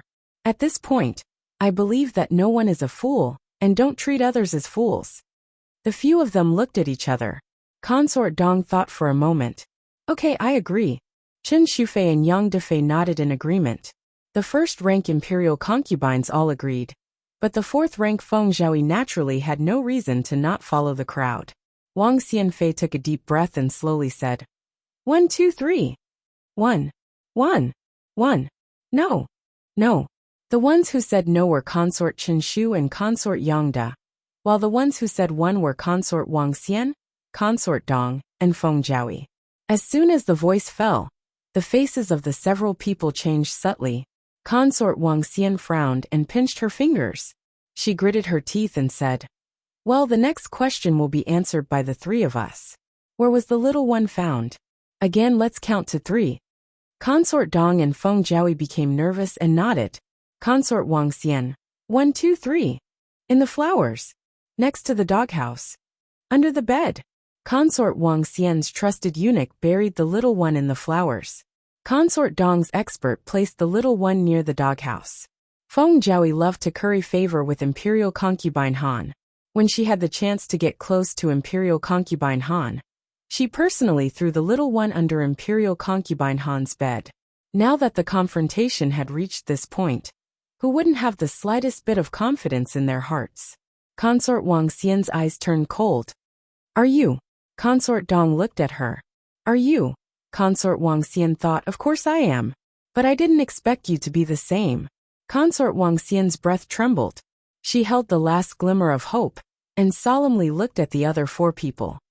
I think everyone already knows, but I also understand the scruples in everyone's heart. There are some things that you are still afraid of exposing yourself. So, let me say it first. This kind of thing needed someone to take the lead. Otherwise, they wouldn't be able to find any substantial evidence, even if they matched the secret code for a long time. Shang Guanyin is pretending. She was not stabbed by the assassin. Consort Wang Xian's voice fell. Seeing that the others were not shocked, she suppressed her anger and said, "She also came to find you, didn't she?" Her anger was not directed at Consort Dong and the others, but at the matter itself. None of the four people spoke, but the reaction of the four people said it all. Among these people, Consort Wang Xian was the oldest. She entered the palace around the same time as Empress Xianyuan and imperial concubine Han, followed by Consort Yangda, then Consort Dong and Consort Chen. As for Feng Jiaoyi, she was relatively young. She just turned 30 this year. Age and seniority destined Consort Wang Xian to be the leader of these people. Consort Wang Xian had never suffered such a great humiliation in her life. She didn't lose to imperial concubine Han because she didn't have a son. This was her biggest weakness. Otherwise, how could imperial concubine Han be in charge of the 6 palaces? Consort Wang Xian's eyes once again swept to the 4 people and angrily said, "Don't pretend to be mute one by one. It's useless." That hateful Shang Guanyin. Consort Dong finally couldn't bear the shame in her heart. She gritted her teeth and pinched off a flower that was blooming next to her. After Consort Dong broke her silence, Consort Chen also stomped her feet in anger. Shameless. Shameless. I knew she didn't have good intentions. This was after the horse's back. Why didn't they notice it at the time? Wasn't the temptation of the Empress position too great, that it made them dizzy? Empress Xianyuan had died of illness for many years, and the position of Empress had been empty for a long time. The desire in the hearts of the concubines grew day by day. Just like addicts who saw the addictive drug, they couldn't control themselves. They regretted it now. But what was the use of regret? Didn't they become the knives in Shang Guanyan's hands? And imperial concubine Han was defeated? Consort Yangda doubtfully said. But among the 5 of us, only 3 of us succeeded in putting the little ones in your palace. How did the other little ones come in? There are also those 2 letters. They are also very suspicious. Consort Dong snorted. She must have found someone else. Consort Chen Shufei was furious. Too shameless. Consort Wang lightly said. Forget it, let's not care about the others. They are just pawns used by Shang Guanyin. If they want to swallow their anger and suffer in silence, let them be. But this consort can't swallow this anger. I don't know what sisters think. Consort Dong asked. What is Sister Consort Xian going to do? In order to gain our trust, she left something in our hands. Consort Wang Xian said and paused. I'm not the only one who has her letter of commitment, right? At this point, there was nothing to hide. Consort Dong sternly said. I have it too. Me too. Consort Yangda and Consort Chen Shufei said in unison. Consort Wang Xian looked at Feng Jiaoyi. Feng Jiaoyi turned around and took out the letter of commitment from the very private compartment of her underwear.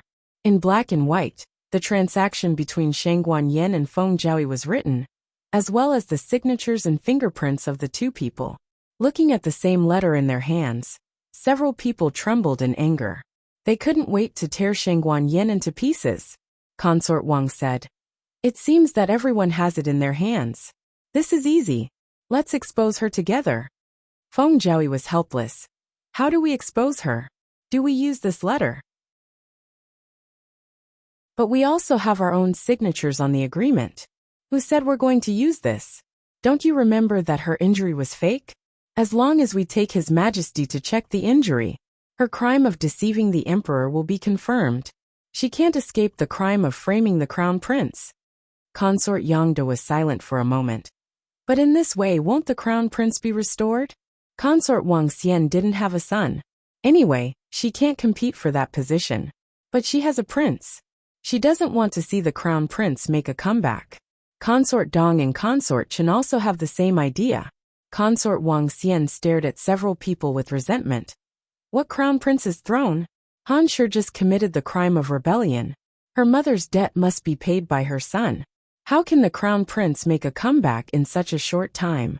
Today we've been busy for a long time. I think everyone is tired. Let's go back and rest. Tomorrow morning, we'll go to see His Majesty and ask him to visit the third princess. When we arrive at the State Preceptor Hall, we'll act according to the circumstances. Several people returned to the palace. Lu Mama followed Consort Wang Xian and whispered, "Nyang Nyang, are you really going to expose the third princess?" "How is that possible?" Consort Wang Xian lightly said. "This consort was just testing them to see if Shang Guanyin also made a deal with them." Lu Mama wondered. "Then why do you want us to see His Majesty tomorrow morning?" Consort Wang Xian sneered. "That's just a delaying tactic. You go and prepare. This consort will go out of the palace." Lu Mama was surprised. "Nyang Nyang," Consort Wang Xian sternly said. "This matter must be done by this consort herself." Chapter 786. There are all kinds of novels that can't be found on the internet. The Imperial Preceptor's hall was brightly lit. Imperial concubine Han had fallen, so there was no need to keep the spy. Gu Jiao asked him to break something casually, and then asked someone to send him back to the palace. Regardless of whether Zhang Dequan doubted him or not, he would not use such a careless eunuch who was sent back to the palace. The old chancellor was asking Xiao Heng about the situation of the top 10 aristocratic families. Empress Dowager Zhuang was holding the jar and eating today's candied fruit very carefully. Gu Jiao got up and said, "I'm going to cook." There was a chef in the Imperial Preceptor's hall, but she wanted to cook a hometown dish for her family. Empress Dowager Zhuang said angrily, "Come back. Who wants to eat the food you cook?" "It was so hot to go into the kitchen on a hot day," Gu Jiao said. "But didn't you say you wanted to eat Zhao's state dishes at noon?" "I just said it casually." Empress Dowager Zhuang glared at the old chancellor. "You go." The old chancellor didn't want to go. "There is a chef in the Imperial Preceptor's hall." "Why are you?" "I'll go," Xiao Heng said. He also knew how to cook Zhao's state dishes. The old chancellor was shocked. He waved his hand and stood up. "You can't go. I'll cook." Xiao Heng. In order not to eat his disciples' dark cuisine, the old chancellor went to the kitchen to cook under the hot weather. Little Commandery Princess went back to the palace. Little Jing Kong was led by Gu Qingfeng to buy sugar-coated haws on the street. Only Gu Jiao, Empress Dowager Zhuang and Xiao Heng were left in the room. Gu Jiao hummed and said, "Great aunt, after what happened in Han Shi's palace today, the fact that the third princess has a bunch of imperial mothers should have been exposed. What will they do? In fact, if there were only her and Xiao Heng, they would also think about it. But with grandaunt and son-in-law here, they could slack off." Empress Dowager Zhuang said calmly, "They will come." Speak of the devil. A disciple from the Imperial Preceptor Hall came to the Qilin Hall and cupped his hands towards Xiao Heng. "Prince Chongsun, there are 2 people outside. They said that they were sent by His Majesty to visit the third princess." Xiao Heng and Gu Jiao exchanged a look. Empress Dowager Zhuang nodded slightly. Xiao Heng said to the disciples of the State Preceptor Hall, "Let them in." Yes. Less than half a quarter of an hour later, a eunuch and a person dressed like a nanny arrived at the Qilin Hall. In the corridor, the nanny lowered her head, and her figure was blocked by the eunuch. The eunuch looked at the little palace maid guarding Shang Guanyan's door, and said with a pleasant expression, "We are here to deliver clothes to third princess. Is His Highness Zhongsun not here?" The little maid said, "His Highness just went to the toilet." This was perfect. He did not have to find an excuse to send His Highness Zhongsun away. The eunuch smiled. "Then I'll pay my respects to His Highness Zhongsun later. Can I go in and see the third princess?" "Okay." The little palace maid Huaner stepped aside. The eunuch and the nanny entered the room. After a while, the eunuch's voice came from the room. "It seems that it doesn't fit. You measure the third princess's size and make a few new ones. I'll wait for you outside." After that, he went out of the room and smiled at Huaner. "I'm a little thirsty. Can you pour me a glass of water?" "Gong Gong, please wait a moment." Huaner was successfully sent away. Inside the room, the nanny went behind the screen and coldly looked at the closed curtain. "Don't pretend, third princess. Come out quickly." There was a sound of movement inside the mosquito net. The curtain was lifted, and Shang Guanyan's smiling face came out. Wang Xianfei, I haven't seen you for 3 days. How have you been? Wang Xianfei coldly snorted. You're not calling me mother so soon? Shang Guanyan asked back. Do you deserve it?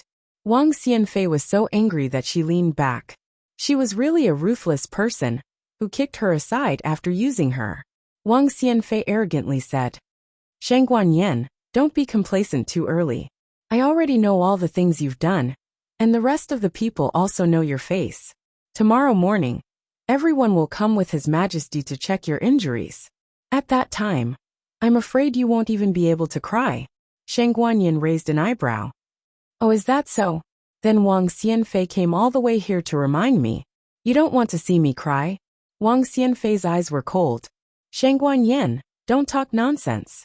You have so many things in our hands. Once it's exposed, your end will only be more miserable than before. Now only I can save you. Shang Guanyan asked. Why do you want to save me? Wang Xianfei said. I want to make a deal with you. As long as you continue to fulfill your original promise, I have a way to solve tomorrow's crisis for you. Shang Guanyan didn't ask what she could do but smiled faintly. I just cheated you, and you still dare to come to me to make a deal? Are you soaked in the rain too much that your brain is flooded with water? Shang Guanyan's words could really anger a person to death. Wang Xianfei took a deep breath and spent a lot of effort to resist the urge to stab her to death. Wang Xianfei said with a strong aura. I dare to come here. I'm not afraid of you betraying me, because you have no other choice. Shang Guanyan narrowed her eyes. It sounds very reasonable. What does Wang Xianfei want me to do? Seeing that Shang Guanyan was still reasonable, Wang Xianfei's expression became slightly better. It's very simple. In the middle of the night, you pretend to be in a situation. When the news reaches the palace, I will come with His Majesty to visit you. At that time, you just need to open your eyes, take my hand, and call me Imperial Mother. Shang Guanyan looked at her strangely. You want me to pretend to be crazy? Wang Xianfei coldly snorted. You even pretended to have amnesia. What's the point of pretending to be crazy? Shang Guanyan raised an eyebrow. What if His Majesty doesn't believe me? Wang Xianfei's face sank. That's your business. If you can't make His Majesty believe you, then tomorrow morning, you will be exposed. This old witch wants me to recognize her as my Imperial Mother. She can even think of such a thing. Shang Guanyan put on her shoes, got out of bed, and slowly came to the window. She looked at Wang Xianfei meaningfully. Wang Xianfei's condition is very tempting. I personally want to agree, but I don't know if these people will agree. After saying that, she pushed open the window. Wang Xianfei took a closer look and saw Consort Dong, Consort Yang, Consort Chen, and Feng Zhaoyi hiding outside the window. The 4 people didn't expect Shang Guanyan to open the window without saying anything. They were caught off guard and were collectively dumbfounded. Wang Xianfei was also stunned. 10 eyes met. At the epic-level large-scale social death scene. Why are you here? It took Wang Xianfei a long time to find her voice. Shang Guanyan was happy to watch a good show. She crossed her arms and calmly looked at Consort Dong and the others. Consort Dong cleared her throat and asked, We also want to ask you, didn't you say that you will go to His Majesty tomorrow morning to report this shameless person? You are just stalling for time, so that you can come and make a deal with her. Shang Guanyan glanced at her. Hey, pay attention to your words. Who is shameless? Are you guys shameless? You guys can't wait to sell out your teammates. This is your so-called alliance? It's ridiculous. Aren't you? Wang Xianfei coldly asked. We. Consort Dong's face turned red, and looked at Feng Zhaoyi. She came first. Feng Zhaoyi's body shook. I am the third. When I came, Consort Shu and Consort De were already hiding outside the window. Consort De came first. Consort Chen Shu decisively sold out Consort Yang. Halfway through her deal with Shang Guanyan, she heard someone coming from the palace.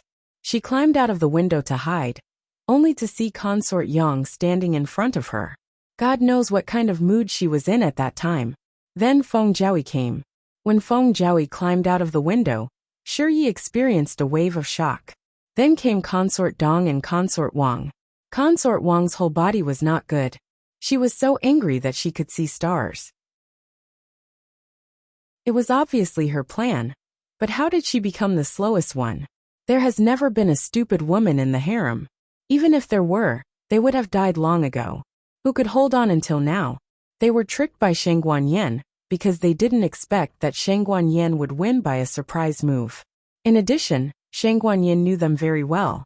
But because Shang Guanyin had been in the imperial tomb for more than 10 years, her temperament had changed greatly. She was no longer the crown princess they were familiar with. Know yourself and know your enemy, and you will win 100 battles. This sentence was not unreasonable. We don't want infighting. Consort Wang calmed down and stabilized the overall situation. Everyone wants to be the empress, but it seems that no one can do it. It's better to take a step back and think about how to get revenge. Of course, if you are willing to be played by Shang Guanyin, just pretend that I didn't say anything. Consort Dong sarcastically said. You don't want to send us away and play some tricks behind our backs, do you?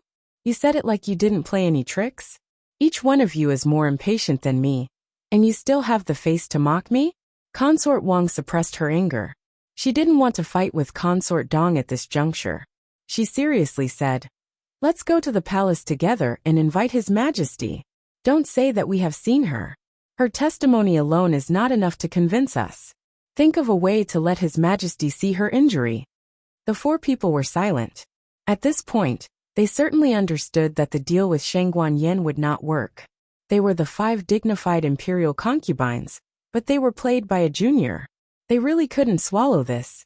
Good, I agree. Consort Chen Shufei was the first to express her opinion.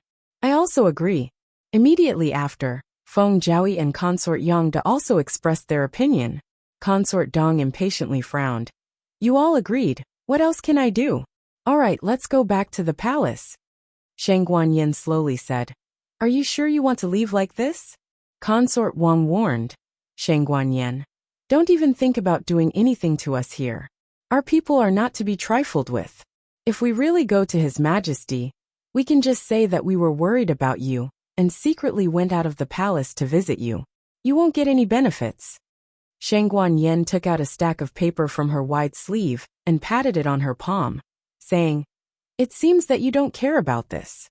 The several people subconsciously turned their heads and looked at the paper in her hand. Shang Guanyin was afraid that they couldn't see it clearly, so she specially showed them one. The several people's pupils shrank. Consort Dong was stunned. Yes, this is the letter of commitment I wrote to the several imperial concubines. It's written in black and white. If you help me overthrow imperial concubine Han, I will help you ascend to the position of the empress. Consort Feng hurriedly took out the letter that she carried with her. Don't look at it. The one in your hand is fake. The one in my hand is the real one. If you don't believe me, you can compare the fingerprint on it. Consort Feng looked at the guide she pressed on it. She pressed it with her right thumb. Her right thumb had a dough pattern, commonly known as a snail. But on this piece of paper, the fingerprint that should belong to her was a dustpan. It was indeed different. The story of the matter was like this. Xiaoheng first secretly got the handwriting of the several imperial concubines from the State Preceptor Hall's library and let Shang Guanyin write 5 letters of commitment in advance. Then, he let the old chancellor imitate the handwriting of the several imperial concubines to sign and put their fingerprints on it. Most people wouldn't compare their fingerprints after the event. After all, they had signed in front of them. Who would have thought that Shang Guanyin's hand would be so fast that she would secretly replace it under their noses? In fact, if it was just a few little people, little Jiu could do it. Why would he let Shang Guanyin find these imperial concubines at night? Empress Dowager Zhuang was not a woman who only limited her sight to the harem. She was the regent Empress Dowager who commanded the court. From the beginning, she wasn't just scheming against imperial concubine Han. Imperial concubine Han was just a convenience. What she really wanted was these big fishes from the aristocratic families. Imperial concubine Wang sneered. Shang Guanyin, even if you took this evidence, so what? Prove that we are in cahoots with you? Aren't you also involved? Shang Guanyin smiled faintly. But I'm not afraid of death. Are you not afraid? Imperial concubine Dong was angry. You. Shang Guanyan's smile faded and her eyes were a little bit cold. She walked towards them step by step like a vengeful ghost. The Xianyuan family is gone. My imperial mother is dead. And my son is seriously ill and won't live past the end of the year. What else do I have to lose? You are different. You have a huge maternal family behind you. You have healthy and long-lived children. I only ask you one thing. Do you dare to die with me? The barefooted are not afraid of wearing shoes. Right now, I am the barefooted one.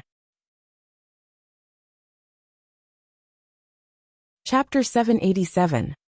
Novels that can't be found on the internet are available here. Shang Guanyan was right. She has nothing to lose, but they can't gamble with their children and the entire family behind them. Several people's faces were livid with anger. Wang Xianfei coldly said, "Isn't your son still alive? Aren't you afraid of implicating him in your death?" Shang Guanyan arrogantly smiled. When I rebelled against the Xianyuan family and became a commoner, I didn't implicate my son. Do you think that my imperial father will vent his anger on my son for framing you? This was true. The emperor's tolerance and preference for Shang Guanqing was obvious to all. Wang Xianfei clenched her fists, her nails deeply piercing into her palms. "What do you want to do?" Shang Guanyan said with a smile. "I don't want to do anything. I just want to see your frightened look. I'm happy. When I'm happy enough, I'll send this evidence to my imperial father. At that time, we'll go to the underworld to see my imperial mother." Crazy. Chen Shufei stomped her feet. Next door, in Gu Jiao's room, Gu Jiao and Gu Qingfeng were clinging to the wall like octopuses. Their 2 ears grew on the wall. "Well, it seems they're gone," Gu Jiao said. Xiao Heng looked through the crack of the door and saw the figures passing by. "And I also know." Gu Qingfeng left the wall, straightened up, and asked in confusion, "But I don't understand. Why don't we directly ask them? For example, let them take out the evidence of framing the Xianyuan family? In the past, the Xianyuan family had so many crimes. How many of them were fabricated by these families? If they get the evidence, they can rehabilitate the Xianyuan family." Gu Jiao said, "We can't take the initiative to say, it will expose our bottom price. Never reveal your bottom price to anyone. The greatest requirement is to have no desires, and the greatest requirement is to have no demands. Let your opponent take the initiative to send all the chips in their hands to you." These were the words of her godfather. Gu Jiao felt that her great-aunt's arrangement was right. If Shang Guanyin reveals that she wants to rehabilitate the Xianyuan family, Wang Xianfei and the others will know that she doesn't want to die. She has a request and can bargain. As a result, the 5 of them are likely to use the evidence to threaten Shang Guanyin. Now, let them beg Shang Guanyin and rack their brains to find the motivation for Shang Guanyin to live. The evidence to rehabilitate the Xianyuan family would certainly be sent to Shang Guanyin, and it was likely to be far more than just evidence. Concubine Wang Xian and the other 4 messed around for the whole night. When the night fell, the entire Qilin Hall fell into a peaceful slumber. Little Jing Kong was sleeping at Xiao Heng's place tonight. The reason was that his great-aunt had been kicked by his little foot several times, so she didn't want to sleep with this little monkey anymore. Gu Jiao went to the courtyard and removed the last piece of gauze for the Black Wind King. Its injuries were completely healed. Gu Jiao stroked its head. In 3 days, she would take the Black Wind King to take over the Black Wind Camp. The road they were going to take was finally the right one, but there was still a long way to go. They couldn't relax for a moment. They couldn't be complacent because of a temporary victory. They must always be vigilant and ready to fight at any time. "Give it to me." Xiao Heng came over and said. Gu Jiao was stunned. Why haven't you slept yet?" Xiao Heng took the gauze from her hand and raised his other hand to tidy up her hair. "You haven't slept either, right?" Gu Jiao said. "Oh, I came to see the Black Wind King." Xiao Heng said. "I came to see you."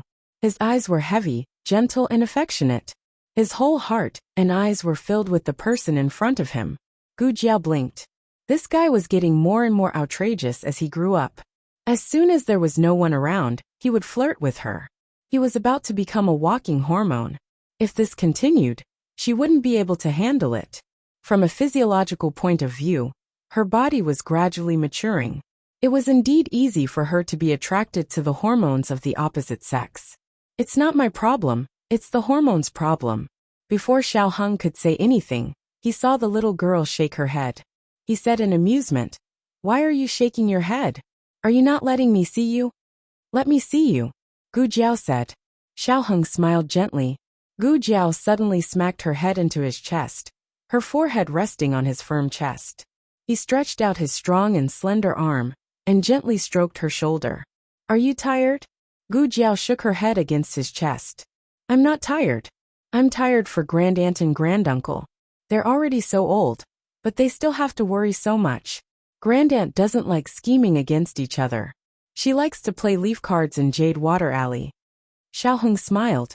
"Grandaunt likes to play cards, but she likes you even more. You being safe and sound is Grandaunt's greatest joy for the rest of her life." Gu Jiao didn't move.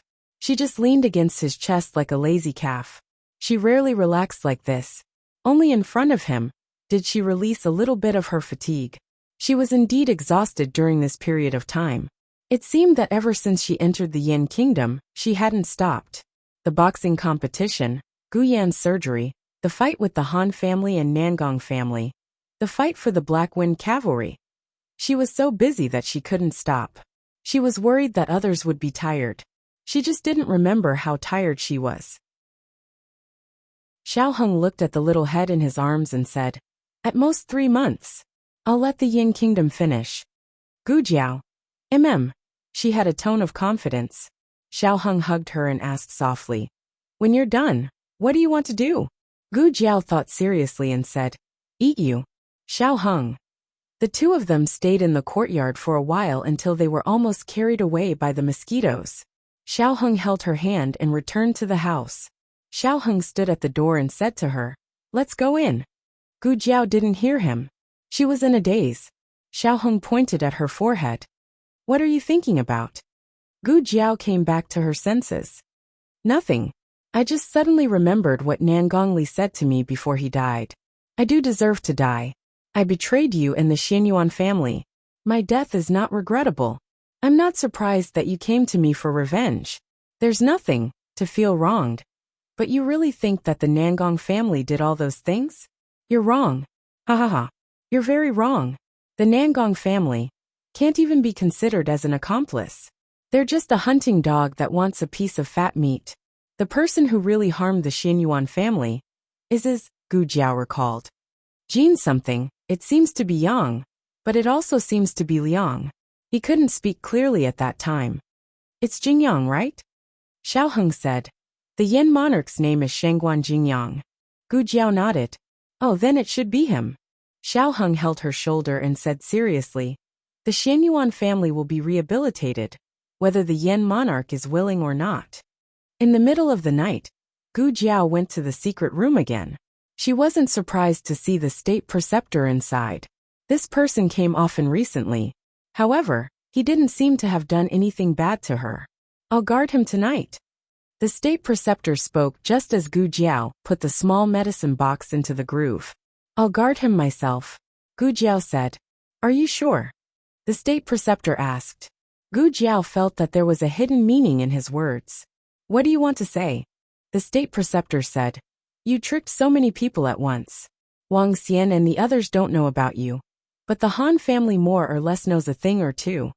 How did this guy even know about them tricking the imperial concubines? The state preceptor said indifferently. In the future, don't let people in through the front door. Imperial concubines came in disguise one after another. Did they really think the state preceptor hall was blind? Gu Jiao asked. Who let them in? If she didn't admit it, then they didn't. However, what did this guy mean by the first sentence? The Han family's understanding of her. The Han family didn't know that she was Gu Jiao, but they knew that she wasn't the real Xiao Luleng. They also knew that she was studying at Tianxiong Academy. Following this clue, they could easily find her residence. Not good. Martial Aunt Nan and the others were in danger. Imperial concubine Han fell off the horse. The other party couldn't touch them in the state preceptor hall, so they attacked everyone related to them. The moon was dark and the wind was strong. Willow Lane was completely silent. Martial Aunt Nan had just finished boiling the last antidote for Gu Chongqing. She rubbed her sore neck, put the antidote in a porcelain bottle, and planned to go back to her room to rest. She first went to Gu Xiaoshan and Gu Yan's room. The two children were sleeping very soundly. She then closed the door to old Master Meng's room. The old man's snoring was a little loud. Finally, she dragged her heavy steps and fell on her bed. The summer was hot, and the cicadas on the tree branches were incessant. The cicadas' chirping covered the sound of clothes rustling in the night. A few black shadows quietly sneaked into the courtyard. They came to the door of the central room, took out their daggers, and began to pry open the door. Gu Yan suddenly woke up. He held his breath and listened attentively. The movement at the door was very light, but he still heard it. He pushed Gu Xiaoshan. Gu Xiaoshan turned over in a daze and muttered, "What?" Gu Yan covered his mouth. "Sure." Gu Xiaoshan was stunned. After 3 seconds of dizziness, he woke up and looked at Gu Yan in astonishment. Gu Yan lifted the curtain and pointed outside the door. Someone was coming. Chapter 788. Gu Xiaoshan sat up. His movements were fast but not heavy, almost silent. He gave Gu Yan a look. "I'll go take a look. You wait here for me." In fact, in terms of age, Gu Xiaoshan was 1 year younger than Gu Yan, but Gu Yan had always been the sickly one. Gu Xiaoshan was used to protecting him. Gu Yan shook his head, indicating that he didn't need to look. He should go wake up Master's wife and the others. Okay. Gu Xiaoshan responded in his mind. Without even wearing shoes, he went barefoot to Master's wife and Master Lu's room. When he passed through the central room, he clearly felt the other party trying to pry open the door. However, Master Lu was the best craftsman in the Zhao country. The door bolt he had modified was not easy to pry open. Of course, he didn't rule out the possibility that they would use force after getting tired of prying. For example, they could kick it open. Gu Xiaoshan had to hurry. He shook Master's wife awake. Being shaken awake in the middle of the night, Master's wife was startled. She was about to speak when she saw Gu Xiaoshan cover her mouth. He had learned this action from Gu Yan. He used it obediently. Master's wife was an experienced person. When Gu Xiaoshan woke her up in the middle of the night and covered her mouth to prevent her from speaking, she only blinked and realized that something was wrong. She kicked Master Lu, who was beside her, awake. "What's wrong? What's wrong?" Master Lu asked with a confused expression. Master's wife glared at him and whispered, "Be quiet. Someone's coming." Master Lu instantly became alert.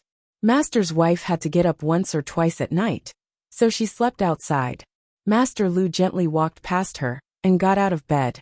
He picked up Table Mountain's axe and walked out the door.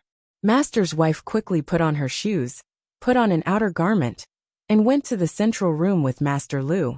Click. After a slight sound, the door bolt was finally pried open. The door was pushed open from the outside. A person in black walked in, but what welcomed him was an axe shining with cold light. That person was an expert. A normal thief would have been split in half by the axe. He hurriedly took a step back in an attempt to avoid Master Lu's axe. However, although he managed to avoid it, his clothes were split in the middle, and his belt was also torn apart. The other 4 people behind him and quickly pulled out their swords. One of them pulled him aside and thrust his sword at Master Lu. Mistress Nan's gaze turned cold. "You want to hurt my man?" With a flick of her finger, 3 Tanghua needles flew towards that person. Master's wife, and Master Lu's Master Lu. He blocked 2 of them, but the remaining one hit his arm. An unusual pain came from his arm. He frowned and said with a ferocious expression, "There's poison." Master's wife shot out another round of hidden weapons. This time, it wasn't just the Master's master needles, but also her poison darts. Gu Xiaoshan didn't stay idle either.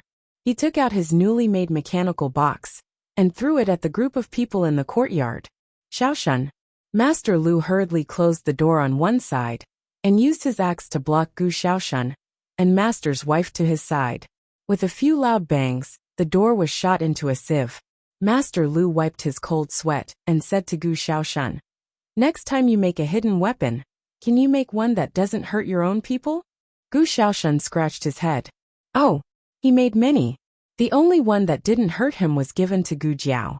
The rest were all indiscriminate attacks. The one just now was the newest one. He hadn't tried it yet. I thought it was a success this time, he muttered.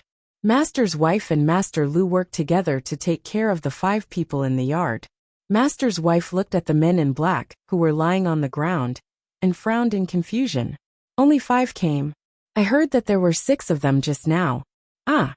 Gu Yan's scream came from the backyard. Their expressions changed, and they rushed to the backyard. When they arrived, they saw Gu Yan holding a stick with both hands, and a man in black, who had been knocked unconscious by his stick, was lying on the ground. Everyone, you knocked him unconscious? Gu Xiaoshan asked in a daze. This was simply too unbelievable, okay? Gu Yan puffed out his small chest and said proudly, yes. Gu Xiaoshan couldn't help but give Gu Yan a thumbs up. Brother, from now on, I have a whole new level of respect for you. But, Gu Xiaoshan frowned. Why did you call him unconscious? I thought he did something to you. Gu Yan held the stick and said, this is more imposing. Gu Xiaoshan. Gu Yan's sneak attack was successful purely because that person stepped into the trap in the backyard and inhaled the knockout powder scattered from the eaves. As they were talking, there was a sudden whoosh from the front yard, followed by fireworks exploding in the sky. Master Lu threw an axe over and knocked the struggling man in black unconscious. Master's wife looked at the fireworks above her head and said with a serious expression, it's a signal. They're gathering their companions nearby. We can't stay here any longer. Hurry and leave. Don't pack your things. Money was a small matter. Escaping for their lives was a big matter. Gu Yan rushed into the house and took the golden lantern that Gu Jiao had brought back from the Lantern Festival. He didn't take anything else. Master's wife went back to the house to put on her clothes and took a few masks. Although she didn't pack, she still took the banknotes that were convenient.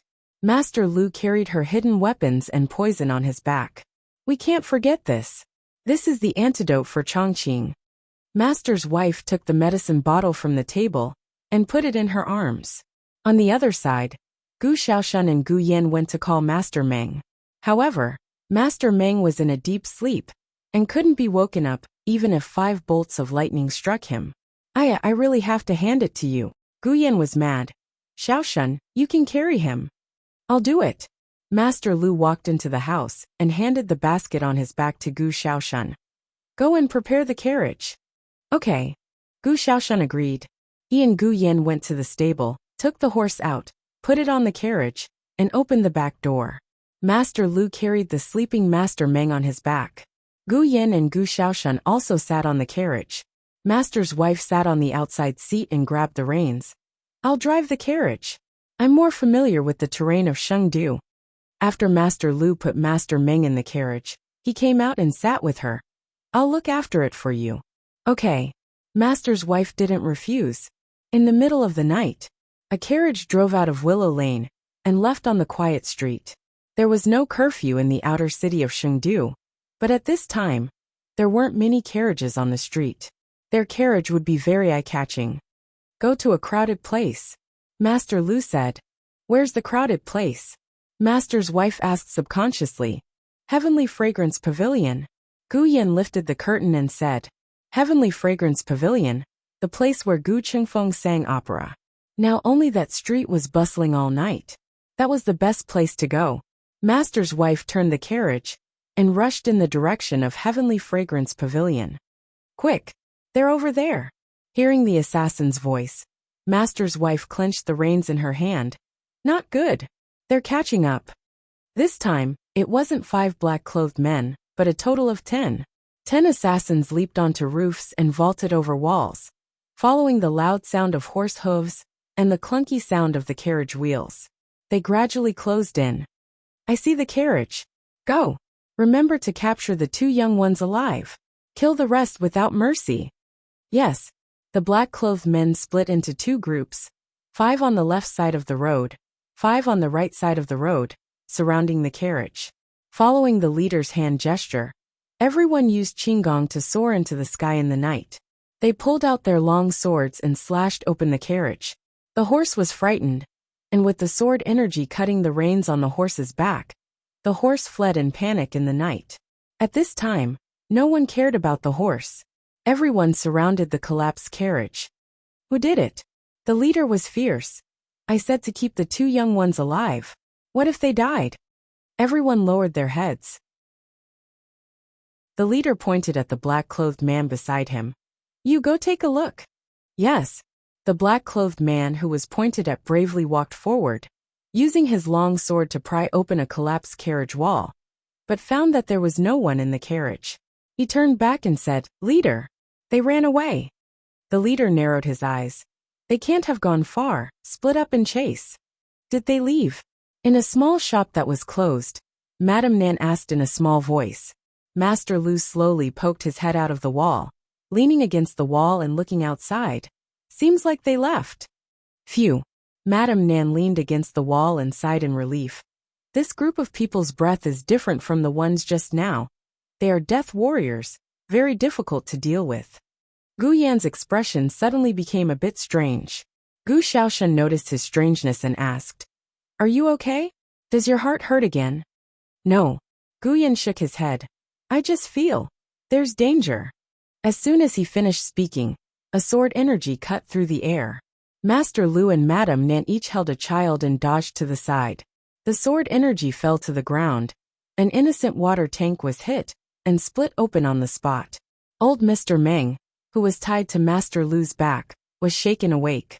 However, in the next second, his head hit the wall, and he was knocked unconscious again. Master Lu, did you hit something just now? But I didn't feel any pain. Chapter 789. Two men of sacrifice jumped into the courtyard. Nan Shurnyang said to Master Lu, Take them away first. I'll block them for a while. Master Lu said, No, take them away. I'll block them. Nan Shurnyang said angrily, If you say any more nonsense, I'll divorce you. Nan Shurnyang's martial arts were abolished, but she was an expert in using poison and concealed weapons. Her chances of winning were much higher than Master Lu, who couldn't even beat the Horse King. None of you are allowed to leave. The men of sacrifice attacked. Nan Shurnyang directly threw 6 darts over, opening a path for Master Lu and the others.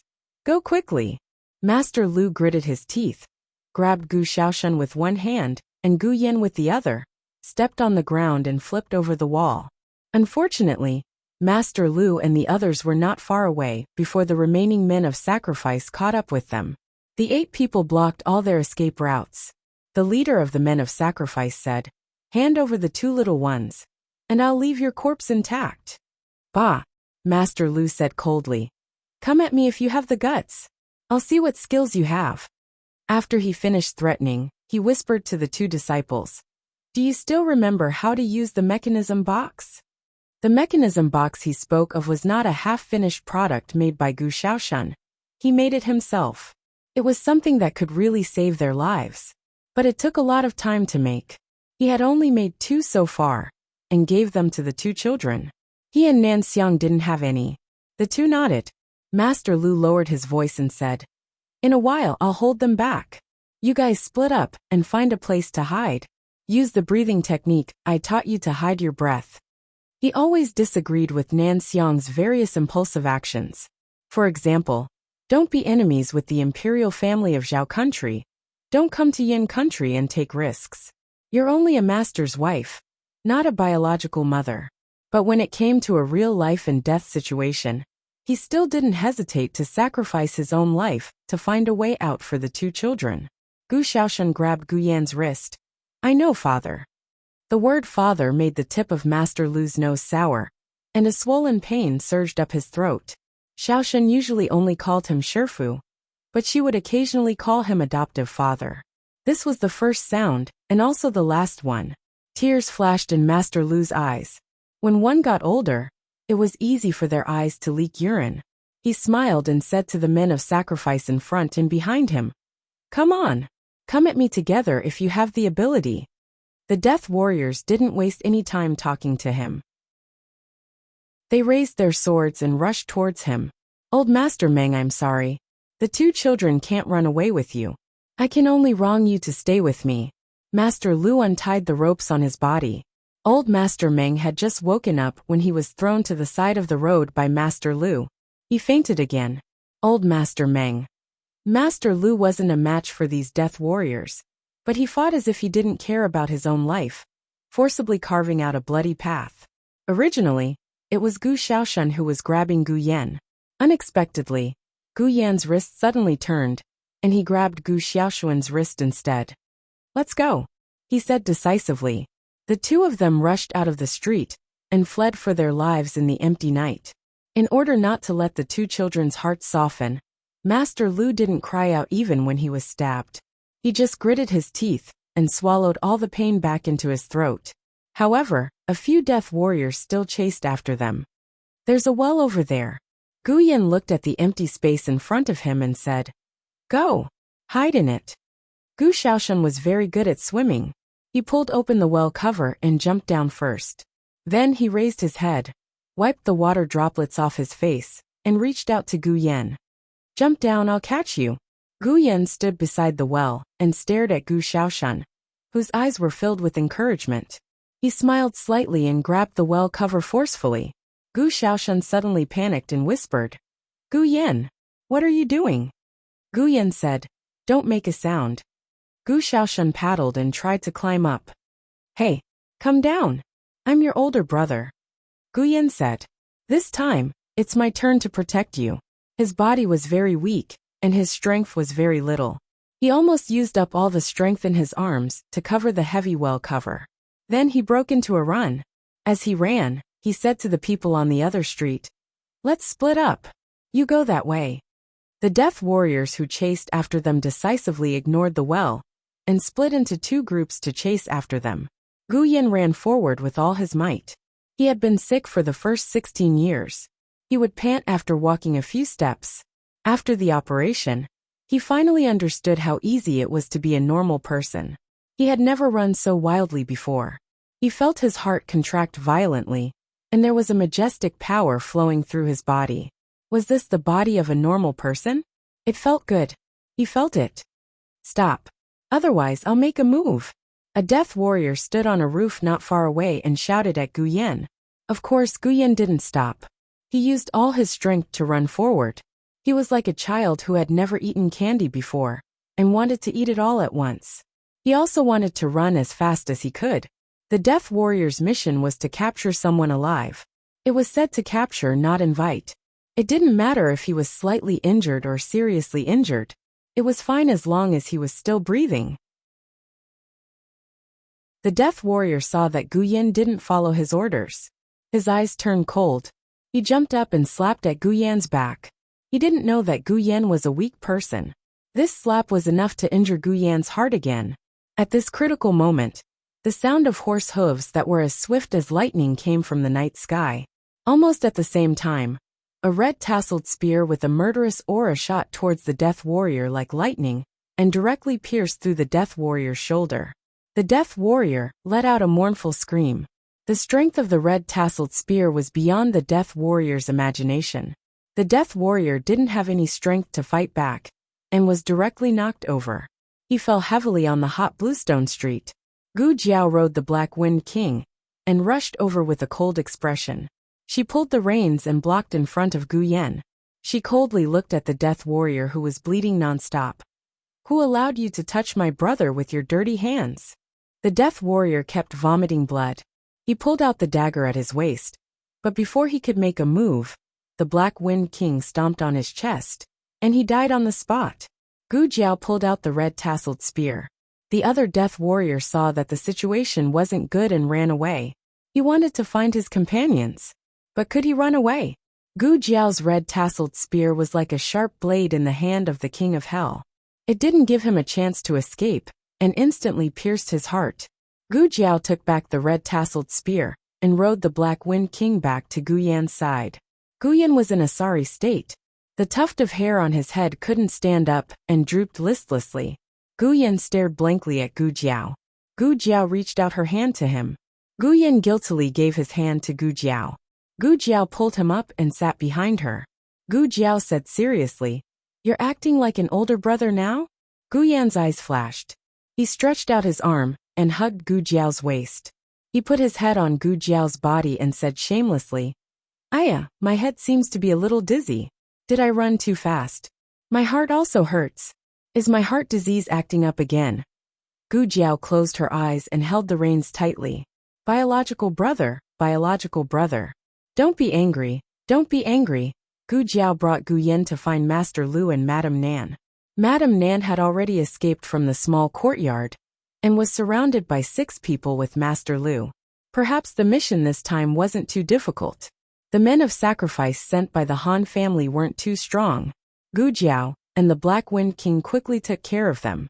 Madame Nan and Master Lu were slightly injured. Fortunately, they weren't seriously injured. Old Master Ming didn't treat them as dead people. No one targeted him. He was fine. Gu Jiao and Gu Yan went to the place where Gu Shaoshan was hidden. Gu Jiao removed the manhole cover and pulled Gu Shaoshan, who had almost reached the top, up. Gu Shaoshan was wet. Even her eyelashes were dripping with water. Sister. He was very surprised to see Gu Jiao. But thinking of something, he glared at Gu Yan with hidden bitterness. Don't do this in the future. It was so dangerous. In terms of running, could Gu Yan outrun him? He was the #1 village tyrant of Qingchuan village. He was a fast runner from 10 miles away. It would be more appropriate for him to be the one to lead the enemy away. Gu Yan curled his lips and snorted. He whispered, I'm the older brother. Gu Jiao took the State Preceptor Hall's token out of the inner city tonight. If she had been a step late, the consequences would have been unimaginable. Lord State Preceptor, I owe you another favor. Madame Nan and Master Lu were covered in cuts and bruises. Gu Shaoshan and Gu Yan were also in a sorry state.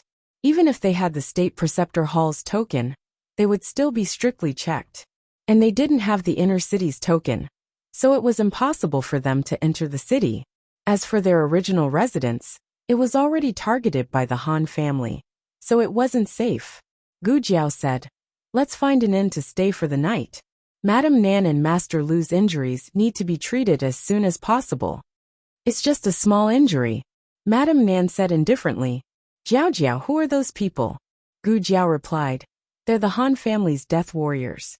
Being targeted by the Han family, they had to settle Madame Nan and the others in a safe place as soon as possible. But where was the best place? Chapter 790. Gu Jiao was now living in the State Preceptor's Hall. Her first reaction was to bring her family to her side. But then she felt that it was inappropriate. She was living in the State Preceptor's Hall because she was ordered to treat the Crown Princess. It was still acceptable to take in 2 patients who came here because of its reputation. But it was a bit strange to bring her fellow countrymen who came to Yin Kingdom with her. It would easily make the Emperor of Yin Kingdom suspicious. I have to think about it tonight, Gu Jiao said in her heart. The few of them stayed in the inn.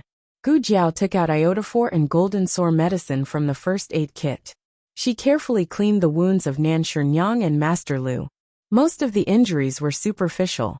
Master Lu had been protecting Nan Sherngyang and was slightly more seriously injured than Nan Sherngyang. I told you not to rush over. Nan Sherngyang glared at him. Master Lu chuckled. I have thick skin and can take a beating. Trained by fighting with the Horse King. Gu Jiao finished treating all of Master Lu's injuries and reminded him, don't let the wounds get wet first. They will be fine in a few days. Are you injured? Nan Sherngyang asked. I'm not injured, Gu Jiao said. Yin and Shaoshan are not injured either. Nan Sherngyang let out a long breath. It didn't matter to the 2 adults, as long as the children were fine. Master Lu asked, by the way, Jiao, why did you leave the city in the middle of the night? Gu Jiao took out the State Preceptor's Hall token hanging on her waist. I have this. My goodness, she even got the State Preceptor's Hall token. This girl was doing well in the inner city. Too many things had happened recently. The length of the note was limited, so she didn't have time to tell Nan Sherngyang and the others. Taking advantage of this opportunity, Gu Jiao told Nan Sherngyang and Master Lu what had happened recently. Gu Shaoshan and Gu Yin also came over after changing their clothes. They also heard Gu Jiao's heavy news. Everyone's focus was different, but they were all surprised by the same thing. Jiao Jiao took the Han family's Black Wind Cavalry? Gu Chongqing was injured. Empress Dowager and Old Chancellor came to the Yan Kingdom? In comparison, although the Crown Prince and Imperial concubine Han's fall from the horse was also shocking, it did not garner much attention. They were more concerned about the situation of their own people. That's how it is. Gu Jiao concluded with a single sentence. The person involved was very calm, but Master Nan and Master Lu's hearts had long been set off stormy waves. The water in the pool that was Xingdu had been stirred up, and the situation had reached a state of mutual hostility. The 10 great aristocratic families seemed to be united, but in fact, they all had their own selfish motives. Currently, there were 5 clans that the Jiaojiao clan had information on. However, if the Nangong clan was included, there were still 6 clans left. Among them, the conflict with the Han clan was the most intense. The Nangong clan doesn't seem to have made any movements recently. Madame Nan said thoughtfully. The Nangong clan had indeed been too quiet recently. The only time they were in the limelight was during the selection of the Black Wind Cavalry's commander. The Nangong clan's legitimate daughter represented her family, and did not hesitate to ruin her own reputation to pull Han Xi down. Because she did not succeed, she suddenly became a laughingstock. Master Lu snorted. Nangong Li's death was too big a blow to them, and the Crown Prince also fell from the horse. The Nangong clan may have to think carefully about whether they should follow a different master. The Nangong clan, who held the power of 400,000 soldiers, was now in high demand. Once the Han clan fell, the Nangong clan would enter the ranks of the 10 great aristocratic families. It was unknown whether they would have this opportunity. It's getting late, you should all go and rest. Madame Nan stopped the conversation in time, otherwise it would have continued until dawn. They had nothing to do, but Jiao Jiao was working around the clock. The 3 children returned to their respective rooms. Gu Xiaoshan and Gu Yan shared a room. Gu Jiao shared a room, and old Master Meng also had a single room. Not long after Gu Jiao laid down, Gu Yan came over. He climbed onto the bed, and laid down next to Gu Jiao. Then he did not say a single word, and only hugged Gu Jiao's waist. He gently rested his chin on her shoulder, and breathed in the air that made him feel at ease. Gu Jiao laid flat on the bed, and quietly looked in the direction of the curtains. He said with a trace of pleading, "Don't be angry at me, okay? I won't be like this in the future." Gu Jiao raised her hand, one arm behind her head and the other holding his hand. "There are too many emotions in this world that I can't feel. Only through you can I cross that black and white zone. I'm very nervous right now, can you feel it?" Gu Yan asked. I can feel it. My pulse is beating very fast." Gu Yan's face darkened. "Who told you to take my pulse?" There's also excitement, happiness, pride. Gu Jiao felt all of it. It's so good to be a normal person. It's so good to be an older brother who can protect his family. Also, how can I run so fast? Haha, I'm really an arrogant baby Yan. Gu Jiao looked at the top of the curtains. Oh, I'm really an ox. Although they tossed around until midnight last night, Gu Jiao still got up before the sun rose. The sky was gray, and a piece of white seemed to be about to roll over. Gu Jiao sat up and found 2 small boxes by the pillow. She was dazed for a while before she remembered that Gu Yan seemed to have stuffed something in her hand when he left.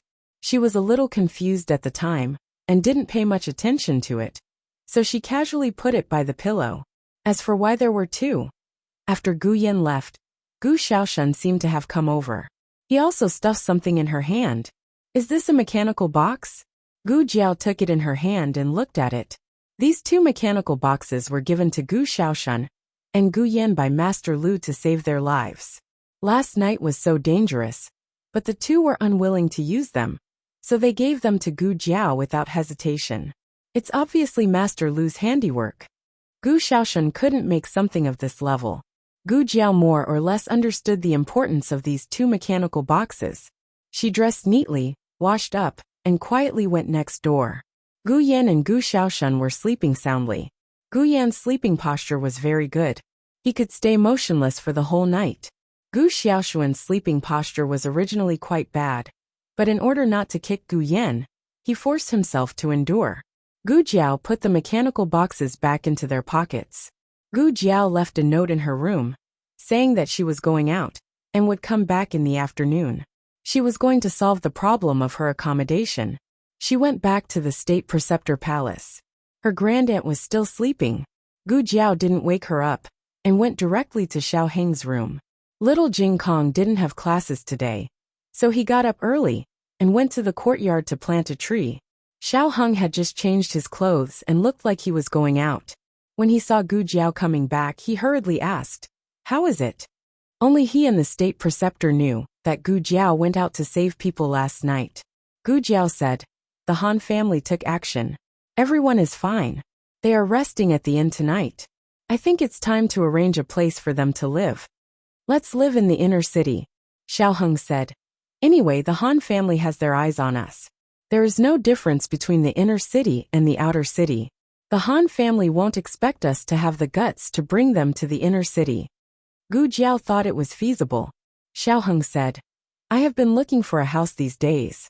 The guarantor said yesterday that there is a small courtyard that meets my needs. Do you want to go and have a look?" Before Gu Jiao could answer, little Jing Kong stood on tiptoe outside the window and showed half of his little head. "I also want to go. I also want to go." Two people took the little trumpet spirit and sat in the carriage.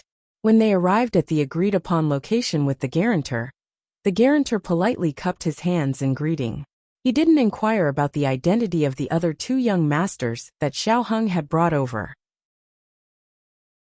He only said with a pleasant expression, "Young Master Long has arrived. I've already greeted the owner of the small courtyard.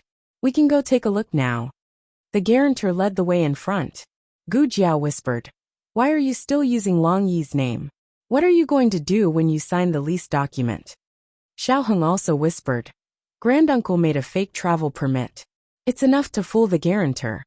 Gu Jiao secretly gave him a thumbs up. "Granduncle, you are awesome." Little Jing Kong held the two adults' hands and jumped around happily. The family arrived at the house mentioned by the guarantor. It was a relatively quiet old street. Most of the residents had moved away. The area looked old, but the furnishings in the house were new. The lighting and ventilation were excellent. Xiao Heng looked at the guarantor who was negotiating with the owner of this small courtyard and said to Gu Jiao, "This place is very close to Lingbo Academy. Go through the alley in front and take a carriage east. We will arrive there in a quarter."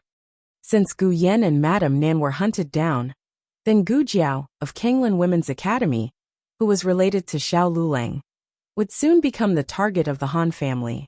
Gu Qingfeng had to disappear from the academy immediately, and little Jing Kong would continue to be a day student in the future. "Do you like it?" Gu Jiao asked little Jing Kong. Little Jing Kong didn't answer immediately. Instead, he looked at Gu Jiao and asked, "Lulang, did you choose this house?" Gu Jiao blinked and nodded. "I chose it. I let Long Yi choose it." Little Jing Kong stretched out his little arm. "Then I like it." The corner of Xiao Heng's mouth twitched. However, Gu Jiao and Xiao Heng weren't very satisfied. They had a lot of people. This small courtyard looked big, but there were only 3 rooms for them to live in. "Aren't there 5 rooms?" the guarantor and the owner of this small courtyard discussed. The owner said, "I want to use 2 of the rooms as storage. I have to put some things in." Well, it turned yellow again. The guarantor wiped off his cold sweat and said to Xiao Heng, "Then young Master Long, I will take you to other places to look." In the end, they weren't satisfied with a few places nearby. Little Jing Kong pulled Gu Jiao's hand. "Lulang, do we have to rent a house on this street?" Gu Jiao said, "No, it's mainly because it's close to the place where you go to school." Little Jing Kong, "Oh, then what if there's a house even closer?" "How can there be a house even closer?" the guarantor said confidently. "I've been a guarantor for 30 years, and all the best houses in the broker house are in my hands. This street is the closest to the Lingbo Academy. You can't rent any more houses than this." Before he could finish his sentence, he saw little Jing Kong silently take out a house deed from his pouch. The guarantor, Xiao Heng, was annoyed. "Why didn't you tell me earlier that you have a house deed?" Little Jing Kong crossed his arms and snorted. I won't give it to you if you ask me. Jiao Jiao, I'll give it to you if you ask me.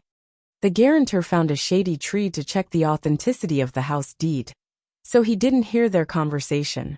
Xiao Heng said, Jiao Jiao used to live in the outer city. He couldn't even live in such a small house. I didn't see you take out the house deed. Little Jing Kong felt wronged. He spread out his hands and said, Jiao Jiao. Jiao Jiao was looking for a house in the outer city. I don't have one in the outer city. His words were like a country bumpkin asking a rich friend for a punitive expedition. Why didn't you lend me your car last night? The rich friend said, You said you could lend me a Xiaoli. I don't have a Xiaoli, I only have a Ferrari. Gouversail Jiao, I admit defeat. Xiao Heng's teeth hurt even more. He changed from Zhao state to Yen state. Was his landlord still the little monk in front of him? How much did he owe the little monk in his previous life? The little landlord stuck out his chest and shook one of his little feet proudly. I'll rent it to you at a cheap price. 500 taels a month. Xiao Heng's body trembled. Little monk, you're raising the price. While they were fighting with wits and courage, a horse carriage slowly came and stopped beside Gu Jiao and the other two. Then, the window was opened and Second Master Jing stuck his head out. Qing. Lulang, why are you here? Oh, who's this little devil? Little Jing Kong angrily glared at him with his hands on his waist. You're the little devil. I remember now. You're that. During the 3 days when Gu Jiao was in a coma, after the selection of the Black Wind Cavalry's commander, Second Master Jing accompanied Dukin to visit Gu Jiao at the State Preceptor Hall and met Little Jing Kong. However, Little Jing Kong was wearing the Academy's uniform at that time and looked like a little scholar. Now that he was dressed like an ordinary young master, it was hard to recognize him. I'm not that. I'm Jing Kong. Little Jing Kong seriously corrected him. Second Master Jing laughed. Yes, that's your name. You even saved the little commandery princess. You're a little hero. So much nonsense. You're even blocking me from seeing my daughter. Today, I want to beat up my stupid brother again. Dukin's eyes were as sharp as knives. However, Second Master Jing and his eldest brother had no tacit understanding. Gu Jiao walked over and looked through the window. When she saw Dukin, her mood suddenly became very good. When Dukin saw Gu Jiao, he couldn't hide the smile in his eyes. After knowing that Gu Jiao was looking for a house, Dukin proposed to let her live in the Duke's mansion. Oh! Gu Jiao hesitated. Seeing her frown, Dukin dipped his fingertips in water and continued to write on the armrest. The Duke's mansion has protectors. It's safer than living outside. He wrote you, not you. As smart as Dukin was, he had already guessed that Gu Jiao wasn't looking for a house for herself at this juncture. She was living well in the State Preceptor's palace. There were few places in Chengdu that were safer than the State Preceptor's palace. Second Master Jing took Little Jing Kong to catch cicadas on a big tree on the street. Xiao Heng and the guarantor discussed the matter of renting a house under the shade of the tree. Only Gu Jiao and Dukin were in the carriage. Gu Jiao considered the possibility of living in the Duke's mansion. Dukin continued to write. It's also close to Lingbo Academy. It's convenient to send that child to school. Gu Jiao looked at the words on the armrest and was stunned. I didn't mention Little Jing Kong. How did you know that he wanted to live there? You're as smart as the State Preceptor. Seeing Gu Jiao's adorable look, the smile in Nguigong's eyes almost overflowed. He couldn't make any expression. Otherwise, the corners of his lips would reach his ears. He wrote, There will be delicious food and drink every day. There will also be many guards and endless money to spend. At this moment, Dukin was a bad guy who was trying to coax children. Gu Jiao widened her eyes and asked, But didn't the Duke's mansion give away all its wealth? You earned it again. Dukin wrote with a smile in his eyes. The look in his eyes seemed to be saying, Your adoptive father is just an ordinary little business genius. Gu Jiao raised her eyebrows and said seriously, It doesn't matter if it's money or not. I just want to cultivate a relationship with you. Dukin laughed in his heart. Gu Jiao wasn't a pretentious person. She didn't say that if they went, they might bring danger to him. She was Duke An's adopted son. Duke An's mansion had been involved in this dispute for a long time. Or, It could be said that Duke An's mansion had never gotten out of this dispute. From the moment Duke An used up all his wealth to collect the bodies of the Xianyuan family's sons, he had already announced his position to the entire Yin kingdom. Gu Jiao told Xiao Heng about Duke An's proposal. Xiao Heng always felt that Duke An had a father-in-law's hostility toward him. If it was in the past, he wouldn't have agreed so easily. But when he thought of the little monk's ugly little face, he felt that Duke An's mansion wasn't that hard to accept. He would never admit that he was stingy. 500 taels a month. Xiao Heng paused. There's also the Inner City Talisman Festival for Madame Nan, and the others. I'll think of a way. Gu Jiao said. Oh, there's no need. Duke An said he can get it. Xiao Heng felt like he was shouted at. He didn't even have a chance to show off in front of Jiao Jiao. Why do I feel an indescribable sense of crisis? Was it too late to change his mind and rent the little monk's house? After the accommodation was settled, Gu Jiao decided to go back to the inn. Little Jing Kong wanted to go with her, but he was dragged back by Xiao Heng. Xiao Heng said obnoxiously, "You're now my little follower." Little Jing Kong went crazy. Bad brother-in-law is not cute at all. In the inn, old Master Ming finally woke up. He stood in front of the wash basin with his messy hair, and looked at the reflection of his pig's face in the basin. There were 10,000 black wind kings galloping in his heart. Who beat up this chess saint? He couldn't remember what happened last night at all. When Gu Jiao came to the inn, they all got up and gathered in old Master Meng's room. Master Lu didn't dare to say that he was the one who hit old Master Meng, so he shamelessly pushed the blame to the guards and men of sacrifice of the Han family. Old Master Meng was successfully led astray, and made a mark on the Han family in his heart. Gu Jiao told him about her plan to move. In the afternoon, Duke An's mansion will send the inner city talismans to the inn. We'll move in at night. So fast. Gu Yan was surprised. I mean, it'll take half a day to get the inner city talismans. The inner city talismans were not a small matter. Generally, the government office was not qualified to issue talismans to people from other countries. Even if it would take a few months. Gu Jiao said. Duke An said he has a way. After saying goodbye to Gu Jiao, Duke An immediately went to deal with it. Although the talismans were tricky, there was a family that had the privilege to issue them. That was the Mu family. Old Master Su was the governor of Sheng City, and had a good relationship with Honglu Temple, who was in charge of foreign affairs. Duke An asked Second Master Jing to invite Mu Qingchen over. After Gu Jiao left Tianqiong Academy, Mu Qingchen rarely went there. He had been living in the Su family these days, so he came over quickly. Duke An, you look good, Mu Qingchen said. I'm much better than before. Duke An wrote on the armrest. Mu Qingchen stood beside him, and looked at the words on the armrest. He couldn't help but be amazed. A living dead who had been in a coma for 3 years, had recovered to such a surprising extent, in less than 3 months. Gu Jiao participated in the selection of the Black Wind Cavalry's commander as Duke An's adopted son. In the end, Gu Jiao won. In other words, this strong opponent was sent to the field by Duke An. However, Mu Qingchen didn't have a grudge against Duke An because of this. He didn't even ask why Duke An adopted a young man from Zhao country. They got along with each other as usual. Duke An continued to write, Qingchen, to tell you the truth, I have a request. Go ahead. Duke An wrote his request solemnly on the armrest. He knew that this matter was very abrupt and difficult to handle. However, it was an emergency. Mu Qingchen's method was the fastest way he could think of. When do you want it?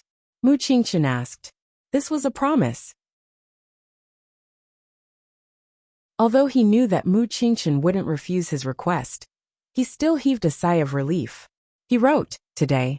The sooner the better. It took at least 10 days to half a month for a local to apply for the Talisman Festival in the inner city. It took a month for people from other countries to get it through the examination of Honglu Temple. After going through all the procedures, it would be lucky to get it in the 3rd month. Okay, I'll bring it to you before dinner. Mu Qingchen agreed almost without hesitation. He didn't ask who Duke An was doing it for. Duke An wrote, Thank you, Qingchen. Mu Qingchen said, I promised Enin that I would take good care of you. Dukin looked at Mu Qingqian's back and sighed in his heart. Since Gu Jiao and her family were going to move in, the miscellaneous people in the manor naturally had to leave. What did you say? In Mu Ru Xian's courtyard, her personal maid looked at manager Zhang in disbelief. My young mistress is living well in the Duke's manor. Why does she want to move out? Steward Zhang smiled and said politely, Miss Mu has been in the Yin Kingdom for so long. I'm sure you're homesick. The High Duke's condition has improved, so he doesn't dare to force Miss Mu to stay in the residence. His words were beautiful, but didn't they mean the same thing? Please take care of it.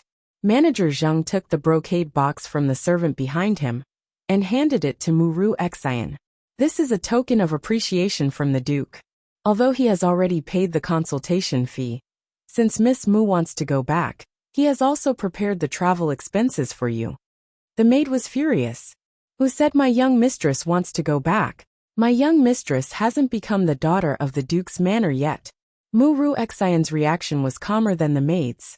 Actually, this wasn't the first time the Duke had expressed his intention to let her go.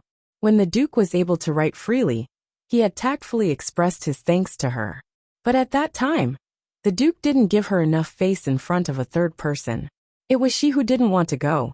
Coincidentally, the second madam had accidentally sprained her waist when she went to pick flowers. She thought the second madam had stayed in the name of treating her waist injury. Mu Ru Xian said, There's no need to rush. The second madam's waist injury hasn't healed yet. Manager Zhang said with a fake smile. The manor has already invited a doctor for the second madam. She doesn't dare to force Miss Mu to stay and let Miss Mu suffer from homesickness. No matter how thick-skinned Mu Ru Xian was, she couldn't act shamelessly in front of a few servants. She said, Then I'll pack up tonight. Manager Zhang smiled. The carriage has already been prepared for you. It's just at the entrance. The guards have also been selected to escort you back to the Qin Kingdom. Of course, if you want to enjoy the Yin Kingdom's local customs, they will also follow you and wait for your orders.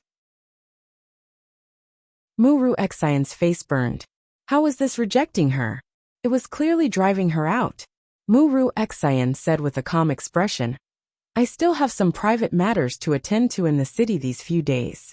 Once I've settled down, I'll send the address over. If the Duke and the second madam need anything, you can come find me at any time. That won't be necessary. Mu Ru Xian took a deep breath and calmed her emotions. She said, Please wait for a moment. I have some things. 17 or 18 capable maids swarmed in, waiting for orders in an orderly manner. Yes. Mu Ru Xian dazedly said the last word. She didn't want to speak again for the rest of her life. Less than an hour later, Manager Zhang politely escorted Mu Ru Xian and her servant to the carriage. Mu Ru Xian looked at the Duke's manor that she had stayed in for half a year. She was still somewhat unwilling. Outsiders only knew that the Duke had spent all his wealth for the Xian Yuan family. But only those who had stayed in the Duke's manor knew how much wealth the Duke had accumulated over the years. Since ancient times, scholars were lofty and didn't like the stench of money. However, the Duke of Yin was different. He wasn't a greedy person, but he understood the importance of money. He could afford to let go of his status as a scholar. The more time they spent together, the more Mu Ru Xian admired the Duke of Yin, and the more she wanted to become the apple of his eye. It was a pity that she had worked so hard for so long, but all her enthusiasm had gone down the drain. Mu Ru Xian opened her mouth. I haven't had the time to say goodbye to the second madam. Manager Zhang decisively waved his hand. Goodbye. See you again.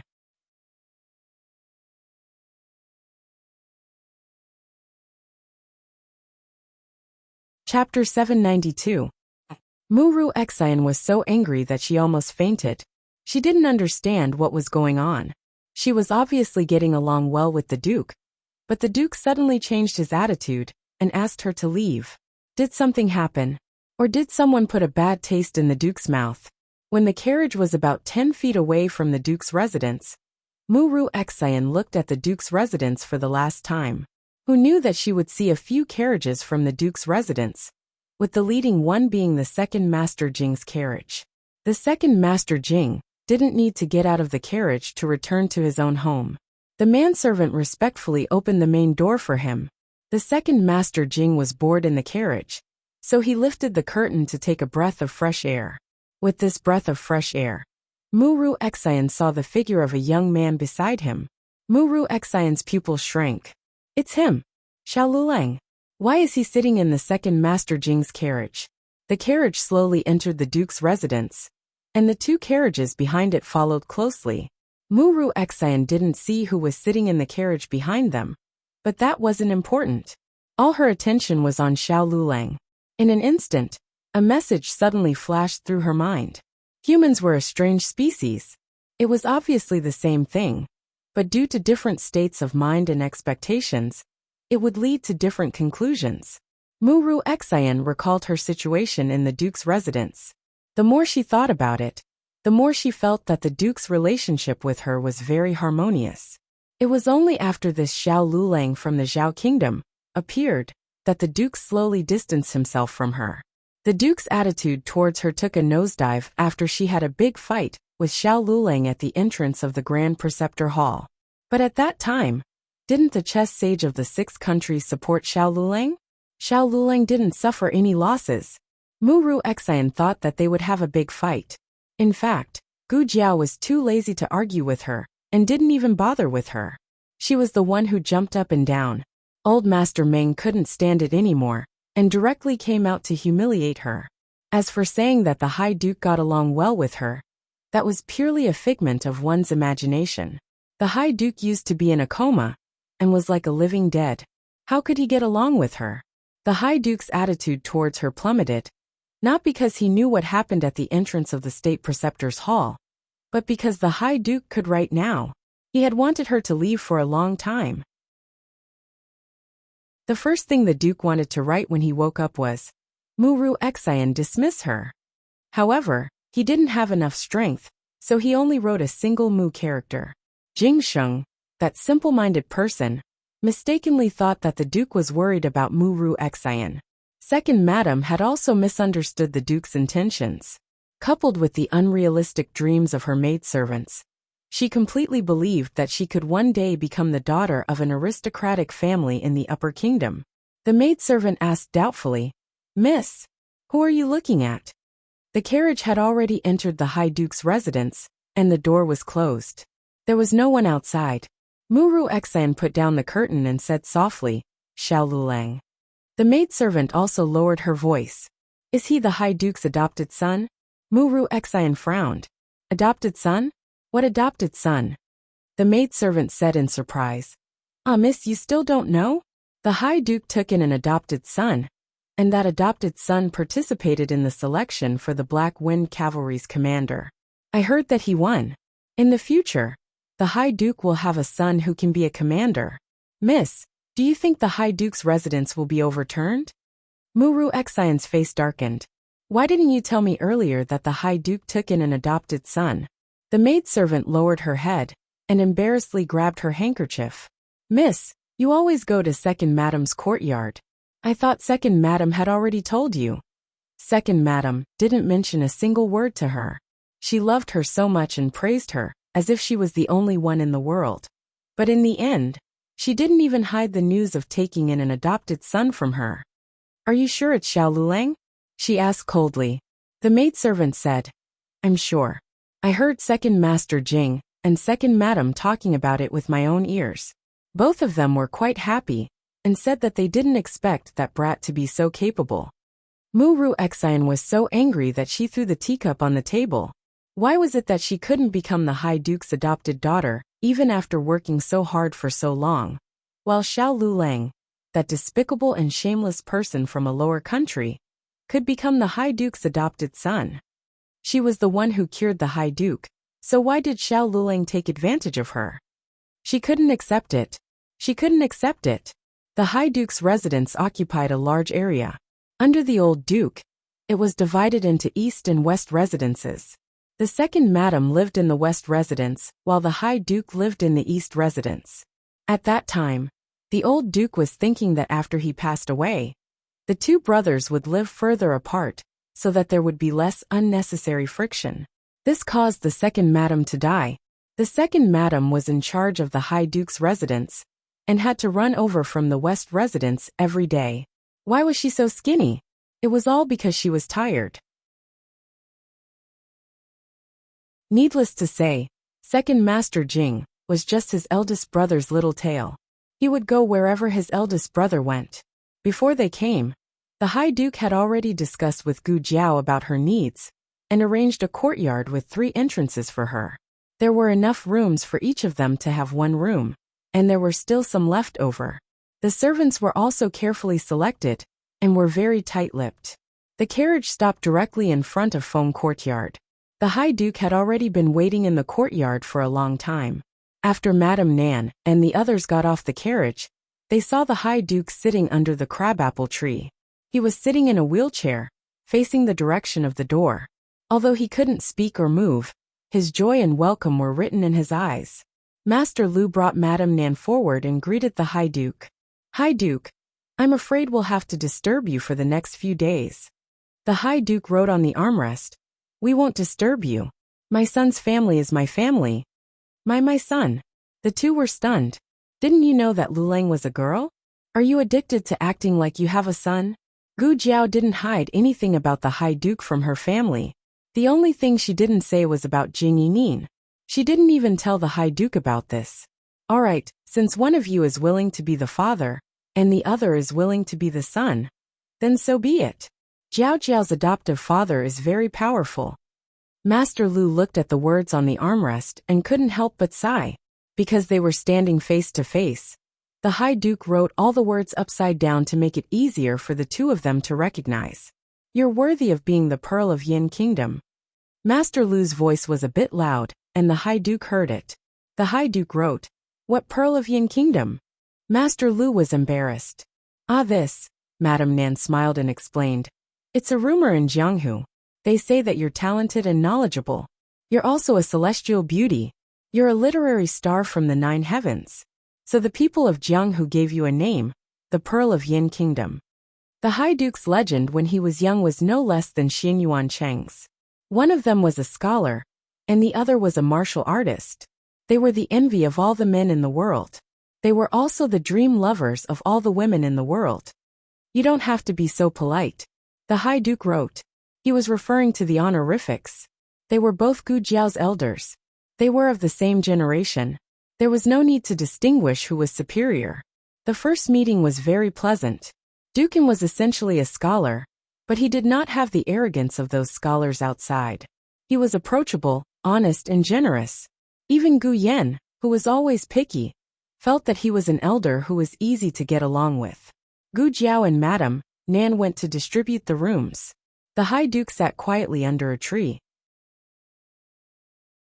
He asked the servants to turn the wheelchair around, so that he could see Gu Jiao all the time.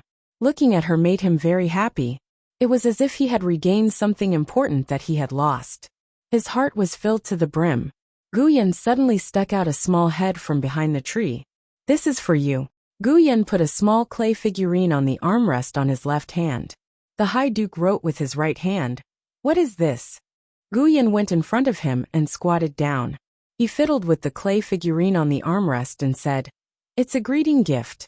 I made it myself."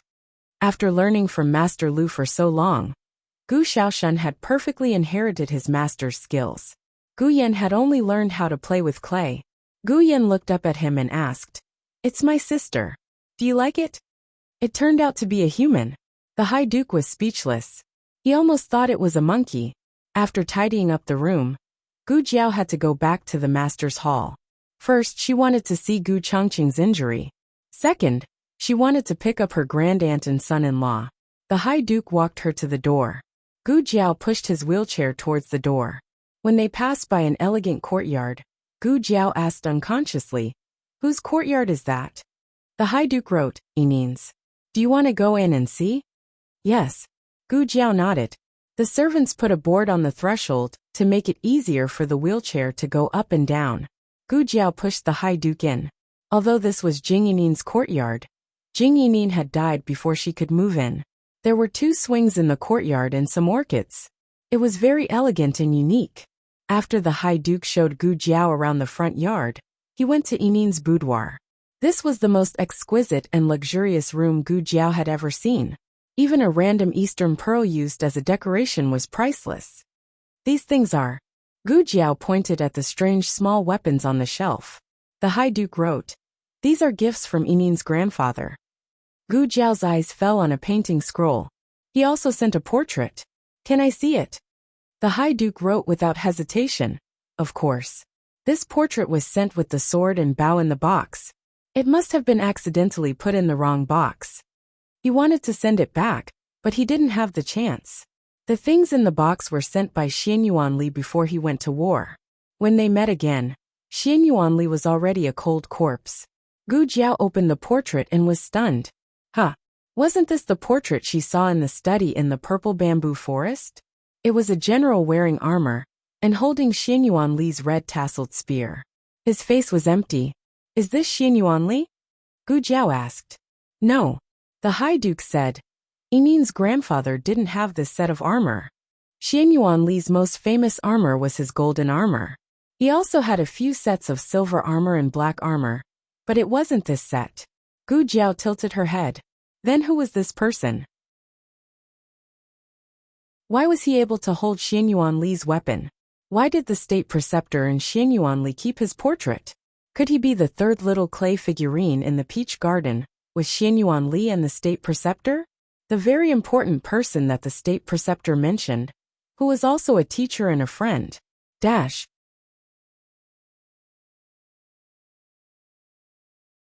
Chapter 793. There are novels with connotations that cannot be found online here. Regarding the military camp, Dukin was not very clear. It could be a general of the Xianyuan army. After all, there were many generals under Xian Yuanli.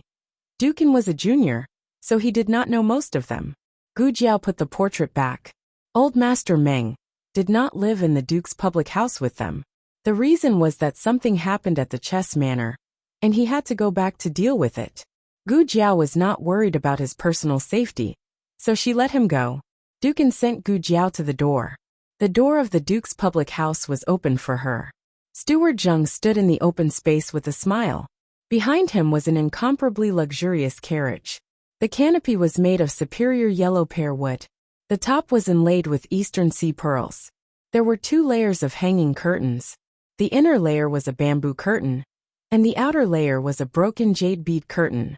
It was said to be broken jade, but in fact each piece was carefully carved jade, agate and suet jade. 2 tall white horses pulled the carriage. They were strong and strong. Gu Jiao blinked. This is...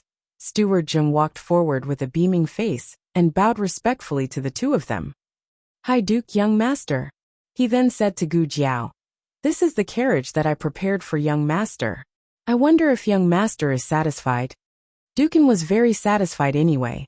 Only such a luxurious carriage was worthy of her. Gu Jiao thought to herself, "Isn't this a little too exaggerated? Won't I be robbed if I go out in this kind of carriage?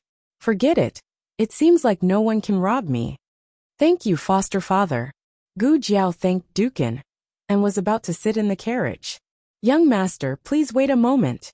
Steward Zheng smiled and stopped Gu Jiao. He took out a brand new banknote from his wide sleeve. "This is your small allowance today. Pocket money? 100 taels. So much." Gu Jiao coughed lightly and asked Manager Zheng in a low voice, "Are you sure it's for a day and not for a month?" Manager Zheng smiled and said, "It's just 1 day." The High Duke asked young master to take a look first. If it's not enough, he'll give more. Rich and inhumane this was. Gu Jiao suddenly had an illusion. It was just like in her previous life, when the rich parents in her class sent their children out. Not only did they give them luxury cars, but they also gave them a huge sum of pocket money. The only thing missing was the sentence, "Don't come back until you've spent it all." Oh, so this is what it feels like to be a rich second generation? That's right, it's pretty good. Gu Jiao accepted the banknote seriously. Seeing her accept it, a smile appeared in the bottom of Duke An's eyes. Gu Jiao said goodbye to Dukin and left in the carriage. Manager Zheng came behind Dukin and pushed his wheelchair. He chuckled and said, "Duke, let me push you back to your courtyard to rest." Dukin rode on the armrest, Go to the accounts room. Manager Zheng asked. It's getting late. Why are you going to the accounts room? Dukin wrote, to earn money. Earn a lot of money for her to spend. Gu Jiao went to the state preceptor's palace. Her great-aunt and son-in-law were taken out for a walk by little Jing Kong. Xiao Heng was in Shang Guanyan's room. Zhang Dequan was also there. They seemed to be talking to Xiao Heng. Gu Jiao didn't go in. She went directly to the secret room at the end of the corridor. The small medicine box was always there. She could enter the operating room at any time. Gu Jiao hurried back to change the dressing for Gu Chongqing. When she entered the ICU, she found that the state preceptor was also there. The dressing had been changed. Has he woken up? Gu Jiao asked. No. The state preceptor said. Have you finished? Gu Jiao nodded and said, yes, I've settled everything. The first sentence was an answer, and the second sentence was a voluntary explanation. It didn't seem strange, but from Gu Jiao's mouth, it was enough to show that Gu Jiao's trust in the state preceptor had reached a higher level. Gu Jiao stood in front of the bed, looked at the unconscious Gu Chongqing, and said, but I have a doubt in my mind. The state preceptor said, go ahead. Gu Jiao said thoughtfully, I just thought of it on the way back to the state preceptor's palace. According to the information brought back by the emperor's grandson, imperial concubine Han thought that concubine Wang Xian framed her. The Han family should take revenge on the Wang family. Why did they hurt my family? If it's to pull the crown prince down, so many days have passed. The Han family's reaction is too slow. The state preceptor didn't show any surprise at her doubts. Obviously, he also noticed something. He didn't directly give his thoughts, but asked Gu Jiao, what do you think?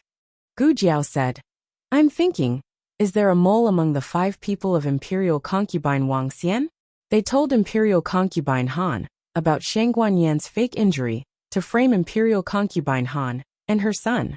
Imperial concubine Han then told the Han family. The state preceptor looked at Gu Jiao with a meaningful look. Gu Jiao received the look from him and slightly frowned. Or there is no mole.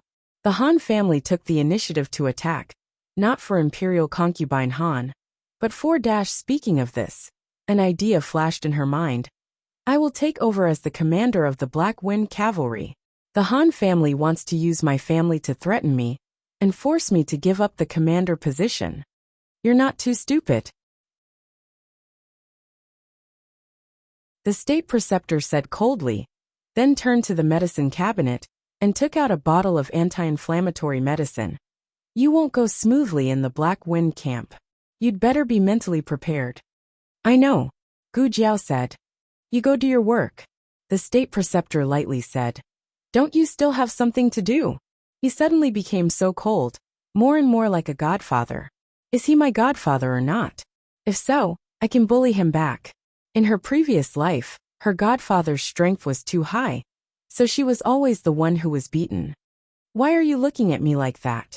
The state preceptor noticed Gu Jiao's gaze that was full of bad intentions. Nothing. Gu Jiao's face didn't change as she withdrew her gaze.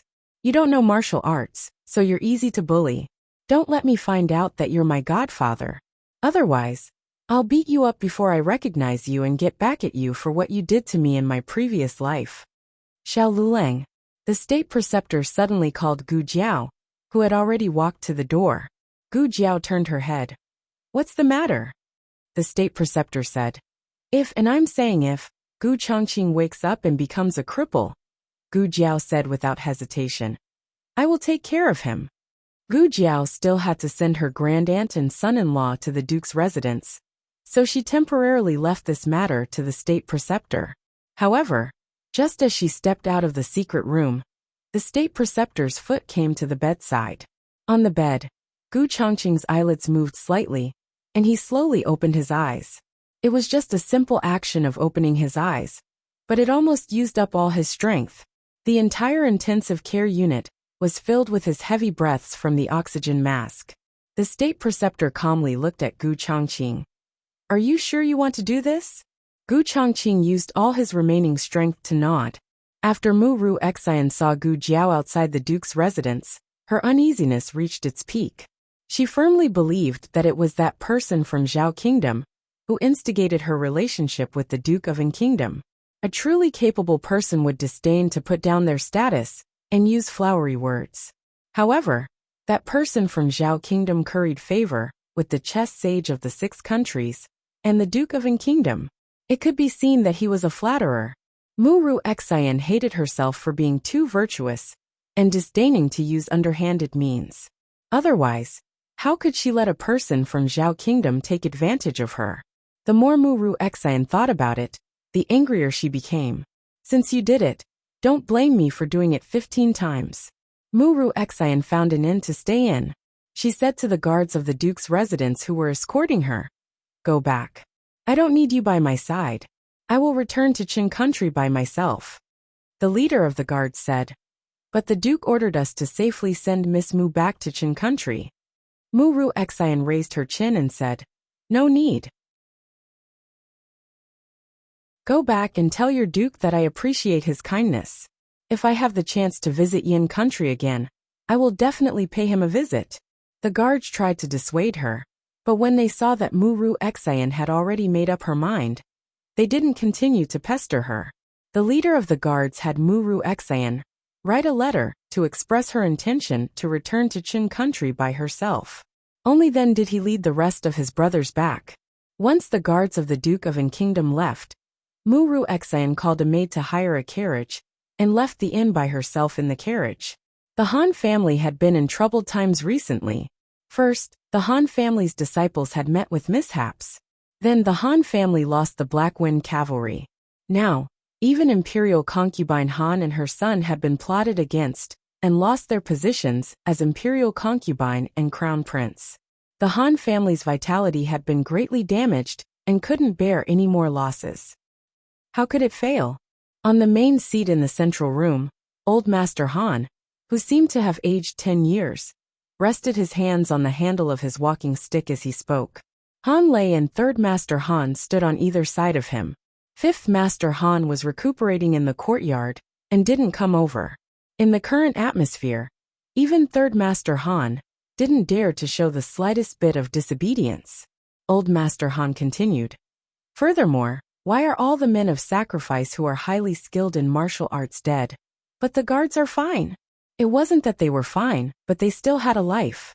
The men of sacrifice had encountered Gu Jiao so naturally, none of them survived. As for the guards who went to the courtyard to snatch the people, they were only injured and knocked unconscious by Madame Nan and the others. Han Lei said, "The bodies of those men of sacrifice have been brought back. After the coroner examined them, he said they were killed by a spear." Old Master Han narrowed his eyes. Spear? Xiaoluleng? Xiao Liulong's weapon was the red-tasseled spear. Old Master Han couldn't think of anyone else who could kill so many men of sacrifice of the Han family in one breath other than him. Han Lei said, "He's not the real Xiaoluleng. He's just a person from the Zhao Kingdom who took on Xiao Liulong's identity." Old Master Han coldly said, "No matter who he is, this person will definitely be a great threat to our Han family." During the conversation, the steward of the Han family hurriedly walked over and stood outside the door to report, "Old Master, someone outside the door is asking for an audience." Old Master Han didn't even ask who it was. He said sternly, "Didn't you tell him I'm not receiving guests?" Now that they were at the cusp of the storm, the Han family couldn't casually interact with people. The steward said embarrassedly, "That girl said she's a divine doctor from the Qin state and can cure the crown prince's injury."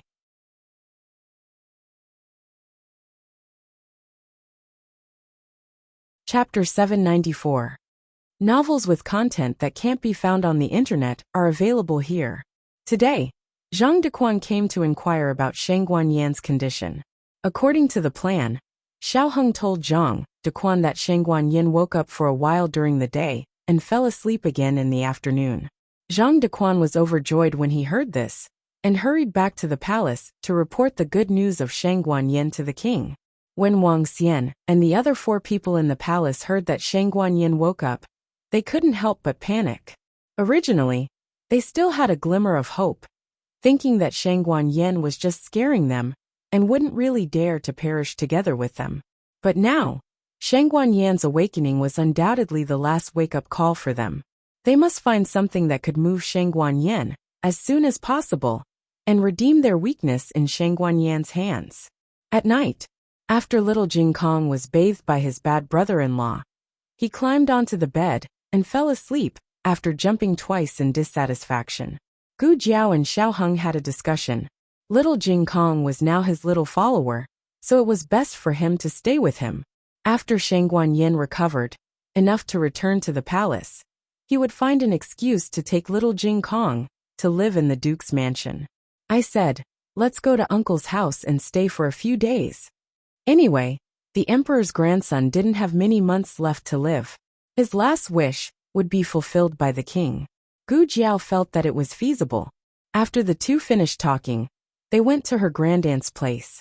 Gu Jiao had originally planned to pack up her great-aunt's things, but who knew that she would see her great-aunt sitting on the chair with her legs crossed and eating melon seeds. The old chancellor had a bundle in each of his hands. Everything is packed, let's go. Gu Jiao's mouth twitched. You are too self-conscious as a son-in-law. The Han family even had their eyes on Martial Aunt Nan. Songlan Women's Academy's Miss Gu was no longer safe. Gu Jiao called Gu Qingfeng and went to the Duke's mansion in the carriage. And Guoping usually slept early, but tonight, in order to wait for the two elders, he forced himself to stay awake until now. Gu Jiao didn't say much about her identity. She only said that her real name was Gu Jiao, and that she was from the Zhao Kingdom. She didn't mention anything about the Marquis's daughter, or the Protector Commandery Princess. As for Empress Dowager Zhuang and the old Chancellor, she only said that they were her great-aunt and son-in-law. Anghua Gong was a noble in Shangguan, but since he cared about Gu Jiao, he would respect Gu Jiao's elders. The carriage stopped at the gate of Maple Courtyard. Duke Yan's gaze was fixed on the carriage. When Gu Jiao jumped down from the carriage, the entire night seemed to be lit up by his gaze. It was a kind of steadiness and joy that came from looking forward to seeing their child. Empress Dowager Zhuang glanced at him and was carried off the carriage by Gu Jiao. The old chancellor went down by himself. Empress Dowager Zhuang, Jiao, you're so thick-skinned. Go by yourself. Butler Zheng pushed Anghua Gong to the two elders with a smile. Hello, Old Master Hua and Old Madam Hua. Anghua Gong wrote on the armrest. Please forgive me for not being able to welcome you personally. Gu Jiao said to her great-aunt. Duke said that he welcomes you very much. Empress Dowager Zhuang glanced at her. I don't need you to translate. The little girl's heart was biased. Gu Jiao said to Anghua Gong. Great-aunt is very satisfied with you. Empress Dowager Zhuang's mouth twitched. How could she see that she was satisfied? You're siding with an outsider a little too quickly.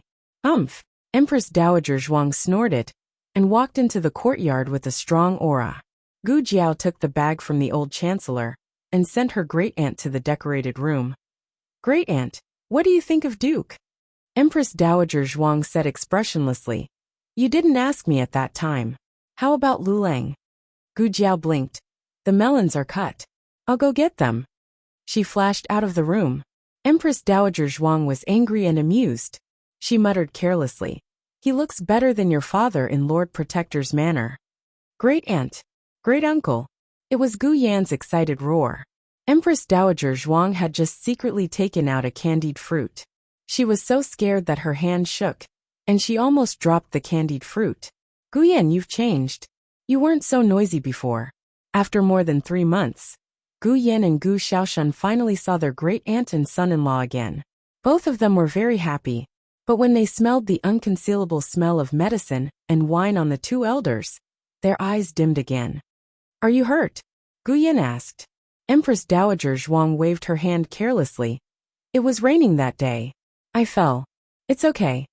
It was very painful to fall at such an old age. Gu Yan's eyes were slightly red. Gu Xiaoshan lowered his head and wiped his eyes. Okay. Aren't you fine? Empress Dowager Zhuang couldn't bear to see the two children suffer. She pulled Gu Yan's lapel. Let me see your wound. I don't have a wound. Gu Yan raised his small chin and said. Empress Dowager Zhuang really didn't see a wound on his chest. She frowned. Didn't you have an operation? Was it to coax you? Gu Yan's eyes flashed and he fell into Empress Dowager Zhuang's arms exaggeratedly. Yes, I haven't had an operation yet. I'm so weak. My heart hurts. My heart disease is acting up again. Empress Dowager Zhuang slapped his forehead. She was sure that this boy was alive. It's here. Gu Xiaoshan pulled Gu Yan's right arm. The wound under the armpit is so small. He gestured with his fingertips. I applied scar cream. It's almost invisible. Empress Dowager Zhuang also wanted to see it. Gu Jiao and Dukan sat in the corridor to enjoy the cool air. Dukan couldn't turn his head, but he could feel the joy from the inside, even if he could only hear the noise inside. After losing Xinyuanzi and Yinin, the East Mansion hadn't been so lively for a long time. Second Master Jing and Second Madam often brought the children to accompany him, but the liveliness didn't belong to him. He had been lonely for too long. It was so long that his heart was almost numb. It was so long that he didn't want to wake up after becoming a living dead. He wanted to die in the endless darkness countless times, but his silly younger brother invited famous doctors to extend his life countless times.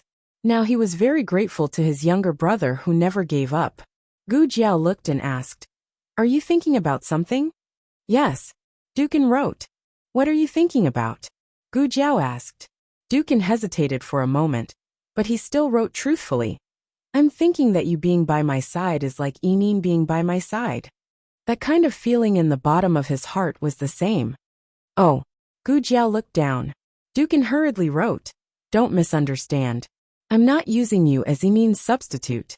"It's okay." Gu Jiao said. "I can't tell you the truth now, because I still don't know where my fate lies. When everything is settled, I'll definitely tell you frankly." It was late at night. The two young men, Gu Yan and Gu Xiaoshan, weren't sleepy at all, but Duke N's great-aunt and son-in-law were having a headache from the noise. Especially Gu Yan. After recovering from his heart disease, his killing power was comparable to little Jing Kong's. Because they hadn't seen each other for a long time, he had a lot to say. He was even more talkative than little Jing Kong. Duke N's great-aunt slumped in the chair soullessly. She had misjudged the cold and taciturn little Yenner back then. It was time for Dukan to rest. He bid farewell to everyone, and Gu Jiao pushed him back to his courtyard. Gu Jiao pushed the Duke along a quiet path. Behind her were Gu Yan and Gu Xiaoshuan's laughter. The night breeze was very gentle, and they felt very comfortable. When they arrived at Duke N's courtyard, Steward Zheng was talking to a guard. Steward Zheng nodded to the guard. "I know. I'll tell the Duke. You can leave now." "Yes." The guard cupped his fists and left. Steward Zheng paced back and forth at the door. When he was about to go to Feng Courtyard, he raised his head and saw that Dukan had returned. He hurriedly walked forward. "Duke." Dukan asked him with his eyes, "What happened?" Steward Zheng didn't have any scruples because of Gu Jiao's presence. He said truthfully, "The guard who escorted Mu Ru Exan has returned." "This is Mu Ru Exan's handwritten letter. Dukan, please take a look." Gu Jiao took the letter. She opened it and placed it on Duke An's armrest. Steward Zheng hurriedly ran into the courtyard and took out a lantern to light it. The letter clearly stated that Mu Ru Exan wanted to return to the country by herself. She had already disturbed them enough during this period of time, so she didn't want to trouble the Duke's family anymore. The letter was very polite, but if she was sent away like this, it would be difficult to explain to the Duke. If something really happened to Mu Ru Exan, the Duke's family would be blamed for not treating her well. They actually let a weak girl leave the manor alone and get killed on the street. Thus, the guard followed her for a while, hoping to make sure she was all right before returning to report. Who knew that they would follow her to the Han family? "She went in?" Gu Jiao asked. Steward Zheng looked at Gu Jiao and said, "Young master, she went in. Our manners guard said that she stayed in the Han family for half an hour before coming out. She then returned to the inn, took her luggage, and brought her maids into the Han family. She hasn't come out yet." Gu Jiao said faintly, "It seems like she has a new thigh to rely on." Steward Zheng said, "I think so too. I heard that Han Shizi's leg was crippled. She might have gone to be a doctor for Han Shizi. This person is really In front of his little master, he swallowed the unpleasant words he was about to say. Let her be, Gu Jiao said.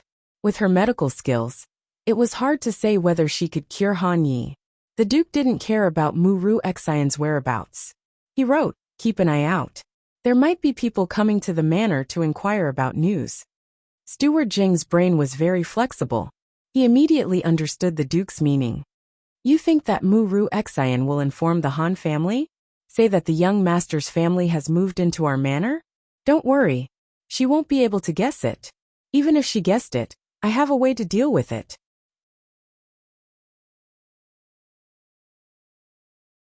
Chapter 795.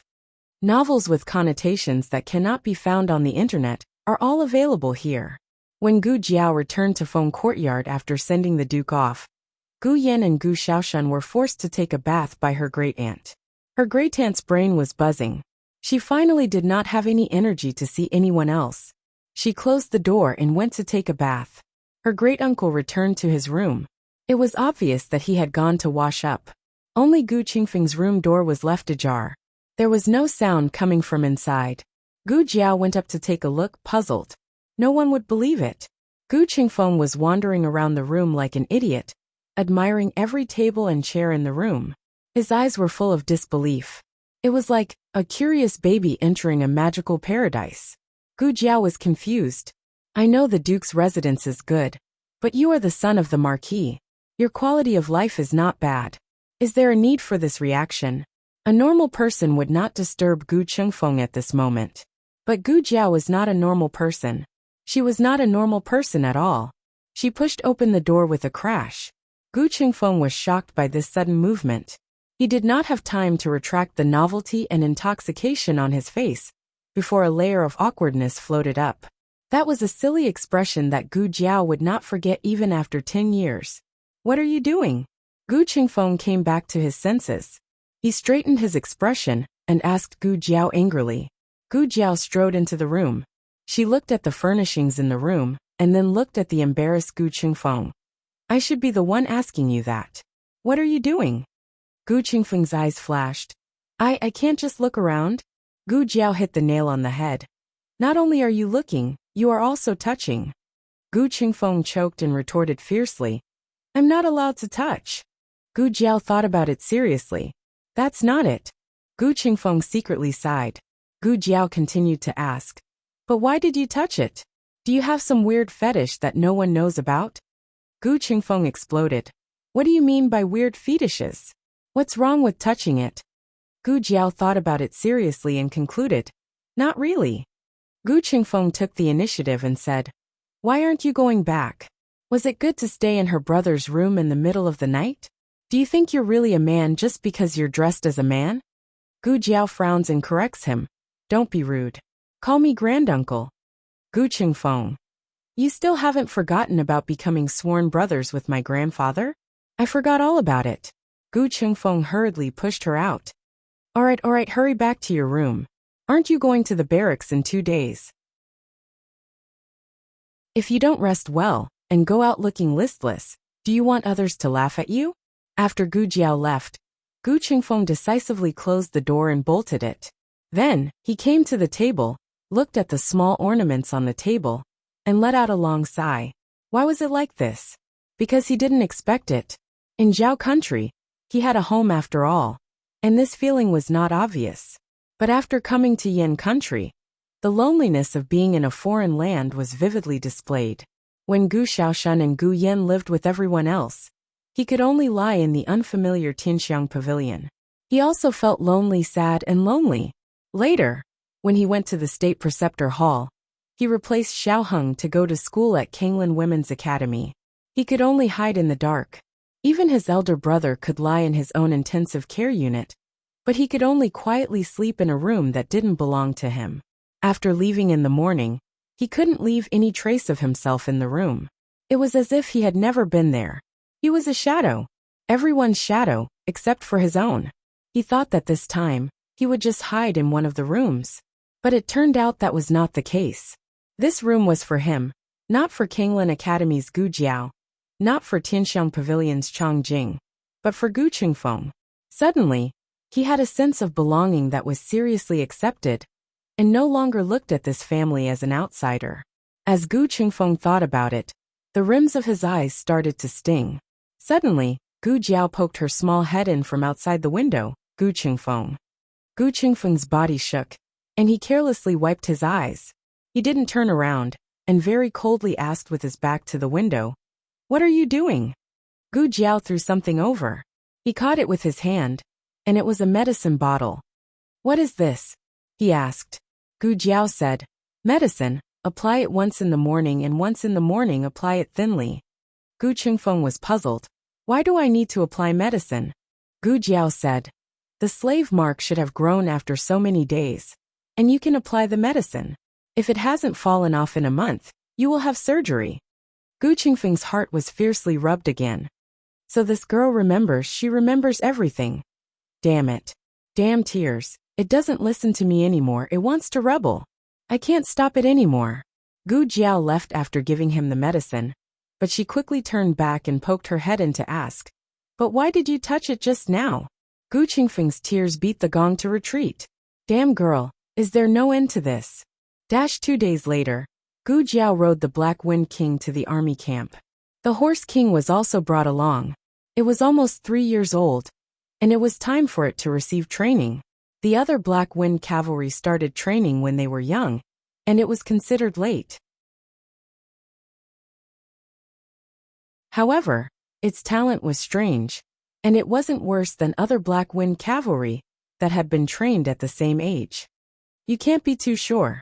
Gu Jiao glanced at the Horse King that ran off to chase after Butterfly, and her expression was complicated. The Black Wind camp was generally divided into the vanguard, assault, and reserve camps. If one person and one horse were to be counted as a unit, the actual number of units that could participate in the battle was no more than 25,000. In reality, it was even less, because there was still the supply and reserve camps. However, the strength of the steel cavalry was astonishing, and it was the most invincible of all the soldiers. Under Xianyuan Li's leadership, there was once a glorious record of 20,000 Xianyuan steel cavalry trampling over 100,000 Jin soldiers. This was a cavalry that struck fear into the hearts of all countries. Gu Jiao was wearing her own black armor on the first day of her appointment, and she wore a cold and threatening helmet. She carried a red tasseled spear wrapped in cloth, looking valiant and formidable. The generals of the various camps had already gathered at the vanguard camp's training ground, waiting for the new commander of the Black Wind Cavalry. Gu Jiao looked at them from afar, and said, Their military posture is not bad." Under the scorching sun, wearing heavy armor, everyone was sweating profusely, but no one moved. These were the soldiers trained by the Xianyuan family. Even after 15 years, they still maintained their excellent and strict traditions and military discipline. The young soldiers were now in their prime. The young soldiers were now middle-aged, and the middle-aged soldiers were now in their twilight years. Their white hair and beards fluttered in the morning breeze, and the wrinkles at the corners of their eyes were old, but their posture was straight, and their eyes were firm. In these years there were people who retired and new blood joined, but as long as this army was still there, the soul of Xianyuan would never decay. There was a middle-aged man waiting outside the training ground. He was not wearing armor, and did not seem to know martial arts. When he saw Gu Jiao riding the Black Wind King over, he smiled and went up to greet her. The Black Wind King's aura was too strong, and when it raised its hooves, the middle-aged man was so scared that he took a few steps back. Gu Jiao patted the Black Wind King's neck lightly. "All right, boss, enough is enough." The Black Wind King quieted down. As expected of a horse from the army, it even knew how to show off its strength. The middle-aged man wiped off his cold sweat, and carefully went up again. He cupped his hands and bowed. "This humble one greets Lady Xiao. This humble one's surname is Hu Yang, and I am the advisor of the Black Wind Camp. From today onwards, this humble one will be under your command." "Advisor? Secretary? That's fine too." Gu Jiao looked at the soldiers standing majestically under the morning light and asked, "Among those people, is there anyone who wants to find trouble with me? You'd better think carefully about how to answer." Hu Yang smiled awkwardly, and looked back at the crowd. He tried to move closer to Gu Jiao, but the Black Wind King did not flip out. Only then did he move closer and whisper, "General Zhang Hu, he is Heir Han's trusted aide. You should be careful of him." "Understood." Gu Jiao gestured for him to keep up, then urged her horse to move towards the soldiers. She stood in front of the crowd and bluntly said, "Where is Zhang Hu?" Zhang Hu, who was at the head of the first row, held a spear in one hand and a shield in the other. He arrogantly raised his chin and said, "I am Zhang Hu." Gu Jiao made an O sound and rode on the back of the powerful Black Wind King. She calmly said, "I heard that you want to find trouble with this marshal." Hu Yang, who was at the side, trembled. "Why are you so direct? You should at least say a few words." Zhang Hu did not expect the other party to be so direct, and could not help but be stunned. But in the end, he did not put this brat from the Zhao country in his eyes. If he was exposed, then so be it. He was not afraid of him. He coldly snorted and said, "So what if I am?" Gu Jiao calmly said, "Your courage is commendable." Zhang Hu ridiculed, "You're just a brat. Do you know how to train soldiers?" Gu Jiao faintly smiled. "Isn't it enough that you know? Otherwise, why would I keep you? Are you keeping it for fun?" "You." Zhang Hu choked. He had never seen such a brazen and shameless person. This brat was openly admitting that he did not know how to train soldiers? But what he said at the end made so much sense. The marshal did not need to personally train soldiers. It was the duty of the generals. Damn it. Zhang Hu raised the spear in his hand and pointed it at Gu Jiao. He coldly said, "If you have the ability, then don't use the Black Wind King. Fight with me." Gu Jiao found it funny and said, "I can control the Black Wind King. Can you?" Damn it. Zhang Hu choked on his own saliva again. He almost couldn't breathe properly. This brat did not play by the rules. Provocation was useless. Zhang Hu clenched his teeth and said, "I heard that you relied on sucking up to the House of Duke and the other aristocratic families. In the last round of selection, Mu Qingchen helped you. Taoist Qingfeng also helped you. That was why you had the chance to be the first to arrive at the fire beacon camp. So sucking up to others is also your ability?" Gu Jiao did not defend himself. Instead he asked, "Do you think you can suck up to others for free?" Zhang Hu scoffed. "I don't care." Gu Jiao calmly said, "On the battlefield, this move of mine is called subduing the enemy without fighting. It is the best strategy. You played tricks on 5th Master Han. That is called all is fair in war. You went around stealing bamboo tubes to collect information. That is called looking at the big picture. K.O. Zhang Hu failed to smear Ling Yun's name. Instead, he became Ling Yun's stepping stone. He was in a bad mood. However, there was still more to come. Gu Jiao sat on the horse and took out the Black Wind Camp badge from his waist.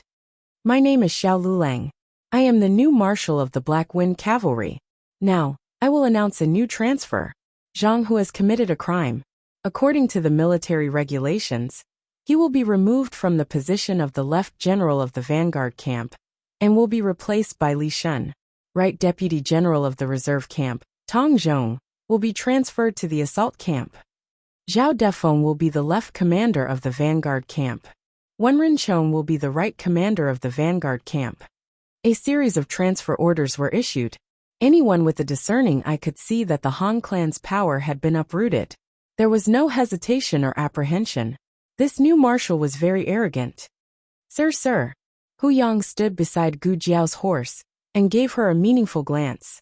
Gu Jiao looked at him and asked, "What's wrong?" Hu Yang whispered, "Li Shun and Zhao Dingfeng have both left the camp.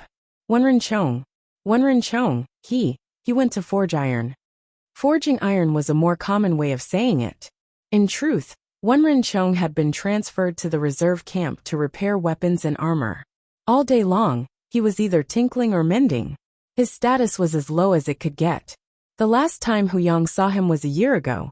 He felt that he was no longer the Wenren general who made people tremble in fear. He was a blacksmith who had experienced the vicissitudes of life. Everyone could spit at him and look down on him. These three generals were once the trusted aides of the Xianyuan clan. Wenren Chong had one of his fingers cut off by the enemy in order to protect Xianyuanzi. Gu Jiao thought for a moment and said to Hu Yang, "Go and call him over." Hu Yang opened his mouth and said, "Ah yes." Hu Yang quickly went to the blacksmith shop in the camp. There were armors and weapons waiting to be repaired everywhere. The fire in the boiler was burning fiercely. The room was so hot that it was difficult to breathe. A bearded man was waiting for the iron to be heated. He sat on a stool and picked up a needle and thread. He lowered his head and repaired the armor on his legs. He wore a leather glove on his right hand. One of the finger sheaths was empty. Hu Yang excitedly entered the room. He almost fell to the ground from heatstroke because of the hot air in the boiler. He took a few steps back and stood outside the door. He shouted at the sweaty man inside, "Wenren Chong, your good luck has come. The new commander of the Black Wind Cavalry has taken office and issued a transfer order. You can return to the vanguard camp. Or do you want to be the right commander?" "I'm not going," Wenren Chong said without raising his head.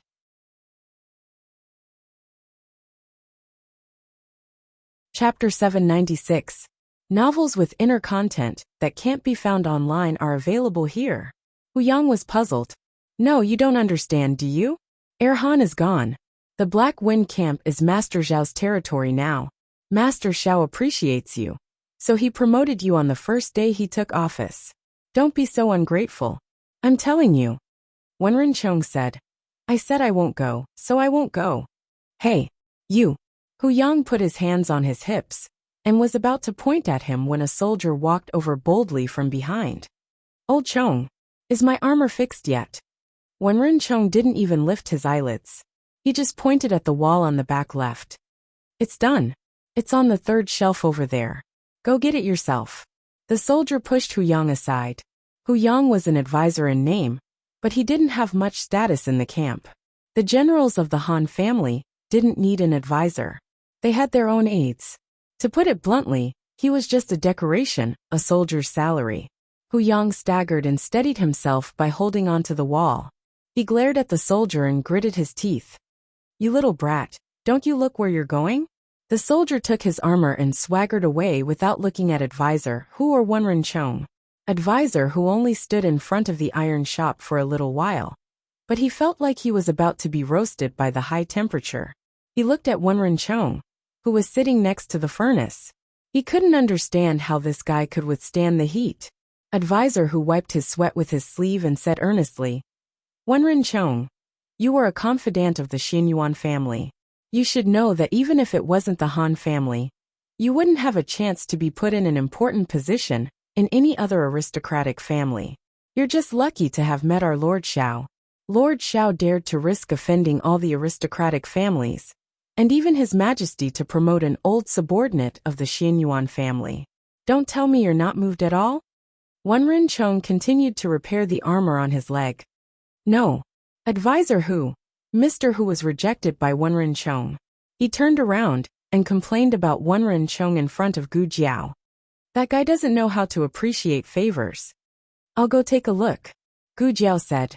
As the commander-in-chief, she had her own tent. Inside the tent were the commander-in-chief's guards, similar to the orderlies in his previous life. Gu Jiao asked him to bring the Black Wind King and the Horse King to the training ground. Then, she went to the blacksmith shop in the camp with Advisor Hu. Advisor Hu had intended to lead the way, but he was not as fast as Gu Jiao. "My lord, my lord, ma." Teacher Hu watched as Gu Jiao made a right turn and walked towards the smithy. He scratched his head and said, "Sir, you know the way. Have you been here before?" "Ah, right. Sir came to the military camp for the selection." "No, the selection was in the front. This is the reserve camp." "Forget it, I don't care." When Gu Jiao saw Wenren Chong was no longer repairing his armor. Instead, he was forging with a hammer. Gu Jiao's gaze fell on him. Due to the hot weather, his upper body was bare. His bronze skin was sweating profusely. Although he had not participated in the training of soldiers for many years, forging was still a physical activity. His muscles were very strong. Gu Jiao noticed that he was wearing a leather glove on his right hand. It was probably to cover his broken finger. Advisor Hu chased after them, sweating profusely. He bent over and supported himself with his hands on his thighs. He gasped for breath and said, Wenrun, Wenrun, Chong, Lord Xiao. Lord Xiao has come to see you in person. Hurry and greet Lord Xiao. Wenrun Chong was not interested in the new commander-in-chief. He still did not look or hear. He waved the hammer in his hand and said, Repair the weapons on the left. Repair the armor on the right. Gu Jiao looked at the piles of damaged armor on both sides of the courtyard and asked, Do we need to register? No. Wenrun Chong smashed the hammer again. A series of sparks appeared on the red-hot weapons. Gu Jiao asked, Do you remember who these soldiers belong to? Wenrun Chong was finally impatient. He frowned and looked at Gu Jiao. Are you going to repair them or not? If not, don't block my light. He did not finish his sentence. His eyes flashed with uncontrollable surprise. He had not expected the new commander-in-chief to be so young. Gu Jiao's official age was 19, but she was actually less than 17. Didn't she look like a young and immature teenager? However, the teenager was full of righteousness. Her temperament was calm and collected. Her eyes were full of killing intent and calmness. Alas, how can you say that? Advisor who was not as panting as before. He pointed at Wenrun Chong and said, Zhang Hu was punished for offending his superior. Do you want to be like Zhang Hu? Wenrun Chong lowered his eyes and continued to forge. Whatever. Sigh. You. Advisor who was infuriated by him. Gu Jiao's reaction was quite calm. She glanced at Wenrun Chong and said, Then I'll ask you again tomorrow. Then, she put her hands behind her back and turned to leave. Wenrun Chong looked at her straightened back and said lightly, Don't waste your energy. It's the same no matter how many times you ask.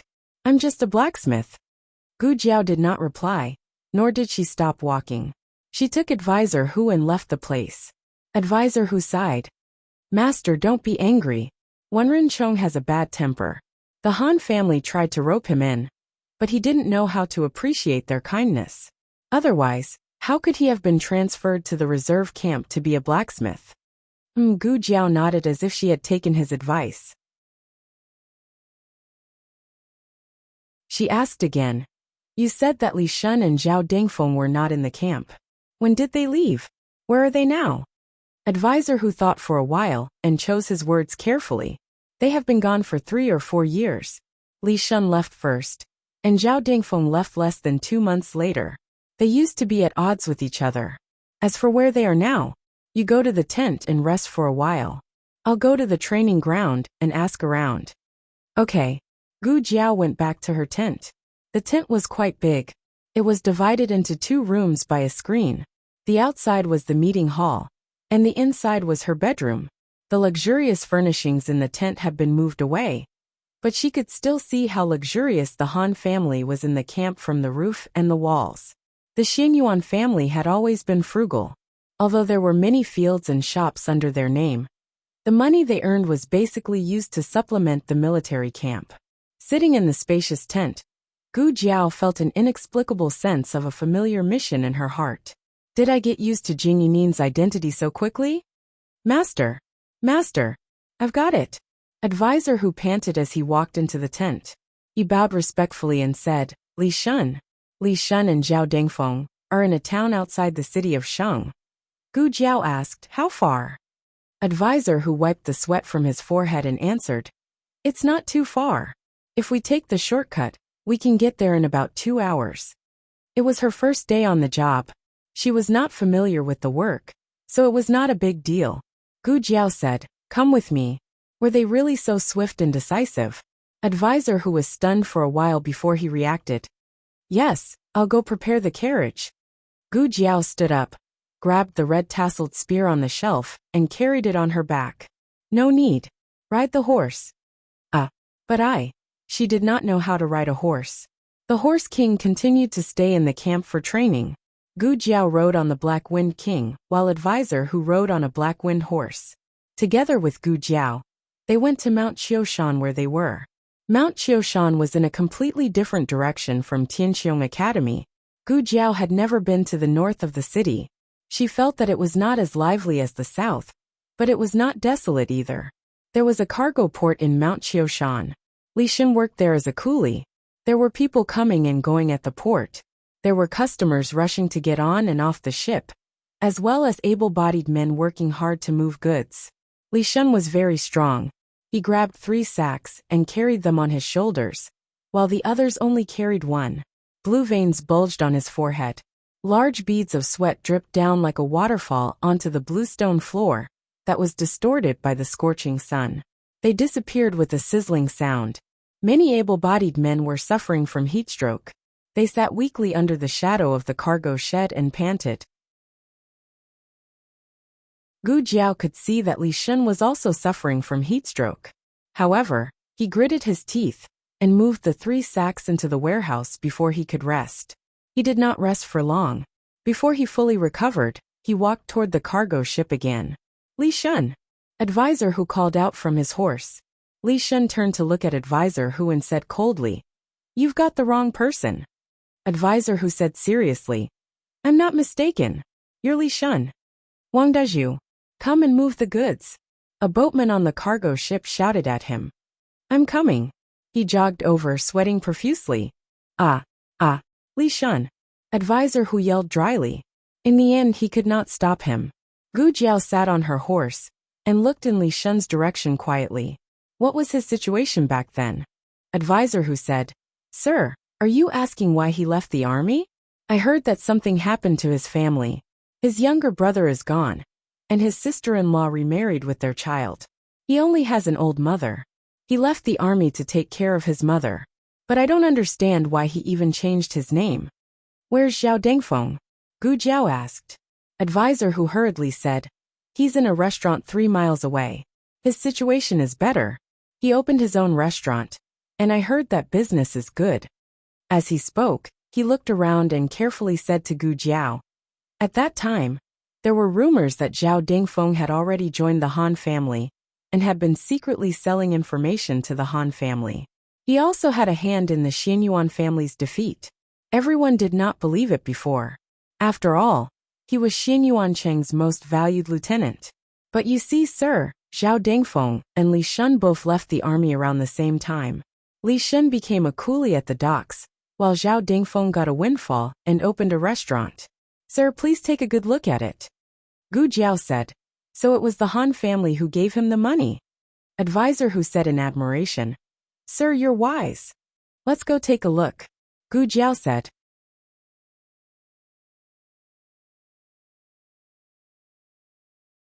Chapter 797.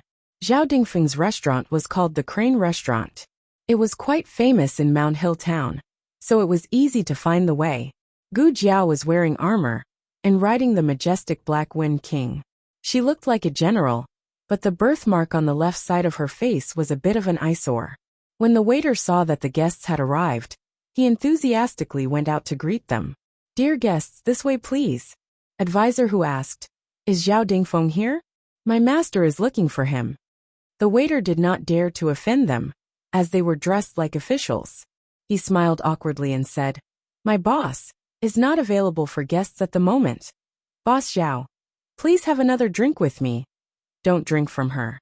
If you want a drink, drink from me." A woman's pretentious voice came from one of the rooms on the 2nd floor. It sounded like there was more than one person. The waiter smiled awkwardly. Advisor Hu's face flushed red. He said angrily, "How dare you do such a despicable thing in broad daylight? You're too ridiculous." Whoosh! The window lattice was lifted. A half-undressed beauty slammed half of her body out of the window. She slammed so hard that people thought she was going to fall. Her shoulders were half exposed.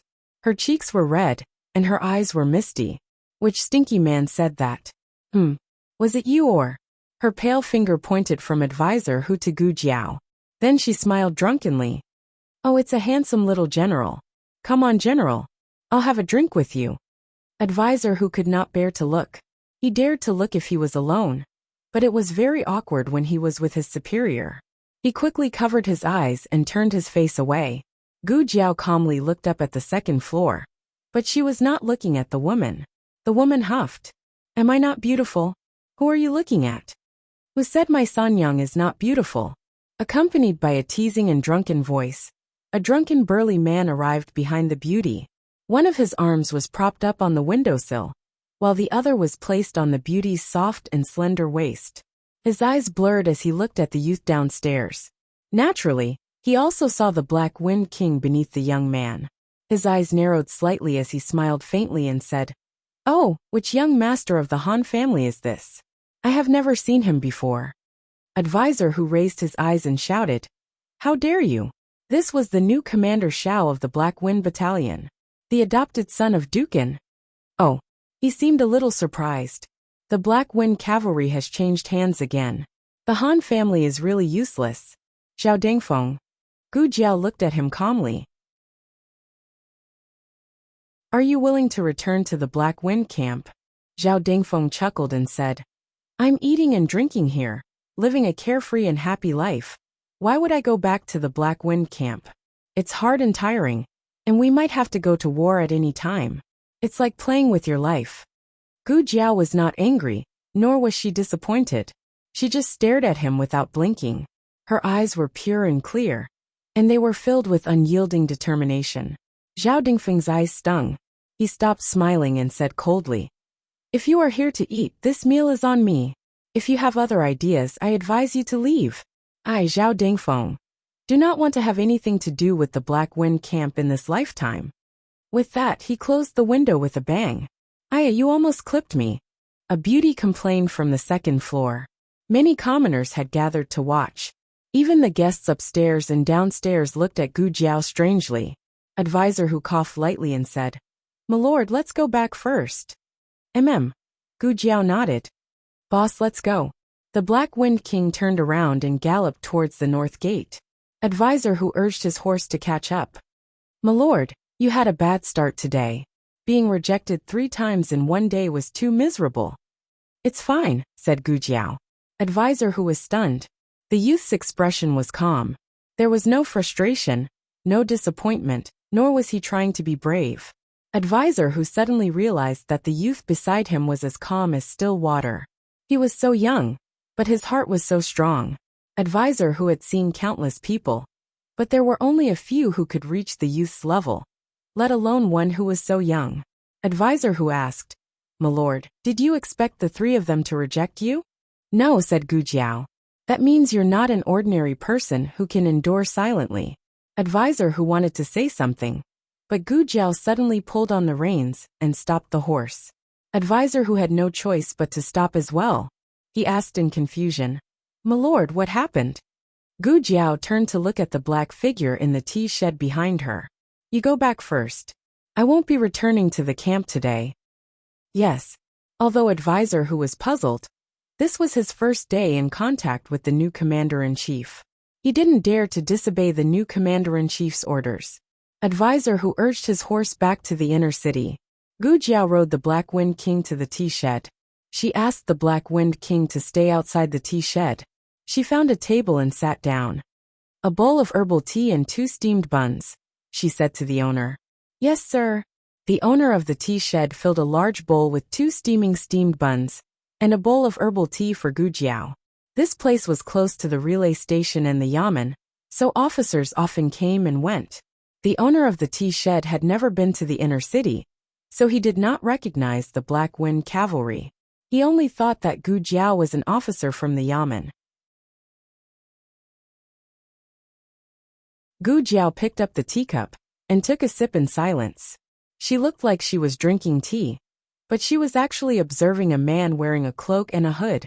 From her angle, she could only see the man's cloak and hood, but when she entered the tea shed, she saw the man's face under the hood. He was wearing a golden half-face mask, revealing a white chin. The man had an unusual aura. Gu Jiao almost immediately concluded that he was a man of sacrifice. Gu Jiao also noticed that the man wore a black jade ring on his left thumb. The man drank a bowl of tea, left 5 knife coins, grabbed the long sword on the table, and left the tea shed. Not long after he left, Gu Jiao also paid for the tea and steamed buns. Then she rode the Black Wind King and left. The Black Wind King had a keen sense of smell and had been specially trained. It was as good as a horse when it came to tracking people. However, the man was a master. Gu Jiao did not follow him too closely to avoid being discovered. But not long after entering the northern inner city gate, the man's aura suddenly disappeared. The Black Wind King sniffed hard, but could not find which way the man went. What's going on? Did he disappear into thin air? Or, Gu Jiao muttered. Suddenly, she realized something and pulled out the red-tasseled spear on her back. A tall figure descended from the sky and kicked her red-tasseled spear. She flipped down from the horse with her spear. The tip of the spear touched the ground. She used the momentum to flip and stabilize herself. Only then did she not fall to the ground in a sorry state. She held the red-tasseled spear and looked coldly at the man in the black robe, who landed on the opposite side of the street. This fork in the road was very remote.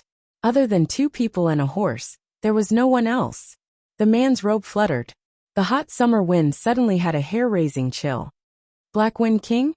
The man in the black robe looked at the horse beside Gu Jiao. His thin lips under the mask opened slightly. You are that Xiao Lulang. I am. Gu Jiao looked at him fearlessly. If I knew that you would recognize me, I would have greeted you at the tea shed, Lord and Han. That's right. This man was the #1 master under Imperial concubine Han, and Han. You actually know me. It seems that the guy from the State Preceptor Hall has revealed a lot of information about me to you. The man in the black robe slowly walked towards Gu Jiao. His steps were very slow, but each step carried a terrifying murderous aura. I didn't come out of the city today for you, but since you sent yourself to me, I have no choice but to take your life. Gu Jiao said, That's not up to you. The man in the black robe smiled faintly. You're young but you talk big. Gu Jiao said indifferently. Aren't you also ugly? Dream on. You have a sharp tongue. The man in the black robe smiled and suddenly attacked Gu Jiao. Gu Jiao felt a huge amount of internal energy pressing down on her body. Before she could break free from this internal energy, the other party's figure flashed in front of her in the blink of an eye and struck her chest with a palm. Gu Jiao blocked it with her red-tasseled spear, but she was still sent flying by the man's palm. The Black Wind King rushed to catch her, but the man in the black robe didn't give Gu Jiao a chance to land safely. He flew over and slapped Gu Jiao into the air. Then, he jumped up again and stomped on Gu Jiao's abdomen. If this stomp landed, Gu Jiao's organs would rupture and she would die on the spot. In the nick of time, a gray figure appeared in the air and flashed under his feet. He carried Gu Jiao and knelt on one knee on the side of the street. He didn't continue fighting. He carried Gu Jiao onto the back of the Black Wind King's horse and rode the Black Wind King through the alley towards a crowded area. Gu Jiao spat out blood and spat out half of Liao Chen's sleeve. Liao Chen held her with one hand and held the reins tightly with the other. They ran for 3 whole streets before the Black Wind King stopped. You're tuning in to the Li Mei's Wuxia Whispers YouTube channel. We're so grateful for your support, and don't forget to subscribe to join us on this incredible journey through captivating stories. Your generosity through donations truly makes a world of difference, as it's the primary source of revenue that allows me to expand and enhance this channel for you. Thank you from the bottom of my heart for being a part of this adventure.